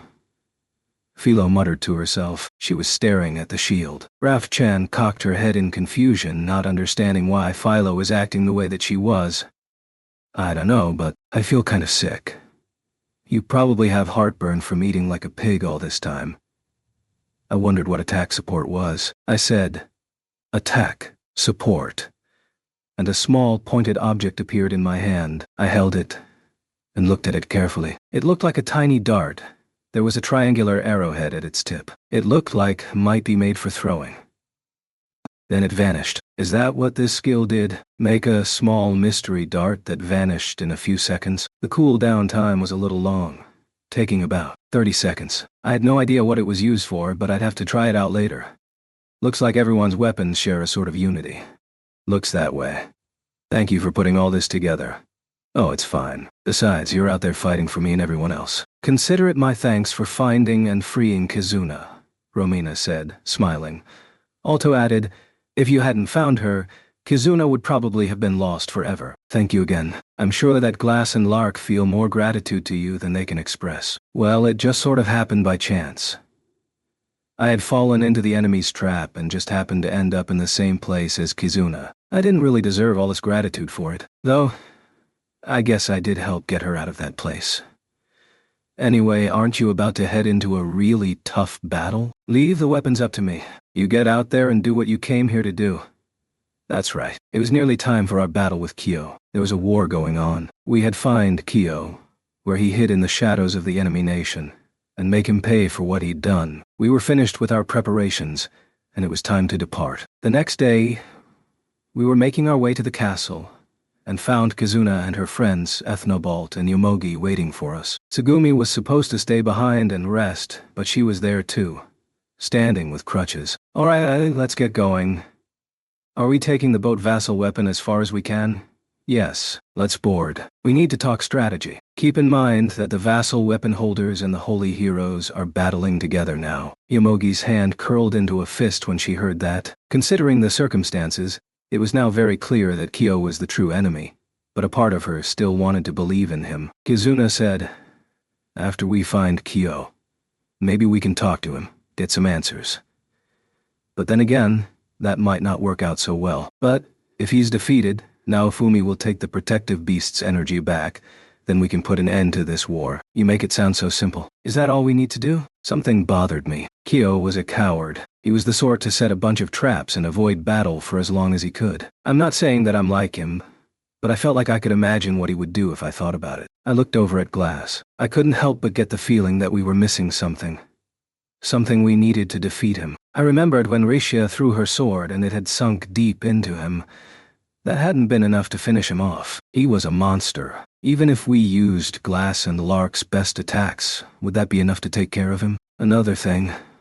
Whenever I thought of Kyo, Trash Hash, too, popped into my mind. They were so similar. I remembered him screaming and calling for our deaths, even after we had told him that he'd die if he moved. Why did he do that? And why were none of Trash Hash 2's gaggle of women spirits, like Glass? Huh? Did I just notice something? There weren't any spirits in the group. Why not? I think there were some the first time we fought, but now they were gone. Kizuna, can we just identify all of the attackers from the last fight for a minute? Sure. I turned to look at Trash Hash 2's group of women. You all liked this guy, right? Why aren't there any spirits in the group? There were, before, but they went missing. We looked for them, but we never found them. I felt like a piece of the puzzle had just fallen into place. Glass? Yes? Spirits aren't ghosts, right? They're not souls, are they? No, there are some similarities, but we are different. Kizuna, there are ghosts in this world, right? Yes. I told you about our fight with the ghost ship, didn't I? Who knows what to make of ghosts and souls? Regardless, it was clear they've existed in this world too. If Kyo was the sort of person that I thought he was, he would definitely research them. Question. Glass. Can spirits like you see ghosts and souls? Yes. Certainly more easily than normal people can, but you can see them too if you use your shikami. What are you getting at? One of the women in Trash Hash 2's group asked. Glass looked just as confused as they did. I was thinking that, when your beloved man died, what if the spirits that were with you went chasing after his soul? Yes, well, there are certainly many spirits that don't believe life ends with the death of the body. I was right. I had to be right. But there was still something off. Can I ask what Kyo does with the people he captures? This world has its own special crimes, doesn't it? Yes, there would certainly be problems if the people you killed came back as undead zombies, or as ghosts. Glass suddenly realized what I was saying. Yomogi and Tsugumi did too. I think you may be correct, and there's a good chance that Kyo got rid of the guy you love, so you'd better prepare yourselves for that. Tears came into the women's eyes, and they turned away from me. But if you are so heartbroken that you don't care if you live or die, you are just creating a nuisance for everyone. I'm not saying he'll be an undead zombie, but if I'm right, then I explained what sort of research I thought Kyo was carrying out. I heard a similar idea once, a long time ago, but could it really be? I think so, and I played an action game like that before. If you don't know when you're going to die, it makes sense to have a line of defense ready, Kizuna said. Aren't you taking this all a bit far? You're talking about fairy tales now? Lark said. You've been chosen to wield a vassal weapon, and you're worried about fairy tales? Besides, half of the stuff that happens in this world is straight out of a fairy tale. None of this stuff could happen back in the Japan I knew. But I was in a fantasy world now. Lark wasn't convinced, but I was. Now, we just had to break into Kyo's laboratory to get the proof. We had to prepare for the siege. We boarded Ethnobalt's boat and took off. For the first part of the journey, we rode on the mysterious lines that linked the dragon hourglasses. Along the way, we ran into occasional groups of flying monsters, and even some enemy soldiers. Thanks to the new accessories I gave to Glass and Lark, we were able to defeat them all easily. The journey was so easy, it almost made me worry. We traveled like that for 3 days when we found it. That's Kyo's laboratory over there, Yomogi said, pointing to the sky above an area of foggy, misty forest. Where? Maybe I just can't see it through all the mist, but it just looks like forest to me. You can't see it from the outside. We can't take the boat much deeper into the fog. It's too dangerous, Ethnobalt said. The mist confuses all who enter. We would certainly become lost within it, if it were not for this bell, Yomogi said, showing us a small bell. I hadn't heard of this special bell yet, but it sounded really important. Then again, he had been using Yomogi this whole time. Maybe her bell wouldn't work either. With this bell, we should be able to see the laboratory shortly after entering the fog. Then I guess we better get going.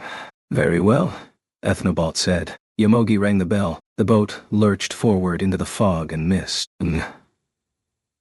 Raphtalia looked concerned, but we kept pressing forward. Yomogi continued to ring the bell, and it chimed through the mist. But then the mist cleared for a moment, and we discovered that we had returned to the place where we originally entered it. Weren't we just here? No, it can't be. We must have made a mistake. Let's just try it again, Yomogi said. Ethnobalt turned the boat back into the fog. Once again, a few moments later, the fog cleared, and we were right back where we started. If I were Kyo, I would have done the same thing, I said. I guess that bell of yours doesn't work anymore. But Kyo. We were stuck right before the enemy's hideout. He really did have a good place set up for himself. Even if they lost the war, he'd be safe in there. Safe to go infect some other country for his purposes. Isn't there something we can do to get rid of all this fog? Sure there is, I said, showing a bioplant seed to Kizuna. Now, Fumi, you can't be serious, she said, her face pale. I am. We set the stats to make it reproduce quickly. Then seed the whole forest. The bioplants will take over in a couple of days. Then what good will this forest do him? But you'll throw the whole ecosystem off balance. What if it spreads over the whole continent? That was something to worry about. But we had to find some way to get to Kyo. We needed to try something, and this was my best idea. Once we took care of Kyo, we could try using it on the war front too. There is a chance that it could pollute the continent, but if it looks like it's going to be a problem, we'll just have to use magic to burn them all up. We have Weed Killer too, if we need it. Besides, when the bioplants spread, they always had a central tree that controlled the rest of them. If we took care of the master tree, we could get rid of them all in one blow. When I chose the bioplant stats, I could program a weakness into it that we could exploit later on. I don't know. I really don't think we should use that. There you go, moralizing again. So what's your plan? I mean, if you know something I don't, then by all means, tell us how to fix this. But what about the environment? Kizuna and I were really snapping at each other now. Behind us, Raphtalia and Raf-chan raised their hands. Excuse me, can we try something? You have an idea? Yes, Ethnobalt. Please proceed as I tell you. Rafu. Very well. Our flying ship turned, and once again entered the mist. After we had flown a little way in, to the right, now to the left. Yes, now just keep going straight, Raphtalia explained. Ethnobalt listened to Raphtalia and Raf-chan's instructions, and kept the yacht boat on the course they indicated. Angle it to the right. Yes, and now backwards. Backwards? Very well. He did as Raphtalia indicated and angled the ship so it would go backwards. We slipped out of the fog again. But now we found ourselves somewhere new.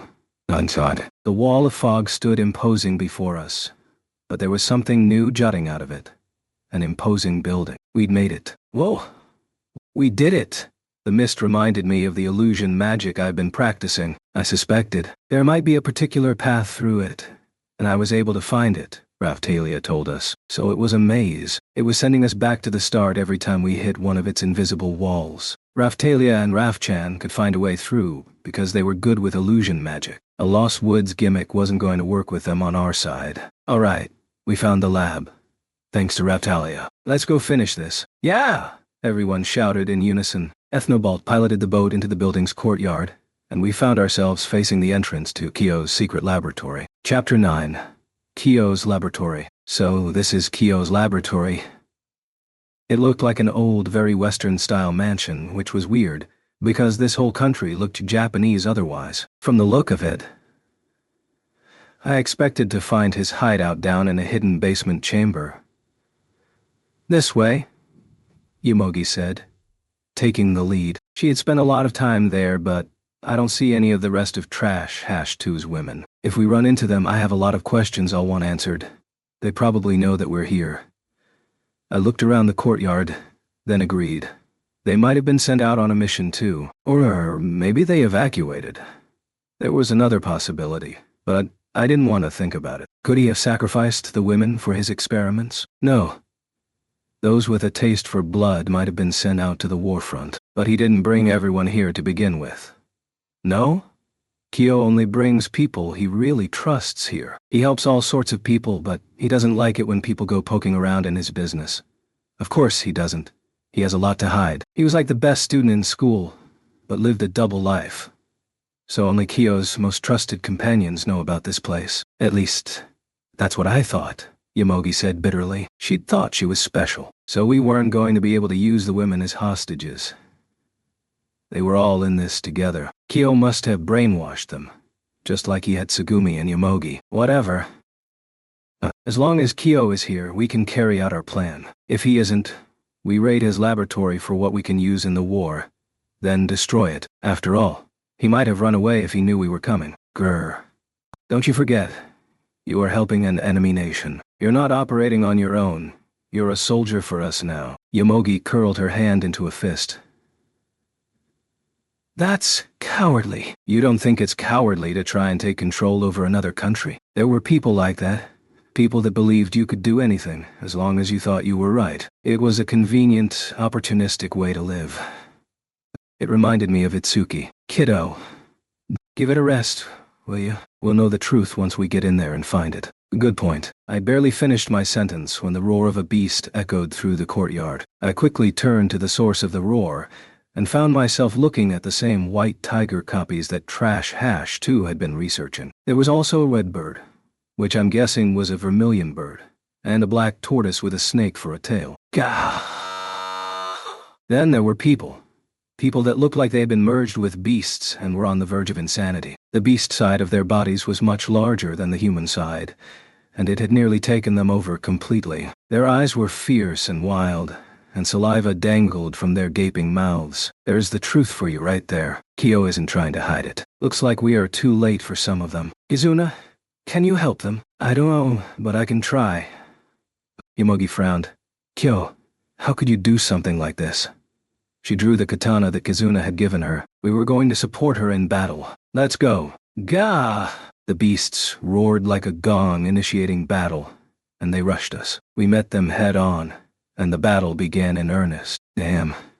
The beast side had taken over too much. My weapon doesn't see them as human anymore. Kizuna had tried to slice off the beast half of the enemy. Burr, the holy weapon, no longer distinguished between their human and beast parts. That meant that Kizuna was now the strongest attacker in the group. I'd seen her abilities before when we were traveling together.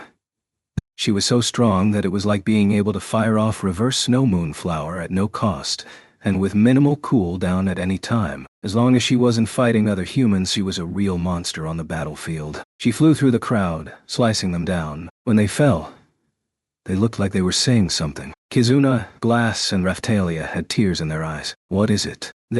Before they die, they thank me. Damn it. They're really making this hard, Lark shouted. As understanding dawned on him, he hesitated to fight. I blocked an attack with my shield and nodded. Don't sympathize or you'll end up dead. There's nothing we can do for them now. We had a choice between people we could save and people we couldn't. I wish we were strong enough to save everyone, but we weren't. Kizuna, you know what's going on here, don't you? Back in the world I was summoned to, the spirit tortoise familiars infected people like parasites. We couldn't save them. Some of that might have been the spirit tortoise's doing, but the other half, she nodded. I had really only understood half of your story until now. Kiddo's world took a really hard beating. You're right, we weren't ready.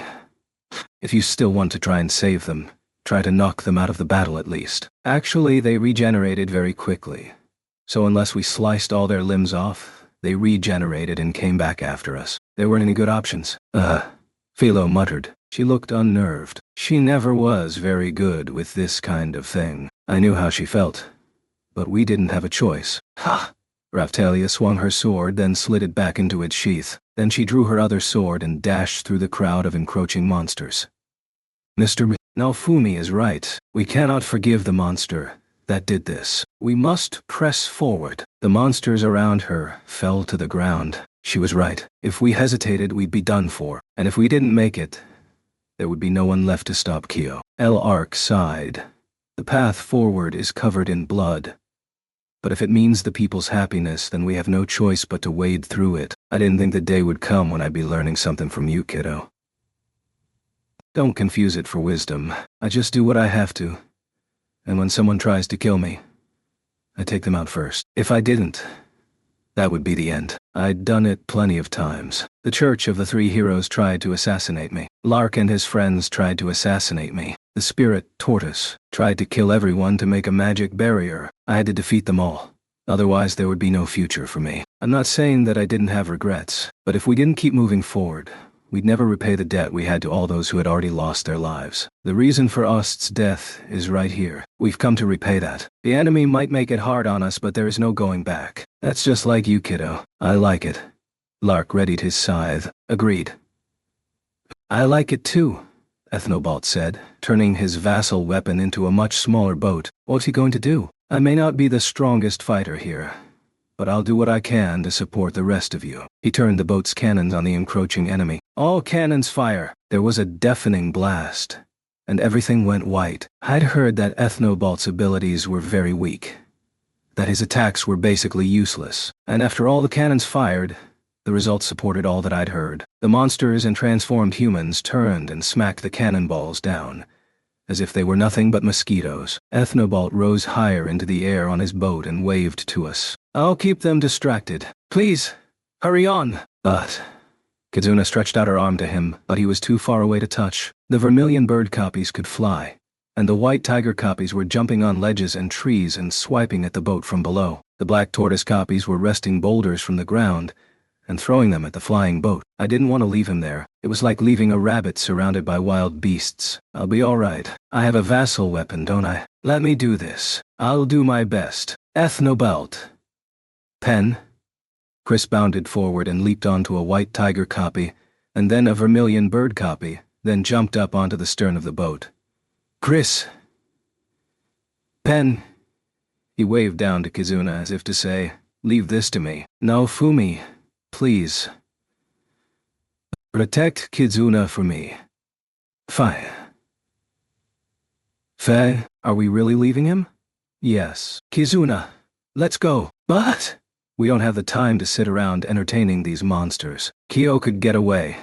Ethnobalt made up his mind to help us. I had to respect his resolve. And he had Chris with him. If things went south, I hoped he'd be able to escape. Now's our chance. Let's go. Let Ethnobalt do what he wants. We all ran toward the mansion. Looking back, I saw Ethnobalt luring the monsters out toward the woods. He was waving to us. Inside the mansion, it smelled like someone had been there recently. It looked that way too, like someone had set up and been living there for a while. You said he only brings his most trusted companions here, right? Yomogi nodded. Yes. And there are deeper chambers of the mansion. He's more selective about who gets to go in there. He sounds like a typical wizard or alchemist. He must get obsessed with his research. You're absolutely correct. That's exactly how he was. I'm confused by why a hero from another world knows so much about Kyo. It's just a guess. I had my sources. I often read about these crazy scientist-type characters in manga, or ran into them in games, but Kyo didn't match up with those characters exactly. There were still things about him I didn't understand. It was like he really thought that his ideas were amazing, and he wanted nothing more than to make sure they became reality. Damn, it's locked. Where's the key? Right here, Yomogi said, pulling a key from her pocket and inserting it into the keyhole. As expected, it didn't work. Were you and Kyo friends or what? What? This key always opened the door. She hadn't been right about anything yet. I'd seen this kind of thing before. Yomogi was the only one in that relationship that thought they were friends. For Kyo, it had all been an act. Calm down. You know what to do in a situation like this, don't you, Lark? Kizuna? Right on. Lark smiled. He knew what I was hinting at. Puzzle solving, Kizuna chirped. Unfortunately for her, in this case she was wrong. Kizuna, you can go hang out in a game world if that's what you want, and then don't bother coming back. Hey, she scowled. I snapped my fingers, and El Arc swung his scythe hard, splintering the door. At least someone understood what I was saying. This thing is tougher than I thought. Let's grab it on our way out. We can probably make a decent weapon out of it. Kiddo. That's not what I was trying to say. Ah. Oh, come on already. Glass sighed, clearly annoyed. Raphtalia was confused by everyone's behavior. Shall I slice up the remains of the door a little more cleanly, so they can be easily collected on our way out? Raphtalia. Kizuna jumped, surprised by Raphtalia's response. Raphtalia could be very matter-of-fact about these things. Did I say something strange? We don't have time for that. Let's just knock this place down, Lark shouted. He clearly understood the situation, and he was right. We didn't have time to go snooping around collecting things. You want to solve puzzles, but that would imply that there are puzzles to solve. You think he left behind keys for us to find? I doubt it. Who would do something like that? He'd have to be crazy to leave clues for invaders to come find him. No. We were going to break down all the doors, find Kyo, and make him pay. That's why Chris and Ethnobalt had stayed behind, to draw the enemy's attention. We just had to smoke him out. Actually, knocking down this mansion isn't such a bad idea. But Yomogi still wants to believe in him. So we snuck in. Let's just keep moving. Yomogi didn't like that we'd destroyed the door. She muttered, if Kyo is innocent, you better pay for that. Sure. If there was any gray area left in how Yomogi saw Kyo, it must have been damn near close to black. The time had come. I'm good with this kind of thing. I bet you are. You like to break things. Kiddo, if you think that's my only talent, you're very wrong. What else are you good at? You're not going to pretend to be a strategist. Now, are you? Well, now that you mention it, I'm pretty good. He was getting harder and harder to take seriously. I like adventures, you know. Oh, do you now? What was I supposed to say? Should I say I'm good at cooking? Did that matter? Besides, he didn't say he was talented. He just said he liked it. I don't get it. Hey, Atreus. Don't I always say that I want to go hunting for ruins? You do, but isn't it better to make new treasures rather than hunting down old ones? I guess, he said, looking at me enviously. I guess you get your pick of whatever you want, huh? Why do you always get what you want? Oh, that's just the way it is. I didn't understand their relationship at all, but I could tell that they cared for each other. Anyway, we went through the mansion, breaking down any locked doors that stood in our way. We ran into some Holy Beast copies along the way, but they weren't the enemy we were concerned with. And honestly, they didn't put up much of a fight. With Kizuna on our side, they never stood a chance. She cut them down the moment they appeared. With her tuna knife in hand, she could cut straight through their bones and slice them in half. But why are there so many monsters in here? We were finding monsters in nearly every room. It was like we were stuck in an action RPG or something. Yomogi, where's Kyo's laboratory? That way, she said, pointing. Along the way there were some pitfalls and traps, but they were all easy to avoid, and simple enough that they wouldn't be much trouble, even if we did get caught in them. I led the way, so any traps that triggered darts or arrows could be blocked with shooting star shield, and if we came across a pitfall we could use airstrike shield to cross it. There were rolling balls of iron, and guillotine-like blades too. We avoided or blocked them all with ease. He'd made a real fun house for us. But it just wasn't good enough. This will lead us underground soon, and that is where you'll find his laboratory. But the underground area is far more subdivided and complicated than the areas above ground. There are many rooms that I do not know, Yomogi said, looking sick. I guess I couldn't blame her. She believed in Kyo, and now she saw that he was crazy, using copies of the holy beasts to nefarious ends. Furthermore, we were finding plenty of proof that he was behind the twisted beast-human hybrids we'd battled. I guess I had to hand it to her. She must have been a loyal friend not to give up hope for him, even after he'd sent her on a suicide mission. She reminded me of Motoyasu in that sense. She picked the wrong person to believe in. You made it this far. We entered the underground laboratory and surprised a group of half-human, half-beast hybrids. They seemed to still be aware of who they were. Were they Yomogi's friends? I looked over at Yomogi, but she shook her head. Then they must have been from Tsugumi's group. I didn't recognize them. I looked around at Raphtalia, Glass, and L-Arc. But they were just as confused as I was. Wait! We didn't come here to fight you. You're being used. We've come to punish the same person that makes a mockery of your lives. Silence. If we don't stop you, Mr. Albert will be killed. Who? Wait a second. Who the hell was that? I'd never even heard the name. I had no idea. Hey, Glass. Do you know who they're talking about? Do you think he kidnapped some completely unrelated person just to use them as a hostage to motivate these people? I guess he didn't really need to limit himself to people involved with us directly. He'd make anyone into his slaves if he had the mind to do it. Albert. I'm pretty sure that's the name of the person who wields the mirror of the vassal weapons. Ah, right. The guy that Kyo took control of while Trash Hash 2 was chasing Raphtalia and Glass around the countryside. Hadn't they said he was on bad terms with Glass and the others? Al is still alive. We cannot give up while he still lives. We must defeat you, they shouted. I was only half listening, as I couldn't keep my eyes off the strange parasitic weapons in their hands. The very same ones that Yomogi and Tsugumi had held. They attacked. Yikes! I immediately used Shooting Star Shield to block the attack. It slammed against it with a loud clang. Yes, the barrier held. It must have been due to the Demon Dragon Shield and the Barbaroi armor. Those weapons are dangerous. You have to put them down. I wonder if you would make the weapons explode here? What would happen if they blew up in this confined underground space? If the weapons were at risk of explosion, then it was safe to assume Kyo didn't consider this place very important. Hey, wait. Didn't they say that the wielder of the mirror of the vassal weapons was dead? Had that been a lie? There was no way to know. Yet. Kizuna, do your thing on them. I want to see if their weapons will explode. What are you thinking, kiddo? If the weapons are set up to explode, and if those explosions are as big as the other weapons, then we can infer that Kyo isn't too concerned with this area. Right. Because he wouldn't want to destroy his own place. Exactly. If Kyo is the kind of person I think he is, then those weapons won't explode here. He wasn't the sort of person that would try to kill us, no matter the cost. No. He would try to be smart about it. He'd try to get all he could out of the situation. What do you want to do about the weapons? You guys should be strong enough to destroy them, no? I concentrated and cast White Aura on all of them in order. The enemy's weapons hadn't been powerful enough to break through the shooting star shield barrier, and we were all powered up now, so we'd have a good chance of breaking them. Got it. Let's do this. Kizuna stepped forward and lined up with Glass, who had just taken a sip of soul-healing water. They readied their weapons and dashed forward. The fight was over in a flash. Kizuna sliced through their beast halves, and Glass destroyed their weapons. Battle fans were...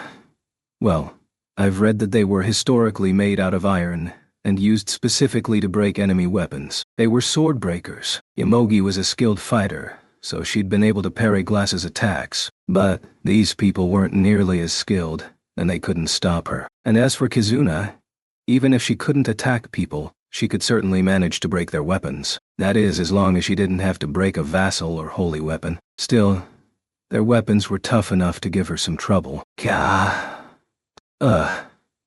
weapons shattered, and the women took severe damage. The broken weapons fell to the floor. Then disgusting, wiggling tentacles extended from them, reaching out to the women that had held them. The fallen halves of the weapons reached out to each other, trying to link back up when I don't think so. Sorry, but I don't want you using those things. Naofumi, keep the weapons away from them. L-Arc and Raphtalia, followed by Yomogi, rushed forward to deal follow-up attacks and kicked a weapon at me. The weapon flew at me and then, as if trying to avoid me, turned in mid-flight before disappearing in a puff of smoke. All that was left behind was the spirit tortoise energy. The weapons must have been made by imbuing monster elements with spirit tortoise energy. When Kizuna and L-Arc killed the monster part of one of them, the remaining part tried to regenerate the lost half, but we blocked it. Then, the spirit tortoise heart shield sucked up the energy that animated it, leaving only a pile of dust. Hey, if you throw them to me, they disappear. What? Are you implying there is nothing we can do? We won't give up. The mirror of the vassal weapons holders group of women howled and ran to attack again. I don't think so. Yes, I know that this is not your fault, and that you are not bad people, but you must give up this fight. Philo and Therese cast spells at them. Forgive me. I know that you are fighting to protect someone you love, but we cannot afford to be delayed any longer. Circled dance attack formation. Flower wind. Glass rushed forward with a final attack that incapacitated them. That's what I thought. Kyo must be here. Agreed. Otherwise all these weapons would have exploded. That settled it. He was probably whining and wringing his hands right about now. I'm surprised he even thinks he can hold us off for this long. He's lucky. I'll give him that much. Think about it. We're talking about 2 powered-up holy heroes and 3 wielders of vassal weapons. Furthermore, Ethnobalt was still holding them off outside. Altogether, that made for 6 heroes at once. Unless he had some genius backup plan, he'd probably be thinking of how to escape with his life. And yet, he'd filled the mansion with traps, sent copies of the 4 holy beasts to meet us, and left behind these human-beast hybrids with their special weapons. What was I supposed to make of that? Hey! You better not go in that room, one of the women in the group shouted. I was about to say that I would do the opposite of whatever they said, but I decided to keep my mouth shut. I opened the door, then went through a few more doors and found myself standing at the entrance to Kyo's laboratory. Ooh, what is this? I could see this coming. You could too. Couldn't you, Glass? Everyone gasped. The walls of the hallway were lined with glass tanks filled with a liquid. Something floated in the tanks, and it was just what I'd expected. They looked like humans, but they weren't. Not exactly. They were the dream of these alchemist types. Homunculus. Homunculus. Risha whimpered, scared by what she saw. The concept of homunculus must have existed in this world too. The tanks were filled with men that looked just like Trash Hash too. There were some other people too, but they all looked mostly the same. This is... One of the tanks held a Trash Hash too that had been sliced cleanly in half. Was it the same one that we'd fought and killed? Look, Glass said, pointing to a larger tank at the end of the hall. It seemed more important than the others, like it was a special display. The attractive man inside had long black hair, and he clutched a mirror at his chest. He looked like he might be Japanese, and in his mid-20s. That's the holder of the mirror vassal weapon. Looks like he's being held hostage. I barely had time to finish my sentence when all the homunculi and the real vassal weapon holder opened their eyes and stared at us. Are they capable of reason? Maybe we can talk to them. The tanks shattered, and the homunculi stepped out. I could hardly believe my eyes. Real homunculi. Then again, I'd seen copies of the four holy beasts, so I expected it. Maybe they could speak, but had been brainwashed. Or...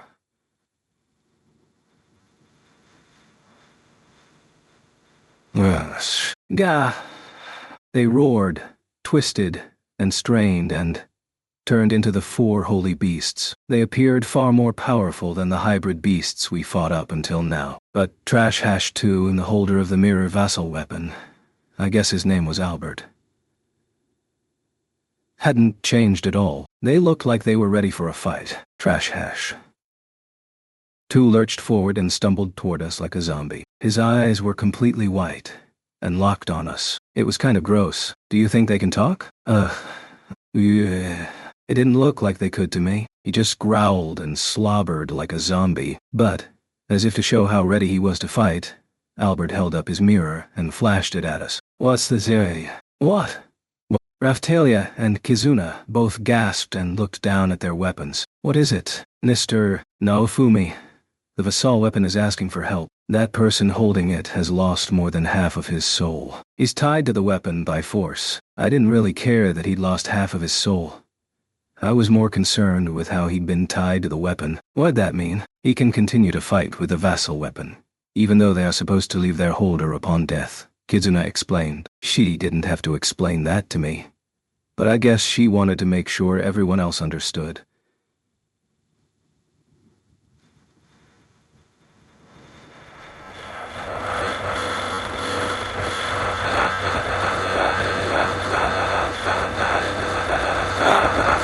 These are certain to be Kyo's most powerful servants. I didn't like the look of this one bit. Kyo had another one of the vassal weapons under his control. I guess if they didn't share what they knew about powering up, then the threat. Moon. Earth.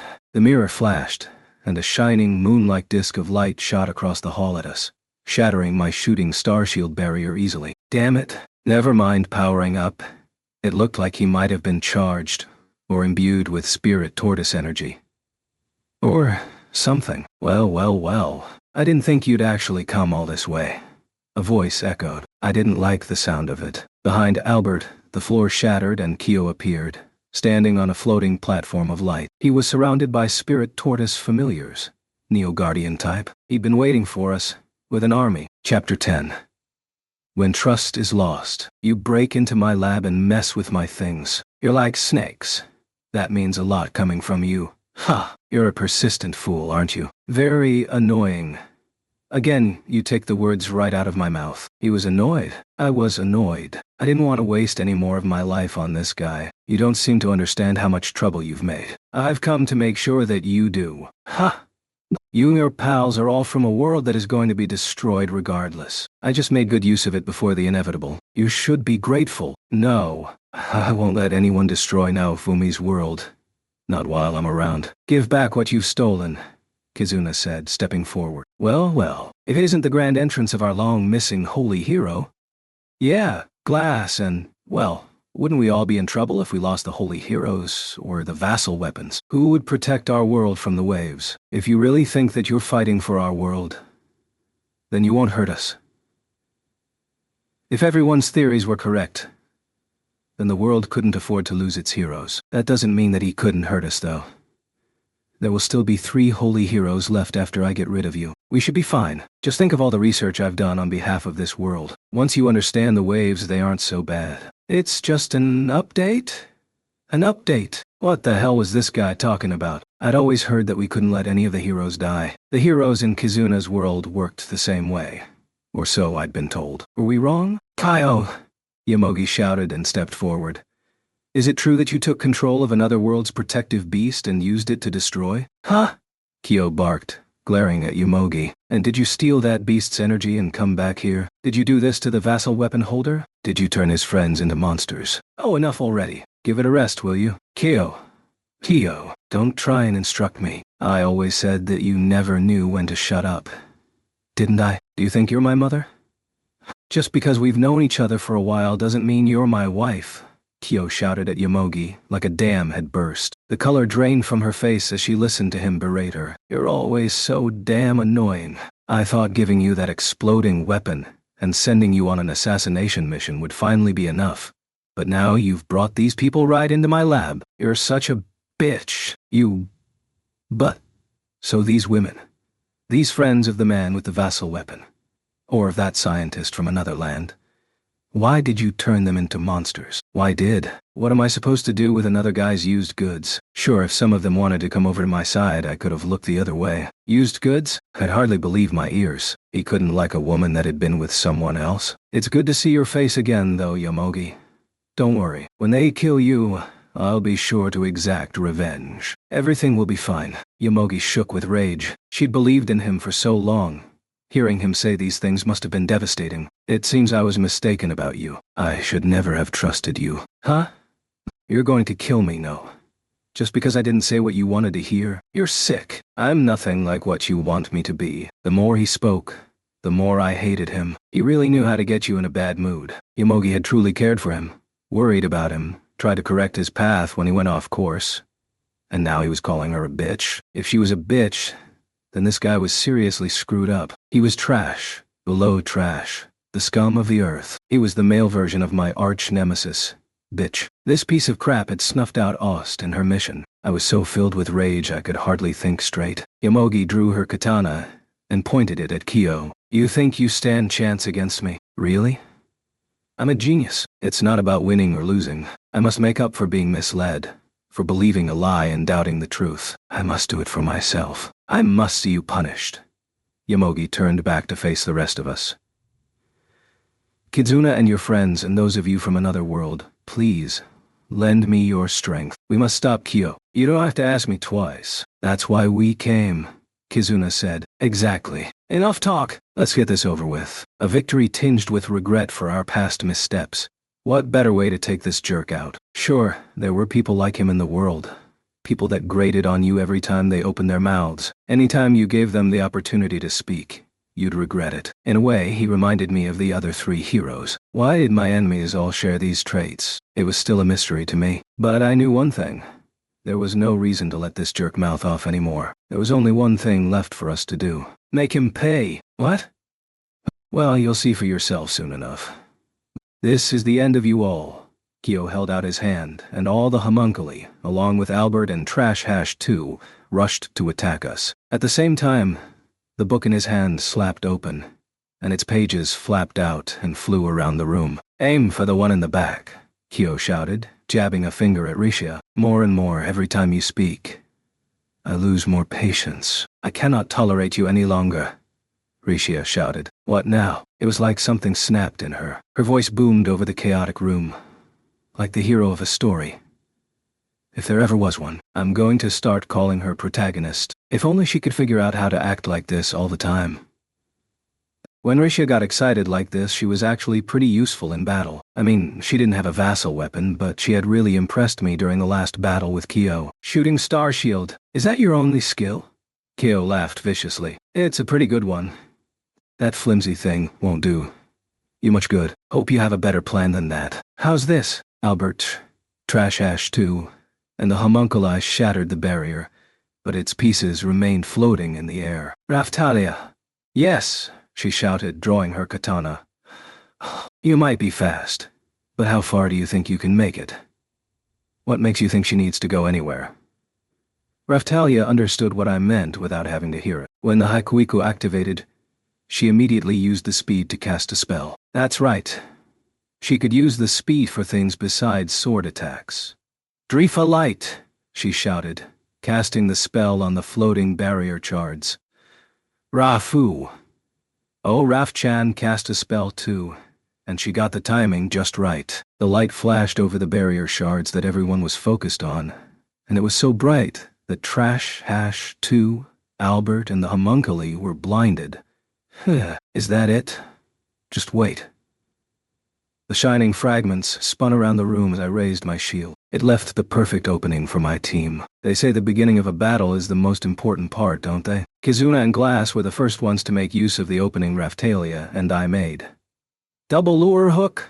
Kizuna hit Albert with her skill that doubled future damage, and Glass took a sip of soul-healing water before using her own skill. She used a powerful, fire-based attack.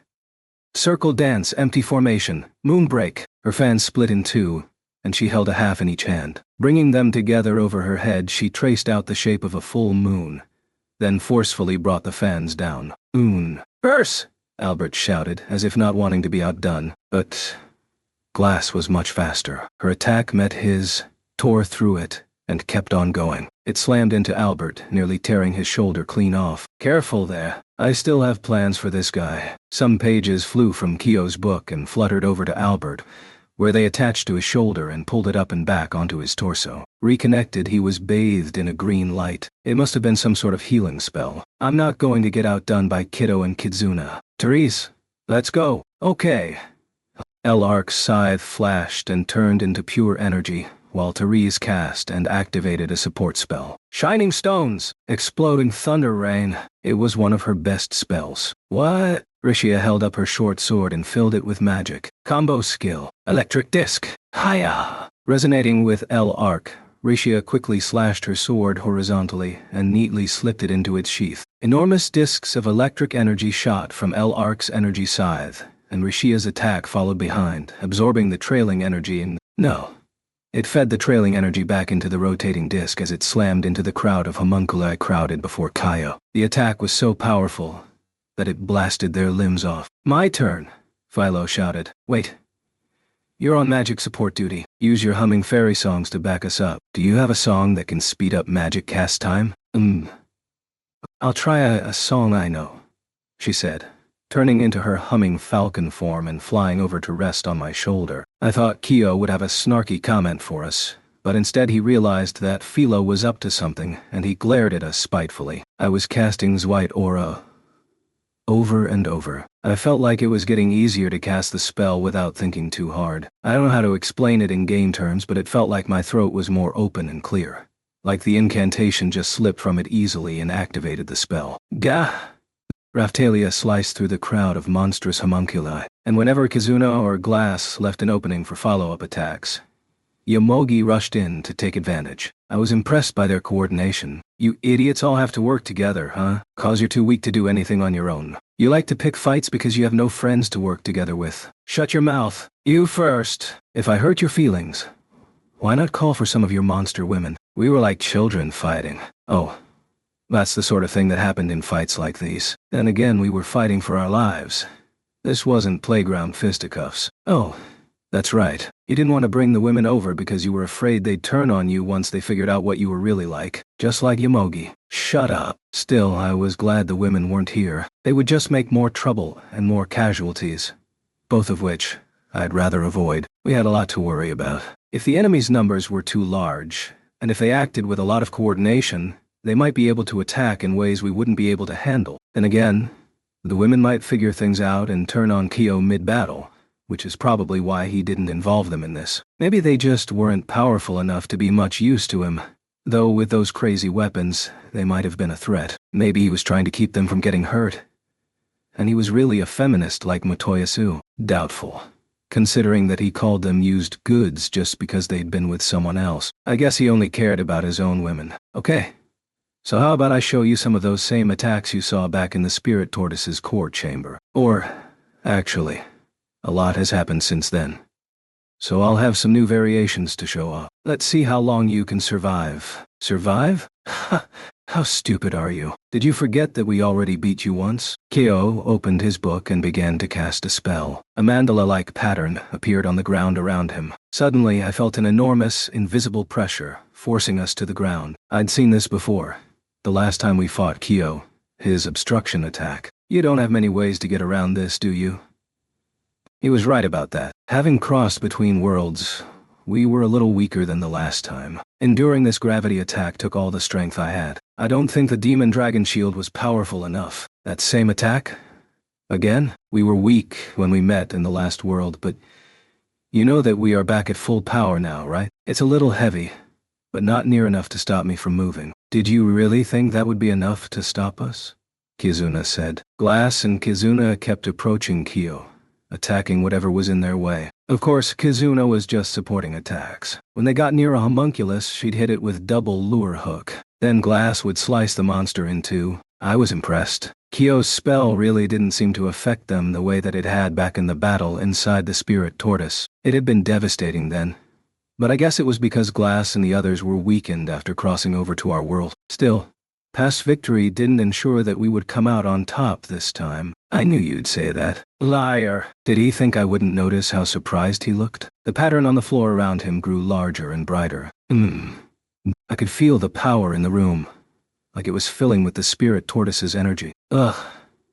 I cast Shooting Star Shield and the barrier broke immediately. The shattered pieces flew at Kyo, but they fell to the floor before reaching him. Just how strong was this gravity field of his? Was it going to crush us to death? Now Glass and Kizuna were forced to take a knee. Aha! This world's heroes and vassal weapon holders, I'd forgotten all about you. You're all so weak, I can't tell you apart. Everyone on our side of the battle was forced to the ground. We put both hands flat on the floor and were straining to climb to our feet. Ooh. Even Philo fell from my shoulder and struggled to stand against the gravity field. The homunculi didn't seem to have any trouble at all, which made me think Kyo was able to control who was affected by his spell. What could be worse? I can't move. Kyo turned to focus on Kizuna and Glass. Looks like this is going to be over even faster than I thought. Are you really going to lose right now? To my very first attack. Ha! If there was any time to cast a spell, this was it. I could use a skill or two during the incantation. Airstrike second threat shield. I quickly called for shields to materialize and protect us from the wild attacks of the homunculi, Albert, and Trash. Hash. 2. Under the weight of the gravity attack, they weren't going to stay in place for very long. Their defense was higher than Shooting Star Shield's barrier, so they were holding. At least for a little while. Your struggles are worthless. You sure about that? Change shield? The shields were already taking a battering, so there was only one thing left for me to do. I'd change them to the shield I'd equipped, the Demon Dragon Shield. It had an equip effect called Sea Demon Bullet.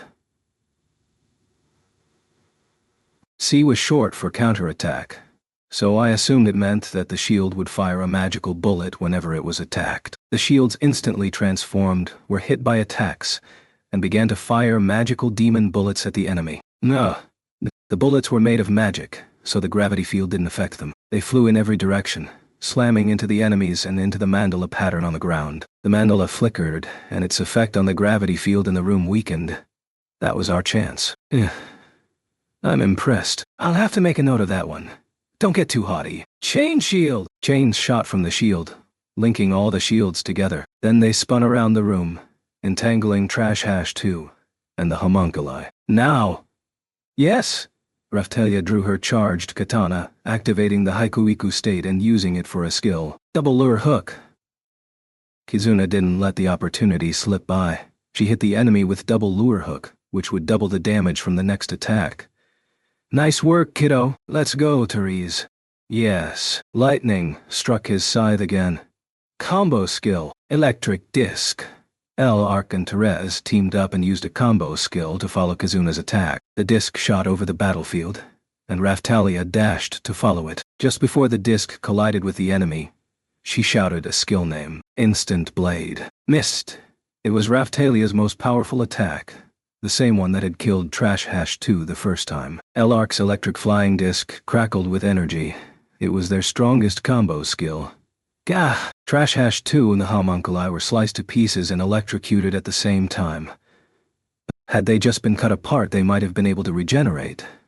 But with the electricity, it should be enough to end it. That's not all. Ruby Flame. Rushing to finish the job, Therese summoned burning balls of magic flame from the accessory I made her and sent them careening into the monster corpses. Now, Fumi, protect the others. I know. Shooting Star Shield. Just as the barrier appeared to envelop us, Glass slapped open her fan and began to dance. She was holding Kizuna's hand. They were dancing together. Circle Dance 0 formation. Reverse Snow Moon Flower. A breeze lifted cherry blossoms and blew them at the enemy. Therese magic set them ablaze, They burned and sliced up the fallen enemies. Snow Moonflower was an area of effect attack, but she could keep it from hurting her allies by holding hands with them. After all the attacks cleared, there was no trace of the enemies they'd hit. Not bad, Kyo muttered. Kyo remained, along with his Neo-Guardians and Albert, the man with the mirror of the vassal weapons. Everyone else was gone. Glass was facing Albert, ready to take him on. She could probably handle him on her own. Kizuna couldn't attack humans anyway, so she was stuck supporting Glass for now. Looks like we took care of your little experimental homunculi army, eh? What are you going to do now? Experimental? Ha! I didn't make these things. I suppose I made some improvements to them, but you just killed the person who made them. He must have stolen them from Trash Hash too. He was doing his own research, you know. The things that I make are far more impressive. I bet. I sighed. I didn't want Meat any more inventions. But isn't it strange that all three of them were researching homunculus? Oh, what was going on? There were too many coincidences. You must be proud of yourself for surviving my gravity attack. Ah, you are so clueless. You'll see. Kyo, give it up. You're finished! Yomogi shouted. Shut up. I'll kill you along with the others. My research is nearly complete, and you're all getting in the way. Kyo snapped, stepping forward and raising his book. How were we supposed to fight Kyo if he commanded all the Spirit Tortoise's energy? We were weaker than the last time we fought Kyo, but on the other hand, Glass and L-Arc were stronger. We had a chance. We could do it. I'll make it quick and finish you all off at once. Behold my skills. Pages flew from his book and filled the room, fluttering and flapping around our heads before they turned into shining sheets of energy itself. You losers can't cast combo skills without the cooperation of your allies? Pathetic. This guy couldn't say anything without turning it into some kind of boast. I was really getting tired of him. Trash Hash, too, had been the same way. These people were enough to drive me crazy. Behold! Kyo shouted, pointing a finger at Kizuna. Flame formation. Magic explosion. Kizuna quickly dropped to a defensive posture. A split second later, I realized why. Flames appeared around Kizuna, and...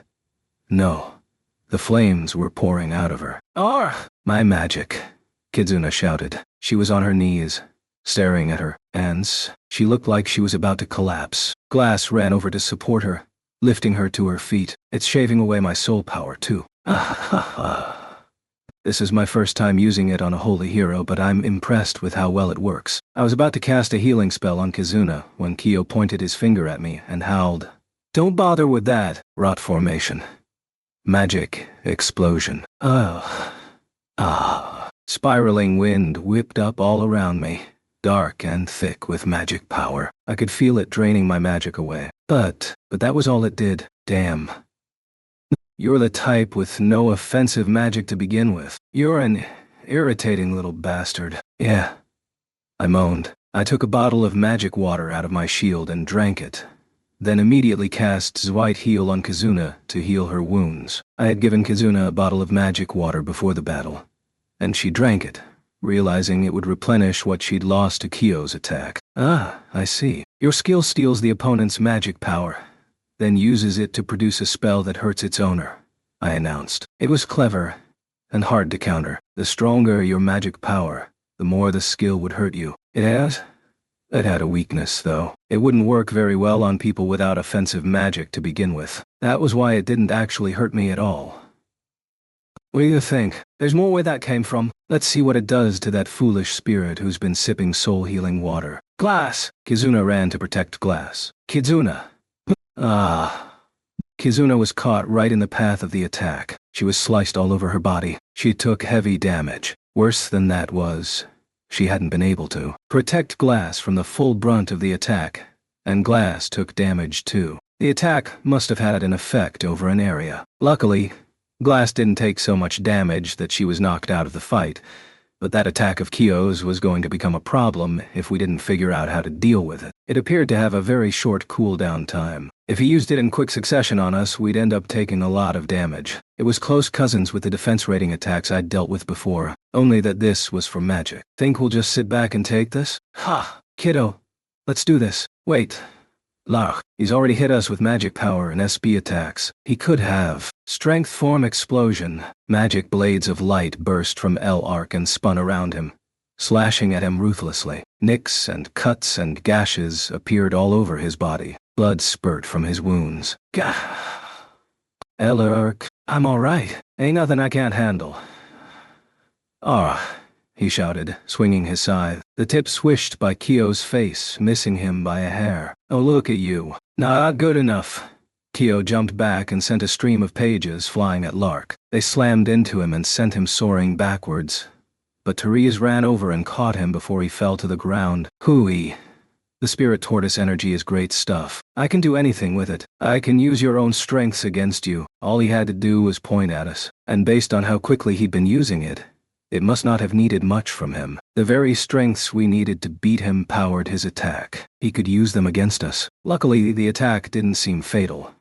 Yet, its attack power must have been based on some kind of calculation that was different from simply taking the target's attack power as is. The sort of person that would be most affected by an attack like this would have a special attack power that ignored defense altogether. There was no one in our party like that. I was probably the closest, actually. The worst part was that Kyo's attack actually used whatever trait it was targeting. Not only would the target take damage, but it would also lose the ability of whatever trait had been targeted. It was a really bad combination for us. If he hit me with it, and took advantage of my defense rating, it would leave me unable to defend for a while. That's enough experimenting for now, he said. Pages from his book curled up and turned towards us. He wasn't going to send out all those attacks at once, was he? Take this. I felt an impact jolt through my stomach, followed by a sharp pain that ran through my insides. I heard myself moan in pain. I could hardly stay on my feet. I quickly checked my stats. It was as I feared. I'd taken heavy damage, but worse than that, I was left without any defense. The shooting star shield barrier had absorbed a lot of the direct damage from the attack. Had it not been there, I might have been killed. But, considering my defense rating, the barrier shouldn't have been enough to keep me alive. The damage must have been calculated some other way, or I must have been blocking it with some other ability. Like, maybe something I'd gained through support magic, or one of my equipment's effects. It wasn't an attack that any of us could use, so it was difficult to pin down exactly how it worked. My guess was that the skill was really intended as a debuff, and this attack ability was some kind of side effect. Ouch. Oh wee! Philo and Raphtalia had taken heavy damage. Philo was rolling on the ground in pain.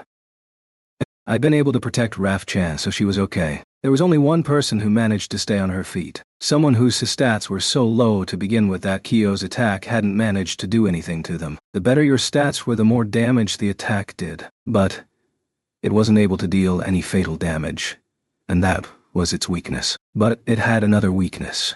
It was no good against people with low stats, against someone whose true power wasn't reflected in the numbers. Rishia. Rishia didn't look like she'd been hurt at all. Judging from that, the attack must have only worked on base stats, which are raised or lowered to hurt the target. It didn't work on support effects, or on other, more specialized types of power. At first glance, it looked like it was invincible, but it had weaknesses, and now we knew them. As for the weapons, I hadn't figured out what it did to them. It was a bit different from the defense rating and defense-ignoring attacks that Glassad Lark used. Glass's stats went up when her energy increased, which is why Kyo's attack might have been able to kill her. Kizuna had been there to take the brunt of the attack. Rishia stepped out ahead of Raphtalia, Philo, and I, and glared at Kyo. She was going to protect us. You! How can you still be on your feet? Because your attacks are worthless against me.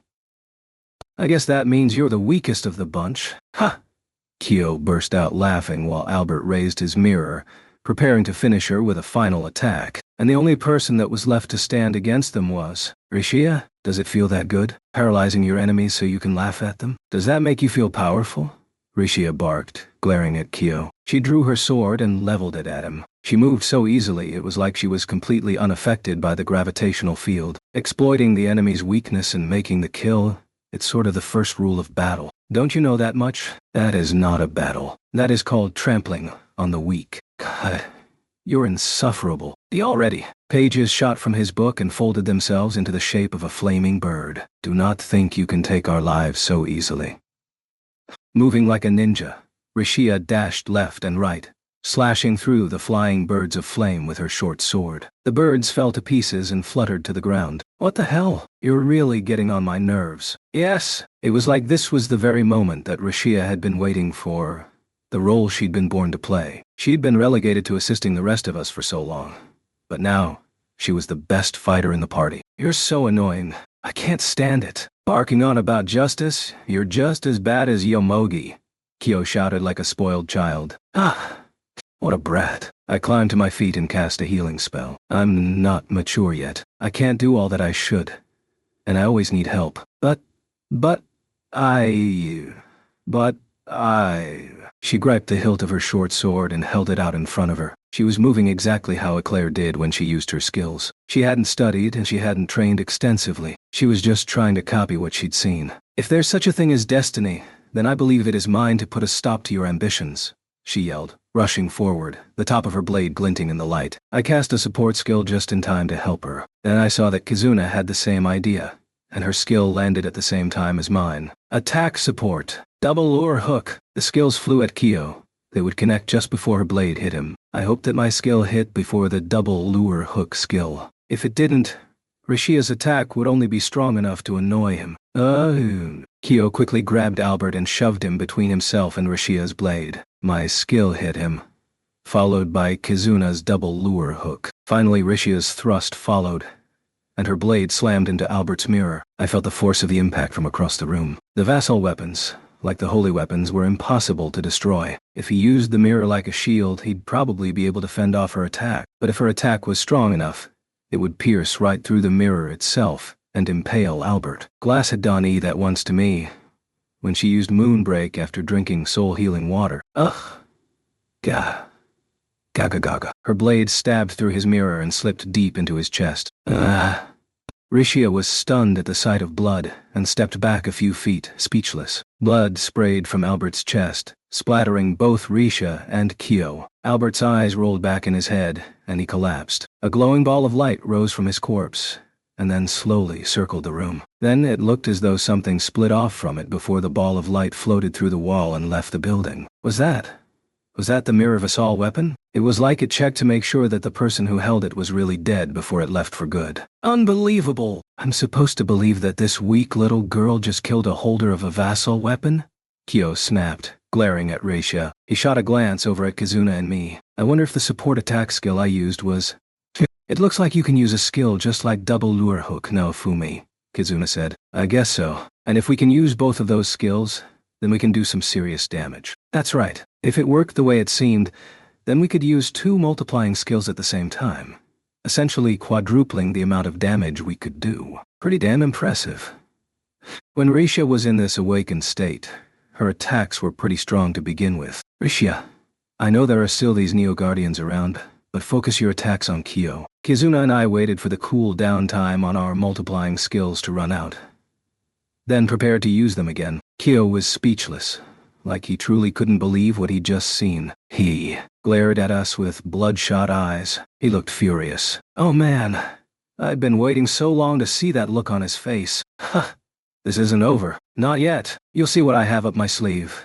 Again, pages flew from his book and filled the room. The mandala appeared on the floor around him again, and the gravity in the room began to grow stronger and stronger. But Kyo was breathing heavily, and it showed. He was trying really hard. Things weren't so easy for him anymore. I became aware of energy flowing around the room. He was gathering more and more spirit tortoise energy around himself, but a lot of the energy flowed into my shield. An icon appeared in my field of view.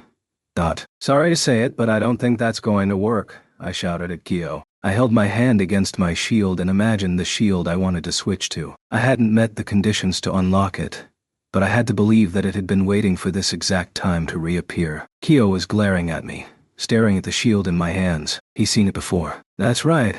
It was the very same shield I'd used to defeat him in the last world. The Spirit Tortoise Heart Shield. It was the shield I'd received from the same being he tortured and controlled, the being whose energy he stole, the Spirit Tortoise, Ost. Let's see if he recognizes it. The real difference in our power. Spirit Tortoise Heart Shield, awakened. 80/80 at abilities unlocked. Equip bonus. Dragon Vein Protection Equip effect. Gravity Field. Sea Soul Recovery. Sea Magic Snatch.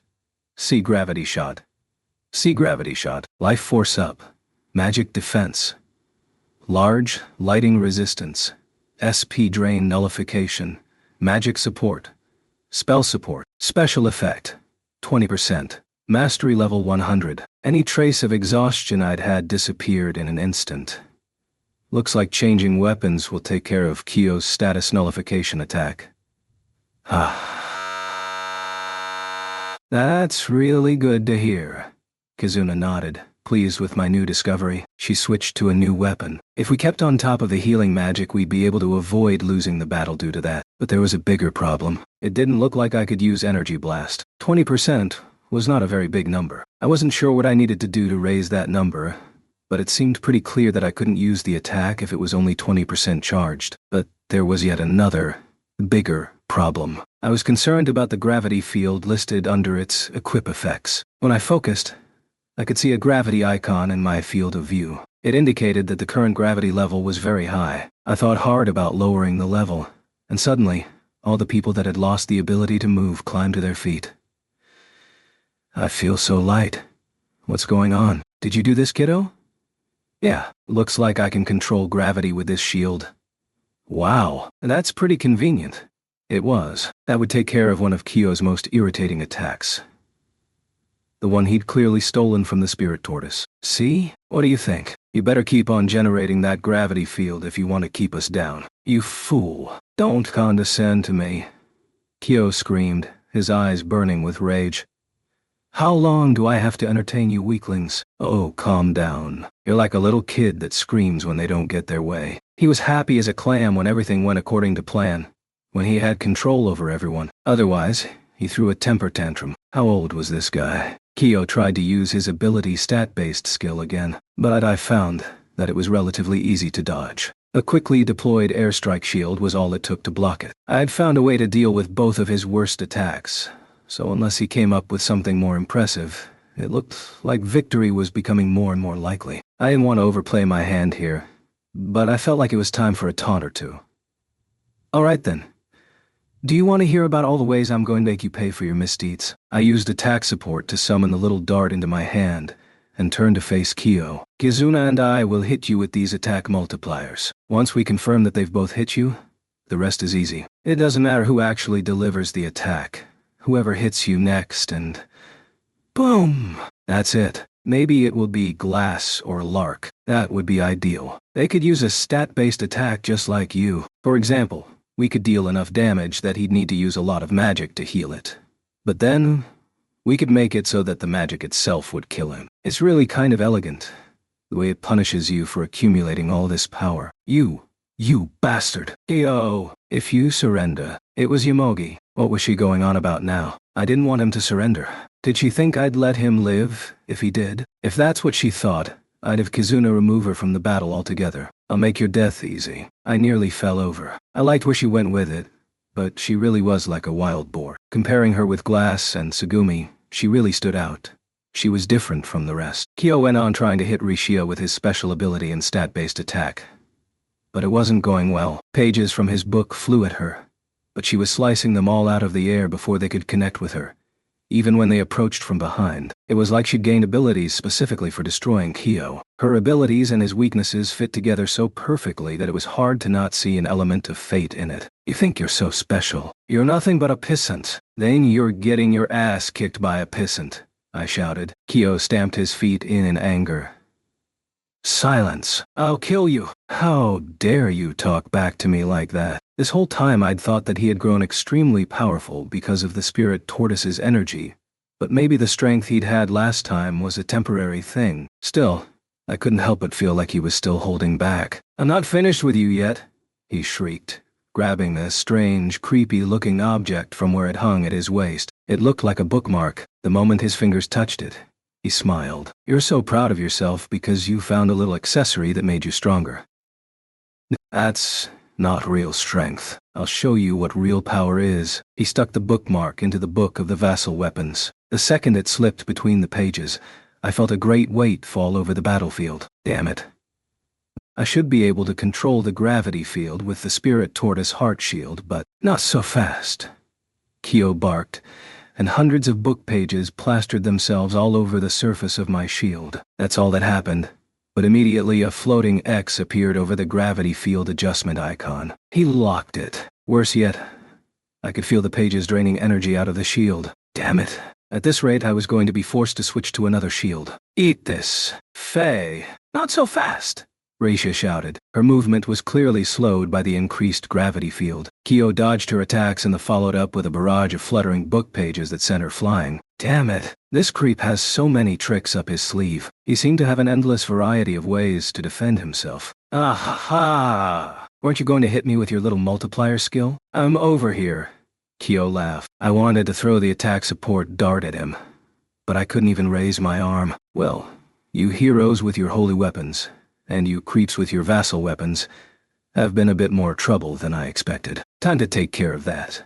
Kyo laughed, pulling another bookmark from his pocket and thrusting it into his book. I thought something like this might happen. So it's a good thing I went ahead and messed with your dragon hourglass in advance. What are you talking about? He had already done something to the dragon hourglass? How could that be? I wasn't able to destroy the dragon vein defense barrier, but the effect works outside of this building. How did you think I was able to see what was going on? Over there? He was watching through the dragon hourglass. How many secret technologies did he have? Unfortunately, when I use it, you'll all get a bit of a power boost too. But if I don't use it, I can't steal your power. So I guess I have no choice. What was he blathering on about? What was going on? A liquid-filled tank rose up from the floor behind Kyo. What was it? What was he doing? His lips moved quickly. He was whispering some kind of incantation to himself. What was happening? I had a really bad feeling about this. The incantation itself was very short. He reached out and brushed the tank with his fingertips, and in response, the liquid in the tank swirled and vanished, as if he were absorbing it. Was it magic water? Or could it be soul-healing water? It looked like the skill was pretty expensive. Different world, different reason. Shatter the barrier walls and summon the great phenomenon. Waves of destruction. Dimension wave. Crash! Immediately after Kyo finished the incantation, a terrible sound rang out. Abyo. A skill that causes dimension waves. What? How could? It can't be. What are you thinking? Kyo, you're the one behind the sea. Before she could finish shouting in surprise, Kizuna and the others vanished from the room. Chapter 11. Sacrifice. Aura. Raphtalia, Philo, Risha, Rafchan, and I were the only ones left. Yomogi had been registered to Kizuna's party, so had been summoned to the wave, along with Kizuna. Damn it! He planned to split us up the whole time. A thudding sound echoed in the recesses of my mind, which made me think that this wave was occurring back in the previous world. I hope you're pleased. I used this book to keep your shield from sucking you off to the wave. The holder of the katana Vassal weapons has nothing to say? I guess it is tied to an idiot from another world after all. So he could even stop the automatic teleport that had tied me to the wave since I found myself in Melromar. At least I still had my party members. Philo, Raphtalia, Risha, and Rafchan. That was better than nothing. Kizuna and the others must have found themselves facing down the wave right about now. Aha! Now I have the stupid shield hero to play with. This should be fun, Kyo giggled. He was acting like everything was going his way, but the gravity field in the room had grown noticeably weaker. Stats slowly filled my field of view. LV 76 who's 75. L-Arc had said something once about gaining the total levels from both worlds. Was that the reason I was able to stay on my feet in Kyo's gravity field? Unfortunately, the effect seemed to work on Kyo as well, and he had those stat-based attacks. They had the weakness of not being able to deal a killing blow, but they were still a serious threat, and we didn't have Kizuna around to help. We had no choice but to continue the battle under these new conditions. But I didn't like the look of things. At least I could use all the shields I'd gained in both of the worlds. But I still had the Spirit Tortoise Heart Shield equipped, with pages from Kyo's book plastered all over it, so I wasn't able to switch it out for anything else. Judging from what he'd said, I think I was the target of his new plan. Maybe he had set this up so that he could block any of my skills that made use of the Spirit Tortoise's energy. Then, when I lost, he'd have 100% of the Spirit Tortoise's energy at his disposal. He artificially summoned a wave so that he could get his hands on the remaining Spirit Tortoise energy. What was I supposed to do? How could I fight in circumstances like these? I couldn't use Portal Shield either. The copies of the 4 holy beasts roaming the grounds made that skill inaccessible. We'd have to find some way to defeat him on our own. Ah ha ha! Look how well it suits me. The room was brimming with spirit tortoise energy. It spiraled around and into Kyo. Ah!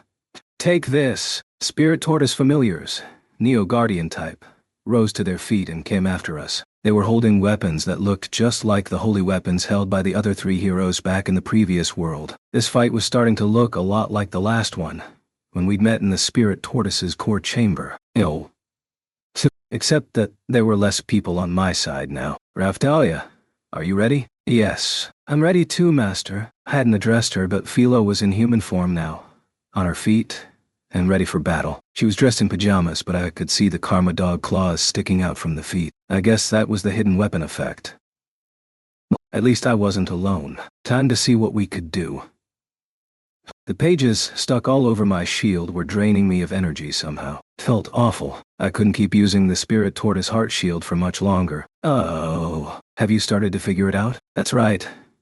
I'll take whatever energy you've got in that obnoxious shield of yours. To get the very last drop of it, I'll have to kill you first. It's a protective thing, you know, that's why I needed the wave to break through. So this had all been part of Kyo's plan. To get at the energy I still had stored in my shield. To get at it, he had to summon a wave. If the 4 holy heroes existed to protect the world from the waves, then he must have found a way to break the rules by intentionally summoning a wave. The heroes were part of the protection, just like the beasts. He'd found a way around it, and now his plan was in motion. With the wave occurring in the other world, the energy in my shield might be summoned back to the site of the wave. And that was his chance to take it. That was some plan. How did he even think of it? The strongest powered-up shield I had at the moment was the Demon Dragon Shield. The world I was in wouldn't affect that, but I had to fight with what I had. If you think we're less capable of battle than you are, you'll come to regret it.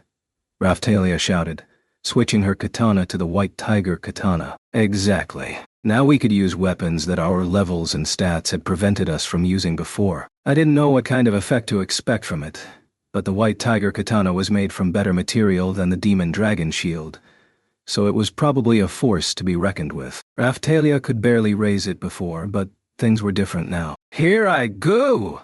Philo shouted. She started to gather magic power about her, humming and singing the whole time. Now that we were connected back to our old world, Philo should be able to use more of her filial powers. That meant she now had access to an ideal combination of attacks and support abilities. We'd lost Kizuna and the others, and Kyo was blocking my use of the Spirit Tortoise energy. But we weren't going to lose that easily. Shut. You idiots. Aren't you forgetting something? Kyo shouted, pointing at us. He was probably going to use his stat-based attack to try and deal some serious damage. He's been powered up just like the rest of us, so it was easy to imagine him having some more deadly tricks up his sleeve. Once he lowered my defenses, he'd hit me with a special attack I wouldn't be able to block. Or so I thought. He glanced over at Rishia. I guess I'll deal with the stupid shield hero later. I'll take care of this justice.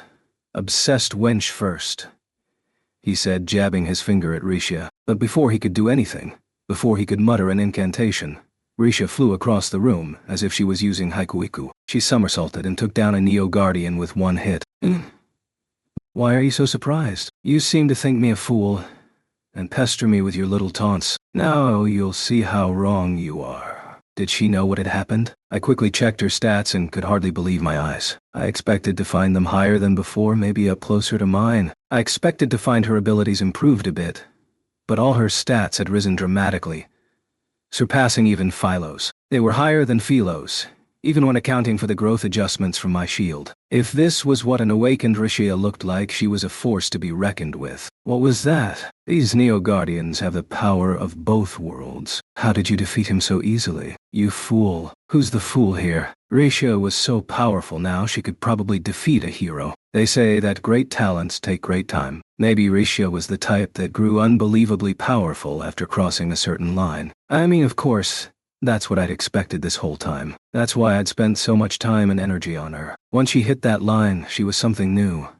Something completely unlike what she'd been. The world I'd been summoned to had a cap at level 100. Apparently, there were similar limitations in place in Kizuna's world. If Rishia's power boost came after level 100, then her talents would remain forever inaccessible. The old Hengen Muso lady said she had talent, and this must be what she meant. Glass had said the same thing when she saw Rixia in the last battle with Kyo. But what would Rixia be like when she was fully boosted? When she could use all of her latent talents? Kyo's attacks were at least as powerful as they had ever been. But now she was more than powerful, more than fast enough to avoid them. Arg! You're so annoying. Annoying. Annoying. Kyo wailed, pulling at his hair. When he summoned the wave, we'd lost half of our allies. But it was starting to look like we were actually better off as things were now. That's not to say that victory was guaranteed, but his trick with the wave might have been a miscalculation. You're starting to really bother me. You're the one that did this.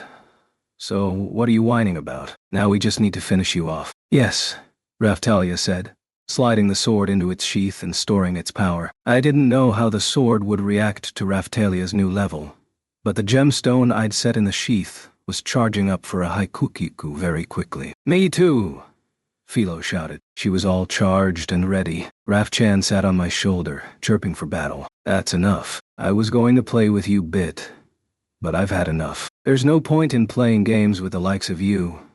Kyo sighed, running his fingers through his hair. Yeah, you're all leveled up and all. Great, but you keep forgetting this one thing. So I guess I'll have to tell you myself. Yeah. What's that? The holy weapons and the vassal weapons in this world can be powered up in the same ways. You spent all that time with what's-her-face, so you should know that. True. I had already figured out what he was getting at, and I'll be honest, I was worried. I felt cold sweat prickle my forehead. Kizuna and the other S had figured out various ways to power up their vassal and holy weapons.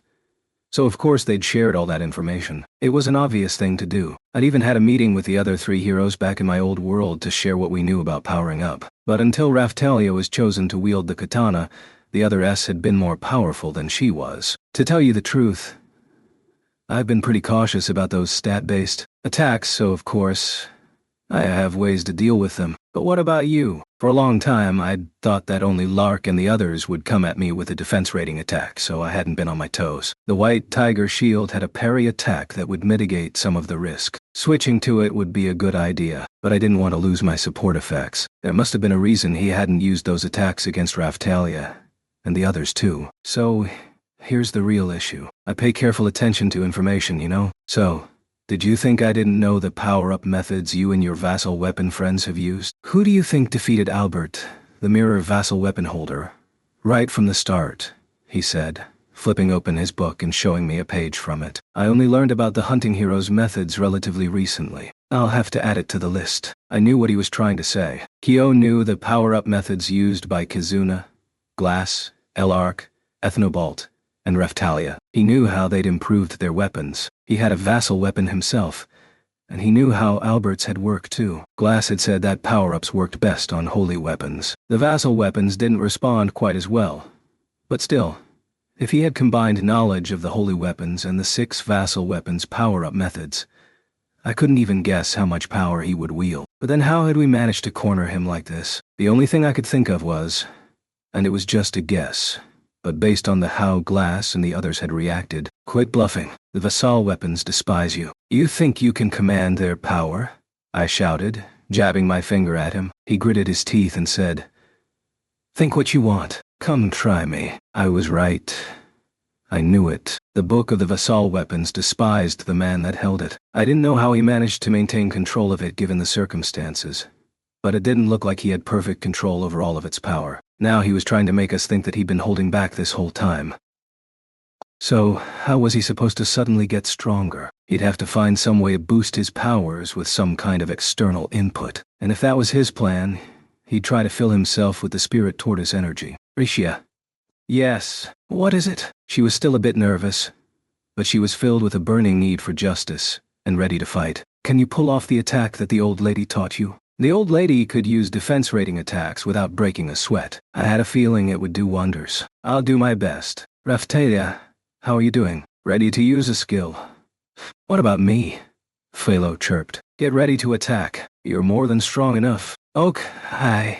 Philo shouted. She went on humming a song that raised all of our abilities. Now that she was both a Philolial and a humming fairy, She was serving mostly as battle support. We had plenty of surprises up our sleeves too. I couldn't use the Spirit Tortoise Heart Shield at the moment, and our movement was impeded a bit with the gravity field that Kyo was using. But we'd received a big level boost so we could at least move a bit. Now we had to find a way to defeat Kyo, who was high on Spirit Tortoise energy and knew about every power-up method we'd ever used. We were out of time. Die! Air Strike Shield. Kyo lashed out with a stat-based attack, but I blocked it with Airstrike Shield. The shield shattered under the weight of the attack, but it stopped it. At least the shields were strong enough to stop an attack. Damn! A decent block. You impudent fool! Here I go! Yes! Raphtalia drew both her swords at once. The Haikuiku move that activated was twice as powerful as usual, and she dashed around the room at a blinding speed. Pages from Kyo's book flapped about the room to block her attacks, but Raphtalia slipped between them easily and dashed forward for her own attack. Attack support. I knew that I wasn't going to make it in time, but I threw the dart as fast as I could anyway. Rixia dashed off after it, tearing through any pages that got in her way with rating-based attacks. Haikuiku. Philo shot off behind Rixia. Pathetic. Weak. Kyo thrust his hands out before him and the pages of his book flapped furiously. What was he doing? You've already fallen into my trap. Libraria! He shouted, and the room turned black and white, and the sound of a book slamming shut echoed in my ears.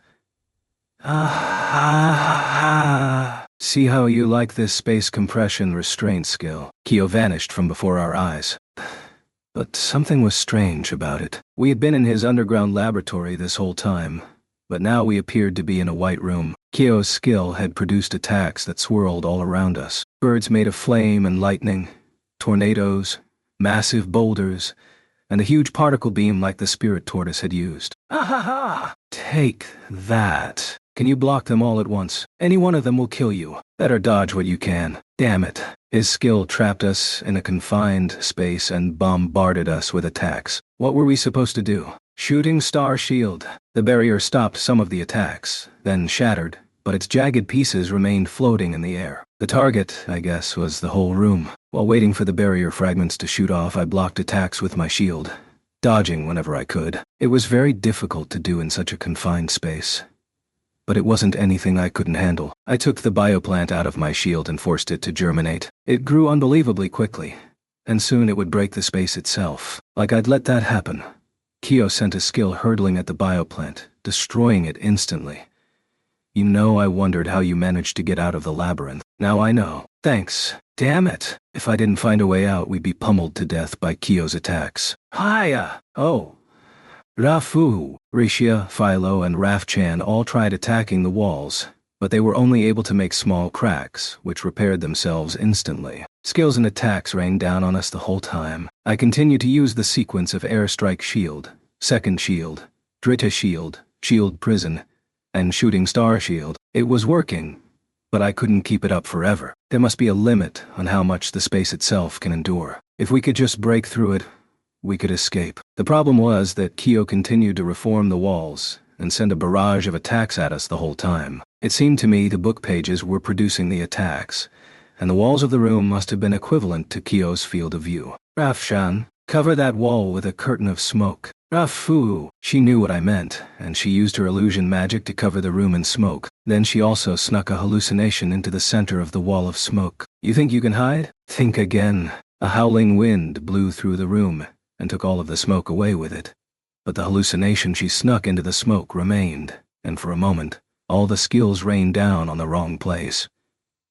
Damn, but I'm not done yet.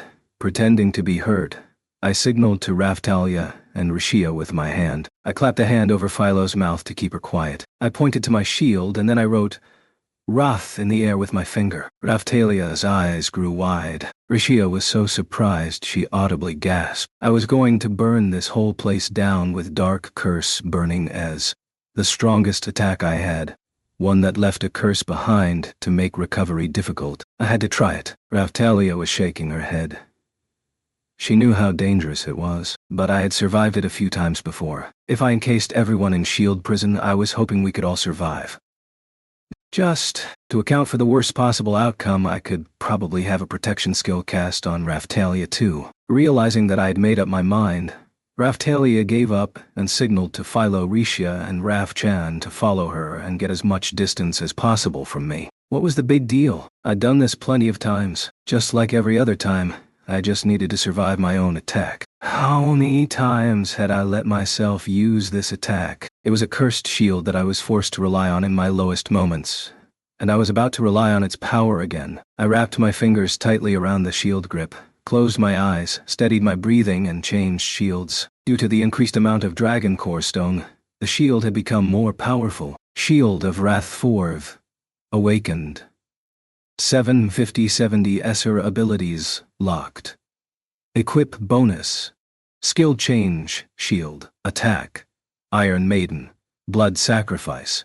Megiddo Burst. Special effect, Dark Curse Burnings. Strength up, Dragon Rage, Roar, Vassal Berserk. Magic Power. Share. Robe of Rage. Large. Demon Dragon Magic Power. Mastery level 0. I'd had a vague feeling of dread about using this shield, but I hadn't expected it to become so powerful. The appearance of the shield had changed too, growing somehow even more ominous and brutal. It was so large that it was nearly impossible to support with one arm. I think shields like this were called tower shields. My heart was filled with powerful rage and hate, far more furious than before. And yet, my relationships with my friends, my trust in them, my desire to protect them from harm. Those emotions had grown stronger, too. They were strong enough to keep me from losing control over myself. I didn't know what the last two special effects were about, but I was sure they referenced some type of power I'd yet to see. Something that might also be more dangerous than anything I'd yet to see. As for Megiddo Burst, I didn't even want to try it out. I wasn't sure I'd survive a single use. Ugh. Philo moaned. Her arms and legs were engulfed in roaring black flames. She was doing all she could to keep control over herself, but the hatred swirling inside of me was too strong. It was so strong I was going to lose consciousness. Rafu! Raf Chan jumped up on Philo's head and started nibbling at her cowlick. Just then, black flames burst from her puffy tail. Me too. Raftalia placed her hands on Raf Chan and Philo and closed her eyes in concentration. I felt the weight of the hatred and rage lessen just a little. They were accepting some of my burden. Just when I'd thought the flames would consume me, they doused water on my heart. It felt amazing, like crystal clear water seeping into a parched throat. Yes, I could go on. Let's go! Shield prison. A cage of shields appeared in the air around Raftalia and the others, protecting them from Kyo's rain of skills. The shield suddenly weighed on me heavily, like it had doubled in size. A warped, twisted light emanated from its surface. Ah! What? Cursed flames roared and leapt from the shield, burning everything in sight, and instantly destroying the space that Kyo had trapped us in. There was a burst and a hiss, and we found ourselves back in the underground laboratory. I turned and was happy to see that the shield prison had survived unscathed. You broke through my skill. I'm impressed.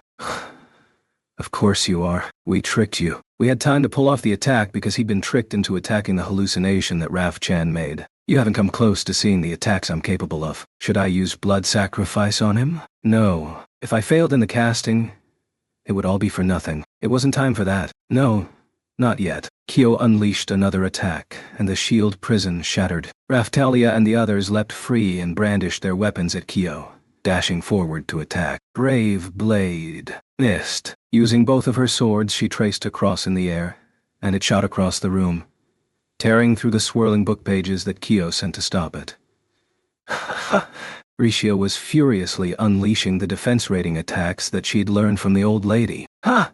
Philo barked, darting across the room with a spiral kick. That old attack? Again. You never learn, do you? Constriction. Composition 4. Kyo's book snapped open and a cage emerged from its pages that enclosed Raftalia and the others. He could use his skills so quickly. Continuation. False ceiling. Needles grew from the ceiling of their cage and rained down on everyone inside. Not so fast. Airstrike shield. Second shield. Drit. Shield. 3 shields materialized in the air over their heads to protect them from the rain of needles. Ha! Raftalia shouted, quickly drawing her sword and slicing through the cage that enclosed her. She leapt free again and ran for Kyo. That's right. We were stronger than we had been. We can defeat Kyo, even without Kizuna. You think that will work? You telegraph your moves so far in advance. Kyo had boosted his abilities too, and Raphtalia wasn't quite fast enough to hit him before he could evade her attack. We just weren't fast enough. The words attacks don't matter if they don't connect kept running through my mind. If my friends could charge up their speed attacks, we could probably catch up to him. But if they did that while they charged, he'd have time to encase us in that confined space again. Of course, if he did, I might be able to get us out by using the cursed flames again, but that wasn't the sort of plan that would work forever. Just to make things even more annoying, we'd occasionally have to fend off a rogue Holy Beast copy, and the Neo Guardians that we defeated were regenerating, getting back on their feet. Take this, Composition 8. Divine Punishment. The pages of his book flapped wildly when he called the skill's name. Then lightning erupted from them and fired straight at us. It chased us when we tried to evade it. It was homing lightning. It looked like an attack that could be pulled off with magic, which made me think, was there some other aspect to it we hadn't seen yet? Air Strike Shield. Ha! The lightning quickly changed course and avoided the shield that materialized in front of it. Damn it. What was I supposed to do about an attack I couldn't block? Shooting Star Shield. Raphtalia and the others were doing all they could to avoid the lightning attack, so I quickly deployed Shooting Star Shield to protect them and stop the crackling bolts. Because Wrath Shield IV was so powerful, the barrier was able to stop the attack without shattering. It didn't shatter, but it crackled and started to glow with heat. What was going on? The barrier itself suddenly shot out glowing orbs of dark flame. They slammed into the fluttering pages from Kyo's book, burning them to ash instantaneously. I was very happy to see Kyo's attacks fail one by one. The orbs were bouncing around, burning everything they touched. The bodies of the fallen Holy Beast copies, the homunculi, the bodies of Trash Hash 2 and Albert, were all reduced to piles of ash. You're so obnoxious. I've had enough. Take this. He flipped through his book and something appeared in the air before us. Something that looked just like the head of the spirit tortoise. Too bad it takes so much time, but you better be grateful. Not many people get to see this attack. He was playing it up. It must have been a special finishing move. Could I block it and survive? I honestly didn't know. I don't think so, Raphtalia shouted. She dashed at Kyo with Philo and Raphjan at her side. But he quickly deployed layers upon layers of barriers to protect himself. Rishia and Raphtalia's defense rating attacks shattered the barriers very quickly. But it wasn't enough to break all the way through, and that gravity field was still slowing us down. How did we solve this problem the last time? When Ost was with us. Could I do it? Could I pull it off? There was no reason for me to stand there like a stick in the mud. I had time to try. I had to use it. Sure, I was alone, and sure I didn't really know how to use it. But I forcefully called out the way of the Dragon Vein incantation. I concentrated as well as I could, and tried to recall what it had felt like. Therese had shown me how to guide my power, so I tried to do that the best I could. The shield was the medium, and the power was mine. I called for the energy of the spirit tortoise, in the air all about us, to help me. But it wasn't working. I felt the shield respond, ever so slightly. I could feel the spirit tortoise energy in the room gathering in it. Maybe there wasn't enough power, but I had to try. I called to mind the incantation for all liberation aura. Before I spoke the words, I felt a strong jolt surge up my spine. Something I had never felt before. It was like the voice I sometimes heard when using the Shield of Wrath, only different. I couldn't tell what it was, but I knew there was something deep inside of me. Something terrifying. You are trying to cast the ancient magic, are you not? Your death here would greatly inconvenience me. I suppose I must assist you. The voice wrapped around my heart, suffocating and powerful. I couldn't resist it. Then suddenly the same puzzle that Ost had shown me appeared before my eyes and began to assemble itself. That should be sufficient, but the use of my power comes with a heavy price. Be prepared to pay it. Do you understand that which you ask? I had no idea who was speaking to me, but I could hear the voice clearly. I didn't know what the price was and I didn't know what fate awaited me, but I knew what I came here to do, and I wasn't backing down. Kyo had to pay for his crimes. I didn't hesitate. I was ready to activate the spell. But before I started chanting, icons appeared in order to select the target. What? That normally didn't happen until after the spell was cast. There were 3 icons, so I could only select 3 targets. It was set to cast on myself. I was going to use all Liberation Aura. Who would benefit the most from increased stats and abilities? I could count on Raphtalia, but Risha also needed an ability boost. I quickly set the spell to focus on Risha. Suddenly, my field of view toggled red. I was getting a bad feeling about this. A feeling that I shouldn't use the spell after all. What if I wasn't the one to pay the price? What if we all had to pay? T. Scott. Do you think victory comes to cowards? The hunting hero knew the risks and came anyway. Damn it. Even if that were true, I couldn't ask Raphtalia and the others to suffer. Master, I'll do it. I'll make up for the turtle lady. I'll help you and Big Sis and everyone. Philo? Could she hear what I was hearing? How did she know what was happening? I guess it wasn't that surprising. She'd always been influenced by the Shield of Wrath. She was right. If I held back, then we might lose a fight we could have won. I changed the spell to focus on Philo instead of Risha, and nothing happened. No red flashing. It was like something deep inside me had warned me not to set Risha as the target. Like my heart had pumped the brakes. It was time. I, the shield hero, borrow the strength of the demon dragon and the power of wrath to command the heavens, command the earth, defy all reason, join, and spit up blood. O great strength of the dragons, join the power of the heroes with magic, life force, and sacrifice. The source of power that is the shield hero commands you. Ready and comprehend all that is under the sun, and show your power to me. I command you, give them everything. All sacrifice aura. Chapter 12. A heavy price to pay. What? Sacrifice? No, I was trying to cast Liberation. There was no stopping it now. Terrifying black flames burst from the shield and engulfed Raphtalia, Philo, and I. I felt my whole body burning, and I could see my HP, my life force, begin to drain away. Strange black and red particles covered the 3 of us completely, producing a power from the energy it drained from us. It hurts, but I feel really strong now. All 3 of us felt a rush of power. Powder snow! Raphtalia leapt forward, her blade slicing through Kyo's defensive barriers like butter. It was so easy. She didn't need a follow-up attack. Only one slice. Philo was right behind her, her claws flashing. In an instant, his barriers were all gone. He was exposed. Then Risha was on him. She flew at the opening and delivered a solid hit. What? Taken off guard, he quickly threw up an arm to block her attack. He stopped the attack, but blood gushed out. His arm was broken. That really hurt. Damn it! Damn you.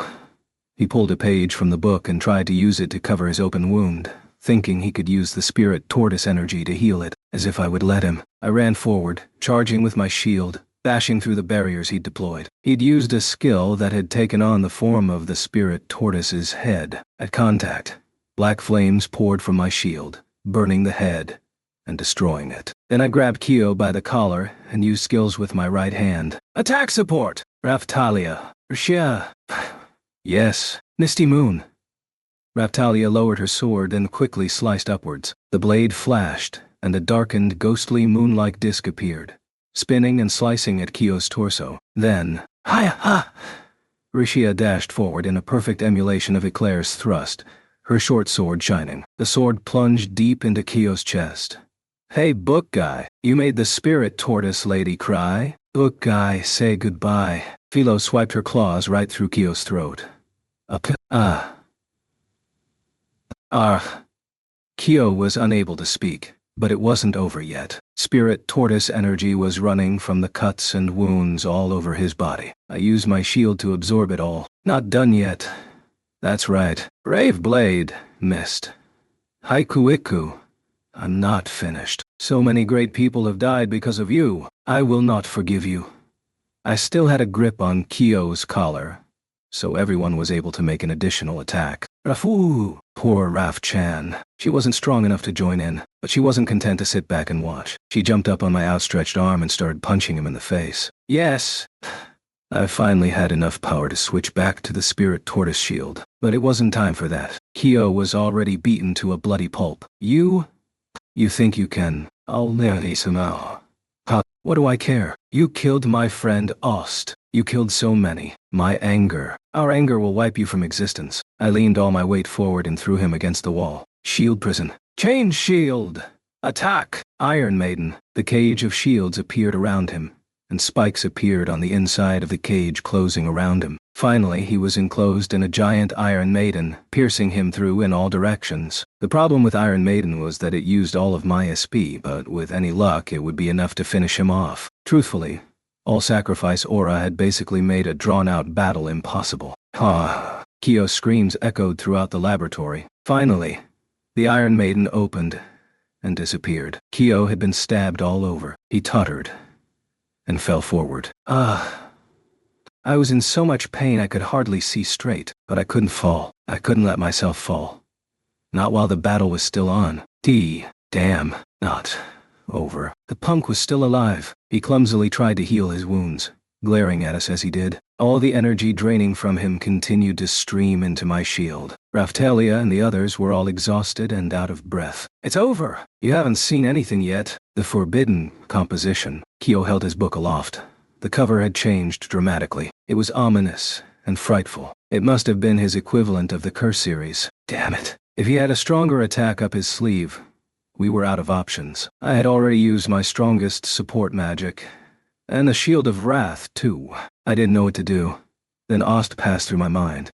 That's right. She would want to finish him. I changed to the Spirit Tortoise Heart Shield. The indicator that only 20% of the necessary energy had charged up suddenly flashed and, as if it knew exactly what was going on, changed to read 100%. My strongest attack will kill you all. Revelation. Energy Blast. A pedestal formed from magic appeared before me. I set my shield on it and readied myself to destroy everything in my path. I fired Energy Blast. At the same time, Kyo's book opened and creepy white feathers flew from it. They turned and danced in the air. They almost looked black depending on the angle. Then, I knew why. Every feather started firing burning black lasers around the room. Then many of the feathers clumped together in one spot, and all their laser beams converged to form a giant black beam that slammed into my energy blast beam, stopping it in midair. Other feathers flew back to Kyo and encircled him, healing his wounds. The skill was offensive and defensive at the same time. It was healing his wounds and attacking us at the same time. But judging from the way Kyo had avoided using it,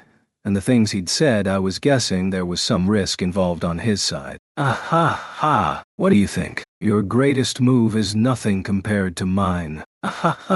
Damn. Slowly, inch by inch, my energy blast beam was losing ground. I focused and gave it all the power, emotion, and determination that I had, but it was still losing to Kyo's skill. If his attack broke through energy blast, how was I supposed to protect Raphtalia and the others? I wasn't sure if my shield could take a direct hit from that black beam of his. If I lost, if the beam broke through, we would all die. Aricia, Raphtalia, Raphchan, Philo, they'd all die. That single thought ran through my mind, and I couldn't tell how much time was passing. I was filled with a sense of inevitable loss, of losing things you can't get back. Time slowed to a crawl, but my heart was pounding quickly in my chest. I felt myself slipping into solitude and despair, but then I heard voices calling for me. Mr. Naofumi. Master, Naofumi-san. Rafu! Everyone called for me, rushing forward to support me and keep me on my feet. That's right. I wasn't fighting this battle alone. And I wasn't about to lose. Not here! There was a reason I was here. A reason I'd made it this far. For Ost. For all those that had been sacrificed to this man's insanity. And that's not all. It was for those I couldn't save. The enemies I defeated, and the friends that fought with me. I carried all their wishes, all their hopes with me. I had to make sure justice was served. Just then, a light came flying though the wall and flew into my shield. Was it the Mirror Vassal weapon? Many mirrors appeared in the air around me, concentrating the energy blast beam. The Mirror Vassal weapon. Everyone and everything hates you. It isn't hard to see why. A pulse like a heartbeat thumped inside my shield. The gemstone set in its center filled with energy and began to glow. 63%. 61%. 58%. 62%. 62%. 65%. The energy was slowly depleted before it stopped and began to rise again. It was almost like it was reacting to my willpower. What? 98%. 105%. 110%. 120%. As the energy level surpassed 100%, the beam grew stronger and thicker, moving in pulsing waves until it began to push back Kaio's attack. Ha! Not yet. That's not enough to beat me. He produced another bookmark and slid it into his book. The number of feathers dancing in the air increased, but it wasn't enough to keep up with the rapidly strengthening energy blast coming from my shield. Ha! The pedestal of light was formed of magic, so I quickly sent that energy flowing directly into the attack. Finally, the beam was powerful enough to blast through Kyo's attack. This is it. It's over, I shouted, bracing my back foot and pressing the shield forward. Raphtalia and the others stood behind me, their hands on my back, pressing me forward, supporting my weight. Mr. Naofumi, we're almost there. You can do it. This is it. We can do it. For us-san. Risha steadied her footing and launched her short sword at Kyo. The shining blade flew beside the energy blast beam, absorbing its light. The blade was unharmed. In fact, it seemed imbued with new and furious power. The shining blade sliced through the remaining black light from Kyo's attack before plunging deep into his chest. The whole sequence reminded me of the battle we'd already fought with Kyo, the one in the Spirit Tortoise core chamber. But there was one important difference. That time, Risha had thrown her sword to save another hero. This time, she threw it to defeat Kyo. Cough? You bitch. I didn't have time to see how the blade had hit him, how it had hurt him, because at that same moment, the energy blast completely overpowered his attack and burst through. He was engulfed in crackling light. It burned and scorched. Kya! His skill was washed away in a torrent of light. Our attack, and Ost's too, pierced through his heart. The beam blasted a hole through the wall that led outside. Kyo stood before it. Clutching his stomach, he fell to the ground, battered and beaten. He was a stubborn bastard. I wish the energy blast had just vaporized him. If he tries so heal himself, what are we supposed to do? Rashia stalked over to him and used the handle of her sword to roll him over.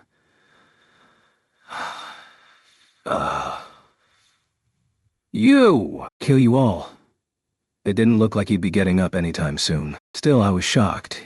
He was still alive after taking a hit like that, but he was haggard and seemed to be hanging on by a thread. He coughed up blood, and his breath was heavy and weak. He'd die soon.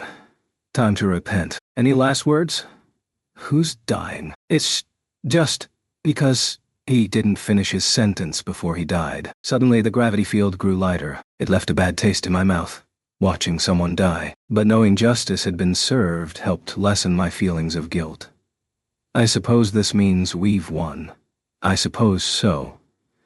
But the energy he stole from the Spirit Tortoise hadn't returned yet. Had we wasted it? Had it been used up in the battle? I looked at the book of the vassal weapons. It rose softly into the air. I thought it would fly off, but it didn't. Instead, it shot over to the area where Kyo had originally appeared. Rafu! Rafu! Raf-chan was barking and pointing desperately at the book, trying to indicate its destination. Philo, turn back into your Filolial form and stomp that whole area flat. Okay, she shouted, transforming into her Filolial form and dashing forward to cut off the book. I chased after them both. That's when I figured out what all the fuss was about soon enough. There was a tank jutting from the floor, and inside it was Kaio's body. There was no way to tell if we'd been fighting a homunculus this whole time, or if that person had been real and this person in the tank was a homunculus. But one thing was certain. It was being used for experiments to turn the body into a vessel for the power of the Spirit Tortoise. Well. I switched to the Shield of Wrath, summoned a blaze of black flames and snatched the book out of the air. Look at that. Who knows if this is the real Kyo, or if we just defeated the real Kyo, but I know one thing for sure. I don't plan on sticking around to see if this thing reanimates and starts that whole battle all over again. Raf-chan was barking and pointing, like she could see Kyo's soul. Rafu, she chirped, jumping up onto my shoulder and placing her paw on my head. I could see something. Whatever remnant of his soul that was stored in the book was floating out from its pages and toward the body in the tank. It looked like a ghostly thread floating on the air. It slowly changed to resemble a person, but it didn't look anything like Kyo. It looked like a skinny man in his 30s. Is that what his soul looked like? You think I'd be defeated so easily? Just you wait. This body is filled with the power of the spirit tortoise. And once I join with it, you're all as good as dead. I'm invincible. It sure sounded like Kyo. The soul is a mirror for the heart, I guess. Rishia, Yes, throwing off you at that thing.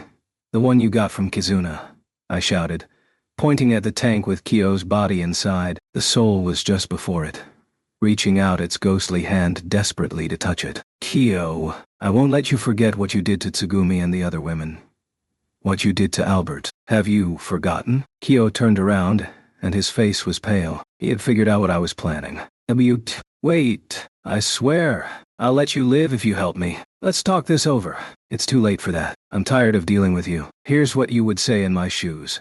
You idiot. Why would you believe that? Everyone lies when they are begging for their lives. Ha! Rishia threw the Ovuda and activated it. It was a control Ovuda, and we'd already imbued it with a monster. Back in the previous world, we called it a soul eater. In this world, they called it a soul devourer. It was the natural enemy of spirits, a monster that fed on souls. When I thought of Trash Hash 2's behavior, the concept of homunculi, and that an alchemist could invent spare bodies to be killed, I prepared the Ofuda. I had thought, I bet Kyo would make things like that, and I was right. Are you kidding me? A dumb monster like that? You think that thing can defeat me? The evil spirit, Kyo's ghost, flew to attack us. I could see it clearly now. He was nothing but a monster. Raphtalia, I don't know if the Vassal weapon will be much use against an enemy with no body. Excellent point. Then I will use a skill, along with the katana I gained from the Soul Eater materials. Kyo floated to attack, but he was too slow. I grabbed him, and a pale light flashed from the katana in Raphtalia's hand. Spirit Blade. Soul Slice. Sacrifice aura was still affecting her. A ghost attack was nothing to worry about. He was just another weakling. Cough! I'll return, reborn, stronger than... He fell to pieces before he could finish his threat, and the soul eaters that Rishia had summoned rushed in for their meal. The sounds of their chewing and crunching echoed through the room before they dispersed, satisfied, and floated around us. He died talking about reincarnation. What a joke. Now to take care of this soulless body. If we destroy it, the spirit tortoise energy should return to us. Let's do it. You can do it. Faye. Oh, now that the battle was over, Risha sounded just like her old self again. I was exhausted, and I knew I couldn't continue to use the Shield of Wrath 4. I needed to get my strength back, so I switched to the Spirit Tortoise Heart Shield and shouted, Raphtalia! Philo! Destroy everything. They nodded, reared back, and ran around breaking everything they could. His research was gone. No one would be able to recreate it now. Ost. Dose. I kept my promise, I whispered, remembering her. Epilogue. Kizuna Between Worlds. When we killed Kyo and destroyed the body in the tank that was housing the spirit tortoise's energy, the energy burst free and went into my shield. It took a while for all the energy to make its way into the shield, but it did eventually. In the meantime, it looked like Kizuna and the others must have finished the battle with the wave, because our levels returned to the way they were before. The crystal in the center of the shield was now glowing so brightly that it was blinding. Duty fulfilled. Spirit tortoise energy recovered. Time remaining for special processing to complete repatriation. 71:55. The words appeared before my eyes. I guess it really was over. Now that the spirit tortoise energy had been recovered, we could only remain in this world for 3 more days. When the time ran out, I guess it meant we would be sent back to the previous world automatically.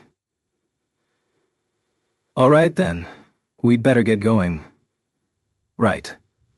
I'm tired. Everyone seemed to grow even more exhausted at the thought of all the effort it would take to get back to the castle. Everyone, what happened? It's the curse. You'd better not touch us. Maybe I was being a little overdramatic, but using sacrifice aura really had lowered all our stats significantly. Luckily for me, the curse didn't touch my defense rating, but all my other stats had fallen. Judging from the numbers, they seem to have fallen to about 30%. Had it only affected me, it would have been the same as blood sacrifice.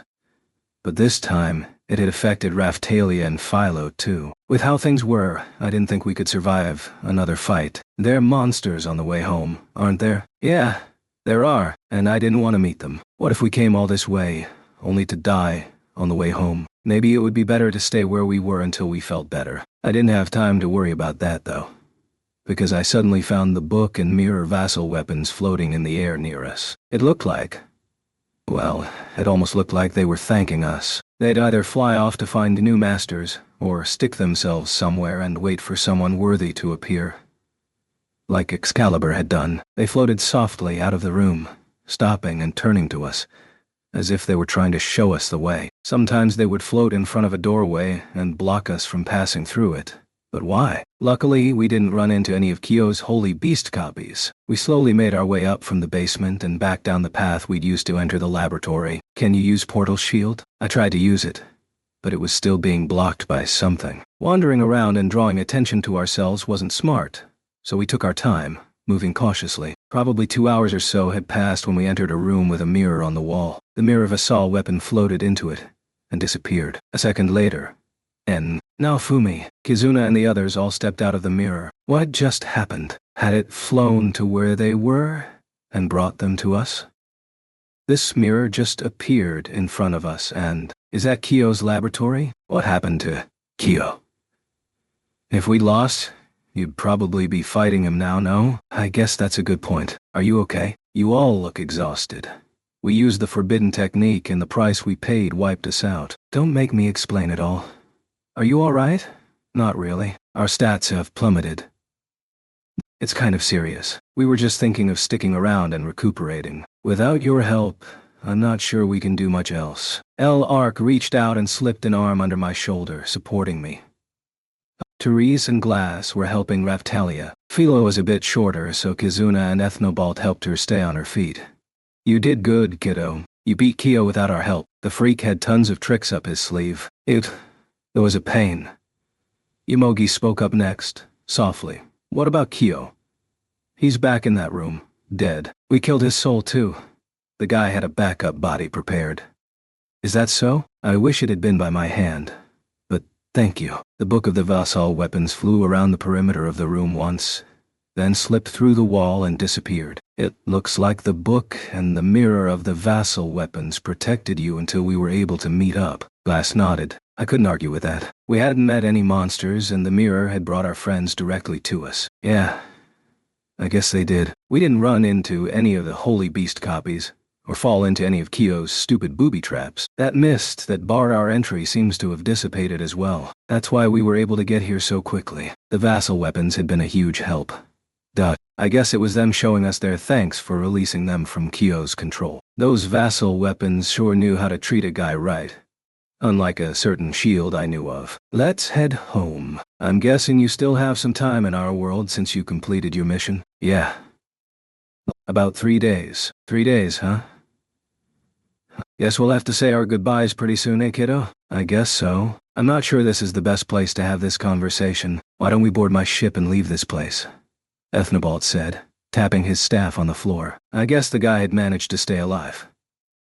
Even after pulling one of those, "Don't worry about me. Go on without me" stunts, it's better that he didn't die, right? Whatever. I wasn't about to disagree with getting back to the castle as soon as possible. All I wanted to do was get some rest. It had been one fight after another for so long now. I didn't even know where to start counting the battles I'd been in since we crossed over to this world. We quickly climbed into Ethnobalt's ship and returned to safety. Once we landed, the mirror of the vassal weapons took off, flying away. Was it looking for a new master? Or would it stick itself in a boulder like Excalibur, awaiting someone worthy? As for the country that Kyo had manipulated into war, Yomogi went back to meet with their leaders that very same day and exposed all of Kyo's misdeeds. As proof, she brought Tsugumi and the other women with her. On top of that, the Book of the Vassal Weapons itself appeared in the capital and played back recordings of all the words Kyo had exchanged with us. Furthermore, when they lost Kyo, they lost a great deal of their technology too. Apparently, the main force of their army was Kyo's Holy Beast copies. They all went crazy when Kyo died. The war was essentially over at that point. They were at a disadvantage. But when Kyo's most trusted follower, Yomogi, showed up and started telling them all the evil things he'd done, there wasn't much left for them to say. The rest of this is hearsay, but when the country lost their puppet leader, the remaining officials all thought it was their chance to seize leadership, and the whole place fell into chaos. The three countries that had once owned the book, mirror, and katana Vassal weapons were all in disarray. But if I knew Kizuna and her friends, it wasn't hard to picture those countries eventually joining with Larks in a healing alliance. But enough about all that trouble. What about our curse? Lark summoned a specialized doctor to have a look at us, and here's what he said. That's a pretty bad curse. I think someone had said the same thing about me after I used blood sacrifice. When I got back to our world, I'd have to go to some medicinal baths, as soon as the only thing that will cure it is time. I estimate it will take at least 2 or 3 months. What? Hold on there. Isn't there a hot spring for this kind of thing? Or some medicine I can use? The doctor simply shook his head. This is a rather particular sort of curse. Furthermore, if it were to be applied again before you fully recovered, I'm not sure that you would survive the ordeal. What? That wasn't the sort of souvenir I wanted to take home after all this. To make matters worse, this time, it wasn't just me.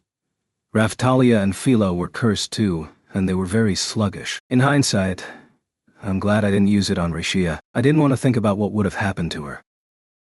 She probably would have died. Whatever made me stop before using it on her, I was impressed. Oh no, I guess there's nothing we can do about it now. But what a pain, Kizuna said, like she wasn't actually worried. Ha! This all should have been her responsibility in the first place. Oh well. I knew the risks when I used it. This is the result of availing yourself of the cursed weapon.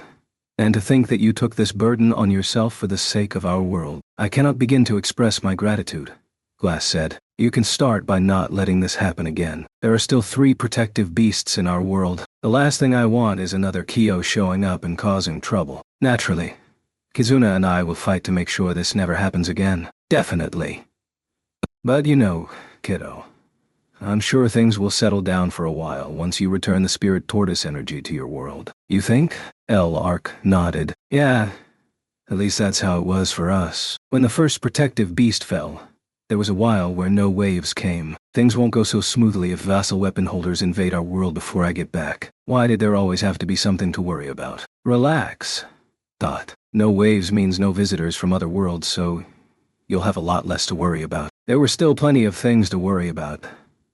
But at least I could count on the people back in Melromark to be on the lookout. The Queen of Melromark would have spread the word about the Spirit Tortoise's possession while I was occupied with Kyo in this world. So, the Spirit Tortoise is done. I'm just guessing, but that leaves the Phoenix, Qilin, and Dragon. I guess we won't have any problems until those seals are broken too. Probably. Not that I'm an authority on how your world works, kiddo. That was a good point.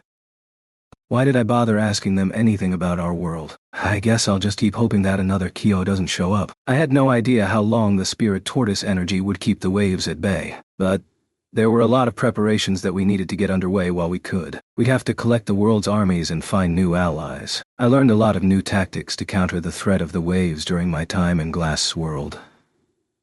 I would have to make sure they were put to good use. Vittoria was doing all she could to handle the waves that we couldn't cover on our own. But if we wanted to survive what was coming, we'd have to find some way to get the world to cooperate. Just thinking about everything we had to do was depressing. And worse, we might run into more people like Glass during the wave. I couldn't wait to get back to my original world once all this was over. That much would never change. The world to which I was summoned was trash. A pile of filth. I couldn't wait to leave it. That is, once I remade it so that Raftalia could live there in peace.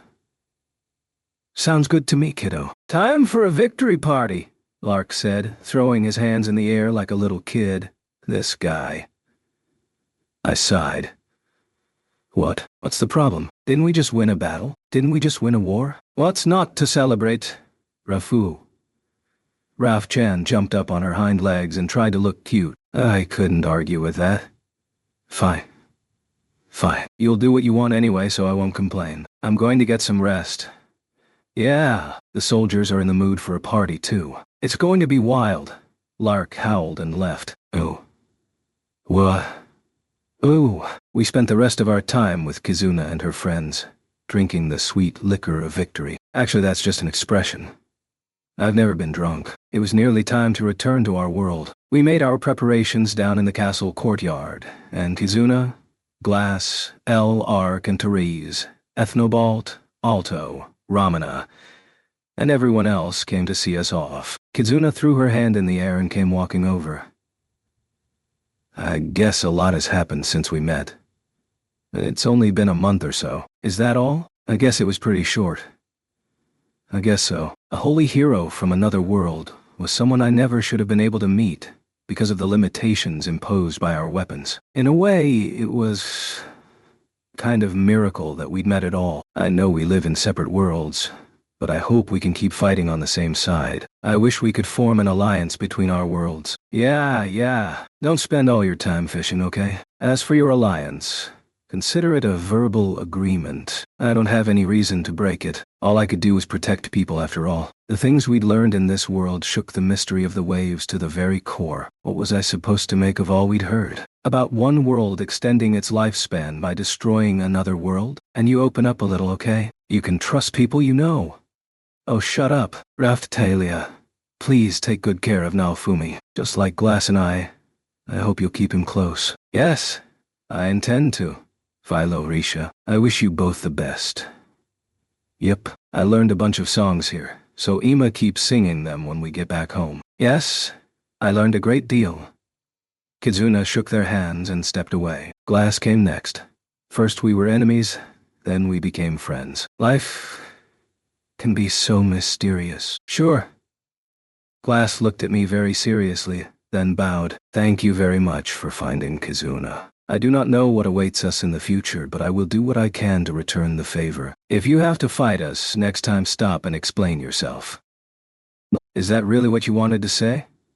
Raphtalia scolded me. Things can change so quickly. Why keep fighting in the face of ignorance? I'm just saying that if we have to fight, I at least want to know what I'm fighting for. There were so many times that I'd fallen into situations I couldn't believe. Lark and Therese came charging into the conversation.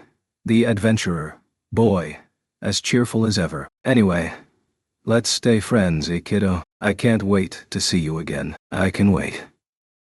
I hope it never happens. If it did happen, it would be in the middle of a wave or some other horrible event. We had to stop the waves. I didn't want Lark sitting around looking forward to them. Therese sighed. The gemstones you made for me are sad to see you go. She was all decked out in the accessories I'd made for her, and they were all shining in the sun. She looked ridiculous. It was so bright. Stop flashing those things at me, Lark. L-Arc nodded gravely. I will. If I don't, Therese is likely to escape to your world the next time a wave comes. I don't think she's that cold. I swear, this guy's girlfriend was really annoying. Granted, she had helped us out plenty of times. Ms. Raphtalia, Philo, Ms. Risha, I wish you all well. Likewise. Please stay well, Raphtalia replied. That reminds me. You still calling me that, kiddo? You're always talking about Raphtalia and the women as if they are little girls. Did you ever notice that? I guess you've got a point there. Kizuna nodded. All right already. Jeez, what can I say? I don't like calling people younger than me by their names, all right? There's so many girls around here that it just makes it easier to call them the same thing. What's the problem with that? I kind of did have a problem with it, actually, but it wasn't worth fighting over. Besides, you're one to talk, kiddo. You're always coming up with crazy nicknames for people. So are you. Yeah, well, you finally understand, don't you, Lark? Ethnobalt said, floating over. Thank you for everything. For all you did for Kizuna, Glass, Lark, and Therese. I couldn't shake the feeling that he was acting a bit familiar with me. Was it my imagination? No. He was an attractive boy that was actually a giant rabbit. Just like Vittoria, he acted like we'd known each other for a long time. Philo ran over and clung to me, and Raphchan hopped up onto my shoulder. Moo! Don't worry, Miss Philo. It's nothing like that, Ethnobalt said, smiling softly. This guy looked like your typical scholar type. Maybe he had true powers, like Vittoria, but different, that he'd awaken to soon. I won't waste the experience that I earned while fighting with you. I hope not. Good luck. He turned to Rishia next. Ms. Rishia, I've heard about your amazing deeds in the recent battle. I will work hard to become more like you. Feh. She muttered, and her face flushed red with embarrassment. She probably wasn't used to getting compliments like that. Please take this book I found in the Labyrinth Library. I pray that it will be of use to you. Okay, thank you. If I knew Risha, she'd figure out how to read it. And, he said, reaching out and taking off a small anchor-like accessory that was attached to the ship vassal weapon, passing it to me. What's this? This accessory was described in a book I found recently. Please take it with you. I think it will prove useful. Oh. If he was giving it away, there was no reason not to take it. If it's being offered, you'll take it, no? You're a merchant, after all. Good point. But if I get going on that, you'll never get me to shut up. Excuse me, Mr. Naofumi is not a merchant. He is a hero. Raphtalia corrected Romina. And Alto. Anyway, take this too. A going-away present, if you will, Romina said, handing me a bag. It was heavy, and seemed to have all kinds of different things in it. I took a peek inside and saw that it contained accessories with this world's special technologies, such as emulated drop item functions and wavesite teleporting. There was a bunch of other stuff too. These things didn't even exist back in our world. They were sure to come in handy. Dottie. I know you threw some other things in there too. I guess Romina had me all figured out. As for Alto, if he smiled and gave me something, I would feel weird about it. You seem to think I'm some kind of miser, but you're wrong about that. Liar. Yeah, that's a lie. Kizuna and Glass both chimed in, but Alto didn't back down. I was able to make a pretty profit with all the crazy things you've been up to. This is in thanks for that.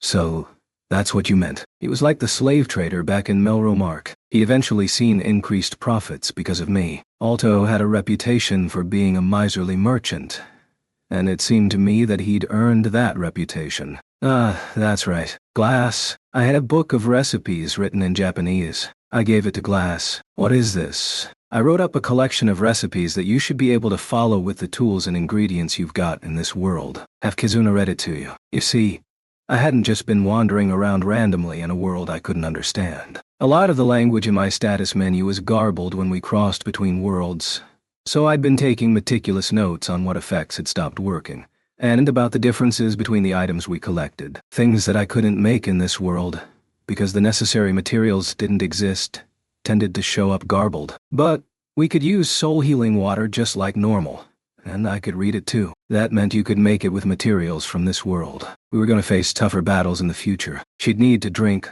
soul healing water like normal water. So I wrote down the recipe for it. This should do the same thing. Try it out. Wow, you're pretty impressive now, Fumi. You could be too, if you ever did anything besides fishing. But actually, you need fish to make that recipe. So she'll need your help with that. To make the medicine that worked like soul healing water from materials available in their world, they'd need a certain type of rare fish. I'd found it by accident while analyzing a catch that Kizuna had been particularly proud of. Thanks. I'll do what I can. Don't let this world's other holy heroes die or anything. Oh, right, yeah. We'll do what we can. We both had problems with our fellow holy heroes, so I knew how she felt. We shook hands. And watch out for Alto. He was sharp, all right. Who was left? Oh, Yomogi, Tsugumi, and the other women. Kyo did terrible things. Leave the rest to us. Say that to Kizuna too. I made him pay for his crimes and his helper too. I even killed their souls. Yeah, Tsugumi said. She looked like she still harbored negative feelings about me, but it wasn't as bad as it had been. If you all hadn't come, this never would have happened. We won't be back. Feel free to hate us all you like. What was with her? Did she come just to whine about us? Timnus. Yet, you also saved us all. Thank you for setting free. Kyo used him even after his death. Thank you. A wind blew through at just the wrong time. And, once again, I couldn't catch Trash Hash 2's name. I decided to give up on trying to figure out what it was. Tsugumi would probably just get mad if I asked again. And besides, I probably wouldn't catch it. I decided to just ask Raphtalia about it some other day. I wonder if we'll ever know why he was so obsessed with the katana of the vassal weapons. That reminds me. Did you say that there were some spirits in your group that went missing? Tsugumi said nothing, but nodded. Some of their bodies had been found in a basement room of Kyo's mansion. Apparently Kyo had taken Trash Hash 2's soul from his body and used it to feed soul eaters. The spirits that had followed him around learned of the truth and were all killed for it. So many people had died, including Albert, the holder of the mirror vassal weapon, who met the same fate as the rest of them. The katana was essential to the well-being of the country, but there's no way for us to know why he was so confident that it would choose him to wield it. Raphtalia drew the sword, then held it horizontally out to Kizuna and the others. I return this vassal weapon to you. Right. I guess she didn't have a choice. Even if it had chosen her, we couldn't take this world's vassal weapons with us. We owed the weapon a lot, though. It had helped us when we needed it most. It doesn't look like it wants to leave you. And for some reason, it didn't summon her when the wave occurred. Glass and Therese, who was a jewel, touched the blade and spoke to it, but it didn't respond to them. Kizuna touched it too, and nothing happened. It's no use. It's hard to explain, but it has a sense of duty to her, and it seemed to have complex emotions. It will not answer to us. Do you know what it wants? Is its will clear? We only have a vague sense of its intention. Did it mean that Raphtalia was going to be able to take it back to the previous world with her? Perhaps it feels responsible for Kyo's actions against your world. Perhaps it wants to fight for the sake of your world. At least until this world really needs it, Kizuna said. The katana shimmered with light in response. Looks like Kizuna might be right. We talked about a lot of things, but we were running out of time. Soon enough we'd run out of time altogether. All right, I barked, smiling wickedly. We'll take the katana vassal weapon with us then. You all can just wish you had it. Now Fumi's pretending to be a bad guy again. Kiddo's always doing that. He's actually a really good person. Kizuna and her friends sighed as they analyzed me. Raphtalia just shook her head. Philo looked confused. Rishia was looking all around in nervous twitches. Raph-chan jumped up onto my shoulder and waved goodbye to everyone. I guess it's really time to say goodbye. There were only a few more seconds on the timer. When it ran out, we'd be summoned back to our world automatically. Our weapons will probably keep us from seeing you again, but we had an alright time while it lasted. Later. Thought. Yeah. Goodbye. Now, Fumi. Thank you for helping me. If you hadn't shown up, I'd still be trapped in that labyrinth. We'll be in different worlds, but we're heroes on the same side. We were all waving goodbye now. Now, Fumi! Lark shouted, loud and clear. They all waved and shouted together in unison. Thank you. Their words echoed in my ears, but before we could answer, the counter ran out, and we were transported back to our world. We passed through a tunnel with a strange light on the way. But it was over in a flash, and we were back in the world we came from.